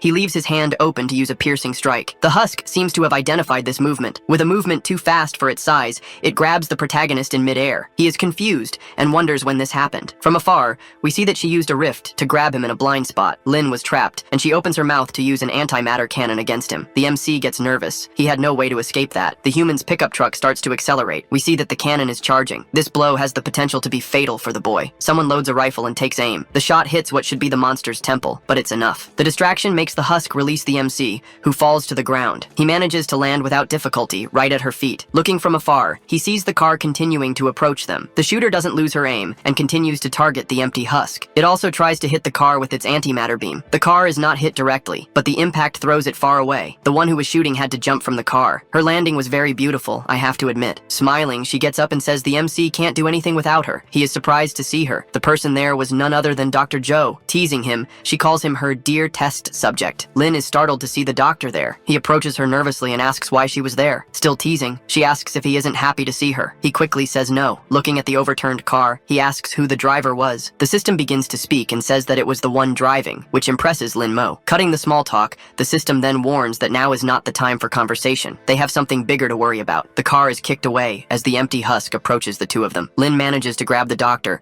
and prevent them from being hit by the vehicle. Still, it seemed like it was about to hit the truck with the humans that had been saved before. The two trucks collide, causing significant damage to the armor. Marguerite and Joanna are shaken inside the truck but seem okay. Fortunately, the damage wasn't too great, and the situation seems to calm down for now. He looks back, worried about the people who were still there. Joanna was still trying to use the system to open the car door, but it insists on remaining locked. A message appears on the communication system, which makes her think it had started working again after the impact with the other car. Someone asks if the one there was Gorilla, and if they were still alive. Being called a gorilla makes her furious, and the other side recognizes her voice. The one speaking to her was Joe, and Gorilla, Joanna, says it will take much more than that to eliminate her, to which Joe is relieved to know she is well. The situation, however, was not completely resolved yet. The monster opens a rift in its own belly to attack. Several snakes begin to fall from its womb to the ground and seem to be gigantic. Joe starts shooting indiscriminately at the mobs, eliminating several of them alongside Lin. From inside the car, Joanna hears an apology from Joe and finds this attitude strange. Annoyed, she shouts that the doctor was playing a trick on her again. She wanted to save everyone, just like Joanna, and so she asks for her help in that situation. Joanna doesn't respond immediately, and Joe calls for her one more time. Frustrated, she says she feels like an idiot for believing a bastard like her. Still, she agrees to help and asks what she can do. Joe tells her to get something that was inside the overturned car. It was in the back seat, and she needed to be careful with the remaining snakes. Managing to get out of the car, she gets a giant case and asks what to do now. The doctor asks her to open it, and the sight of what was inside surprises Joanna. Taking the weapon from the case, she asks if this wasn't experimental. How did she get access to it? Joe tells her not to ask questions. Preparing herself, she asks what she should do now. Aiming at the empty husk, she asks if that was the target, but Joe says no. Confused, she then asks who their target would be. The doctor then says that the one who should receive the shot was Code Zero. This leaves the girl confused, and she asks if this was some kind of joke, but Joe says it wasn't. All she asks is for Joanna to stop wasting time and trust her, so she shoots. Furious, Joanna says she doesn't care anymore. If anything bad happens, it would be Joe's fault. Pushing in a radioactive bullet, she prepares her shot against the MC. She aims exactly at the protagonist's back, who seems to be waiting for the shot. A green beam comes out of the weapon, like fell magic from World of Warcraft. The bullet travels at full speed, causing great damage to the ice floor. Joanna shouts for the MC to get ready, and he says it was finally here. Lin is hit in the back by the green beam, and it seems to have caused some damage. The beam dissipates, and we no longer see the protagonist standing. Joe remains impassive, waiting to see what would happen. She remembers the last moment they had together. The experimental weapon was inside the car. Lin says that dealing with the enemy ahead was the priority, but she says she wants to use that energy for the boy to absorb, since he claims he can absorb any type of energy. This should include atomic energy. Wouldn't he like to try? It could make him evolve to the next stage. If this succeeds, things would be different, combining atomic energy and then evolving to the next stage. With this, the MC would have a power that would break all his limiters. A surreal amount of power was emanating from the MC's body. Joe is pleased to see this. It seems her theory has been proven correct once again. Watching from afar, Joanna is impressed. That was incredible. Without her noticing, two snakes begin to approach her from behind. Before she could react, they lunge to attack. The girl turns, managing to see the attack, but won't have time to react. The next instant, Lin passes by her, destroying all the snakes with one blow. Joanna's eyes widen in pure terror and surprise at what the MC had just done. He looks at her, farming as much aura as possible. Joe asks the system if it had collected the data from this experiment, to which the robot confirms it did, but says the data may be inaccurate. Would she like to perform a reassessment? Preparing her weapon, she says it wasn't necessary, as she already had enough. Lin was already beside the doctor again, and the two prepared prepare for the fight. She asks if he feels faster now, and he says yes. It was as if his energy was infinite inside his body, and now he can use his full power. This energy seemed to be constantly overflowing because his body generated it continuously. His speed was on a completely new level, so fast that Joanna was incredulous at what Lin had done a second ago. The empty husk finally stops waiting and launches its attack. Lin tells Jo to hold on tight to him, but she brandishes her weapon and says she doesn't need to. He is confused by this and looks at her. The monster strikes the ground with full force, causing a large explosion. Jo takes advantage of this opening and leaps, ending up right in front of the monster's face. Using the debris that rose in the explosion as support, she begins to jump towards the empty husk. With her weapon in hand, she aims directly at the monster's forehead. Without hesitation, she unloads the entire magazine into the monster's face. An explosion hits right in the husk's eye, which is left dumbfounded by this. Another larger explosion occurs, throwing Jo back. She manages to rebalance herself, even in midair, and observes what happened. Without celebrating victory prematurely, she throws more bombs and starts firing at the monster again. The explosion gets even bigger. I don't know how she isn't caught in the impact. Lin approaches and says it seems she had also improved a few things, and she says it wasn't a mere upgrade. The suit she was wearing had his blood running through her clothes. Curious, the MC asks what she means by that. Jo continues, saying that she now has an experimental weapon with various functions. With this type of equipment, an ordinary person would have the ability to deal with a white skin of this level. After saying all this, she says she will leave the rest to him, and Lin is surprised. She had to check on the injured person nearby and tells him not to die in this fight. While the MC was looking at Jo, the monster lifts its foot to step on him. He was still complaining about her last words when the foot hits the ground, causing a huge explosion. Actually, before it reached the protagonist, he had managed to stop the stomp effortlessly. This seems to scare the monster, which is surprised not to be stronger than the human. Lin asks how he could die at the hands of such an inferior creature. The boy then begins to release a little of his power. With impressive speed, he passes through the entire length of the monster's leg, cutting it into several parts. He doesn't stop at the leg, but also takes the opportunity to cut its arm in the same blow. In moments, the monster was being sliced into several pieces of sushi without any difficulty by the protagonist, until he managed to rip out its core. The body parts fall as the boy looks at what he holds in his hands. He remembers his other self welcoming him to the survival club. If he really wanted to get strong, he would need to devour other awakened. The parasite appears behind him, tempting him by asking what he was waiting for. She tells him to devour the awakened, and he was bringing her core closer to his mouth. Thus, her soul and powers will be his. Lin had not yet devoured the monster's core. He continues to observe that thing as it pulsed in his hand. It seemed he was undecided. What would be the best path to take? His mind turns to the face of his other self, and once again the question is asked, what was he waiting for? Something strange happens with that core. It begins to expel a strange substance. Confused, the MC wonders what was happening. Why did that core open on its own? His own core also goes out of control, and he seems to be trapped between the two. Lin realizes that the one doing this was the parasite, and she was merging with the other core. He seems to be in agony, as he lets out a roar as the fusion happens. His consciousness begins to fade away. The next instant, he opens his eyes again. In front of him, a hallway that looked like it belonged to a hospital. Waking up completely, the boy's eyes widen. He was trapped in that black substance. The parasite was doing this to him, trying to free himself from it. He thinks he needs to find the way out of this place. Someone appears before him, saying that the MC was finally there. Looking ahead, the MC tries to identify who it is,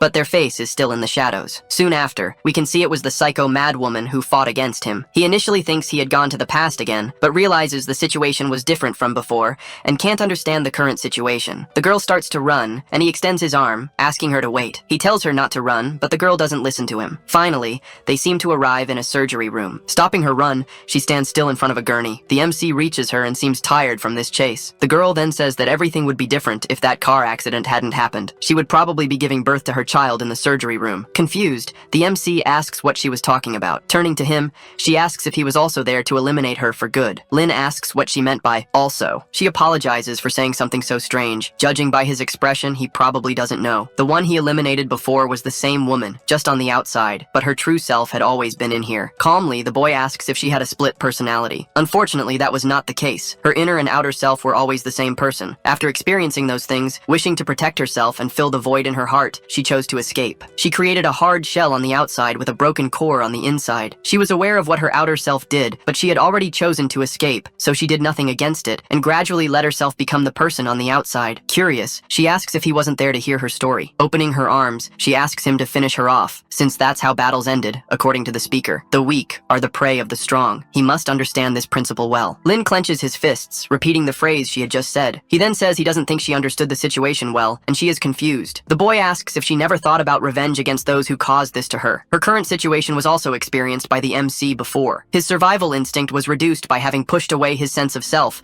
and only sought to satisfy his most primitive desires, only knowing how to survive in any situation. In the end, all that remains is to act on instinct, like a body driven by desire. The final result of all this was indeed death. He asks if this sounded familiar to her, and she shows that it does. These were the things he went through when he awakened, and this could be her end. But for an awakened, death is not the end but a new beginning. She, along with him, they had other choices. Extending his hand, the MC offers her an alliance, thus ending the chapter with the decision of the mad girl who was not as mad as we thought. Thanks for listening. The final moment really stood out to me. Instead of devouring his enemy for power, Lin offered her an alliance. What do you think? Was that the right choice? Let me know in the comments below. See you next time.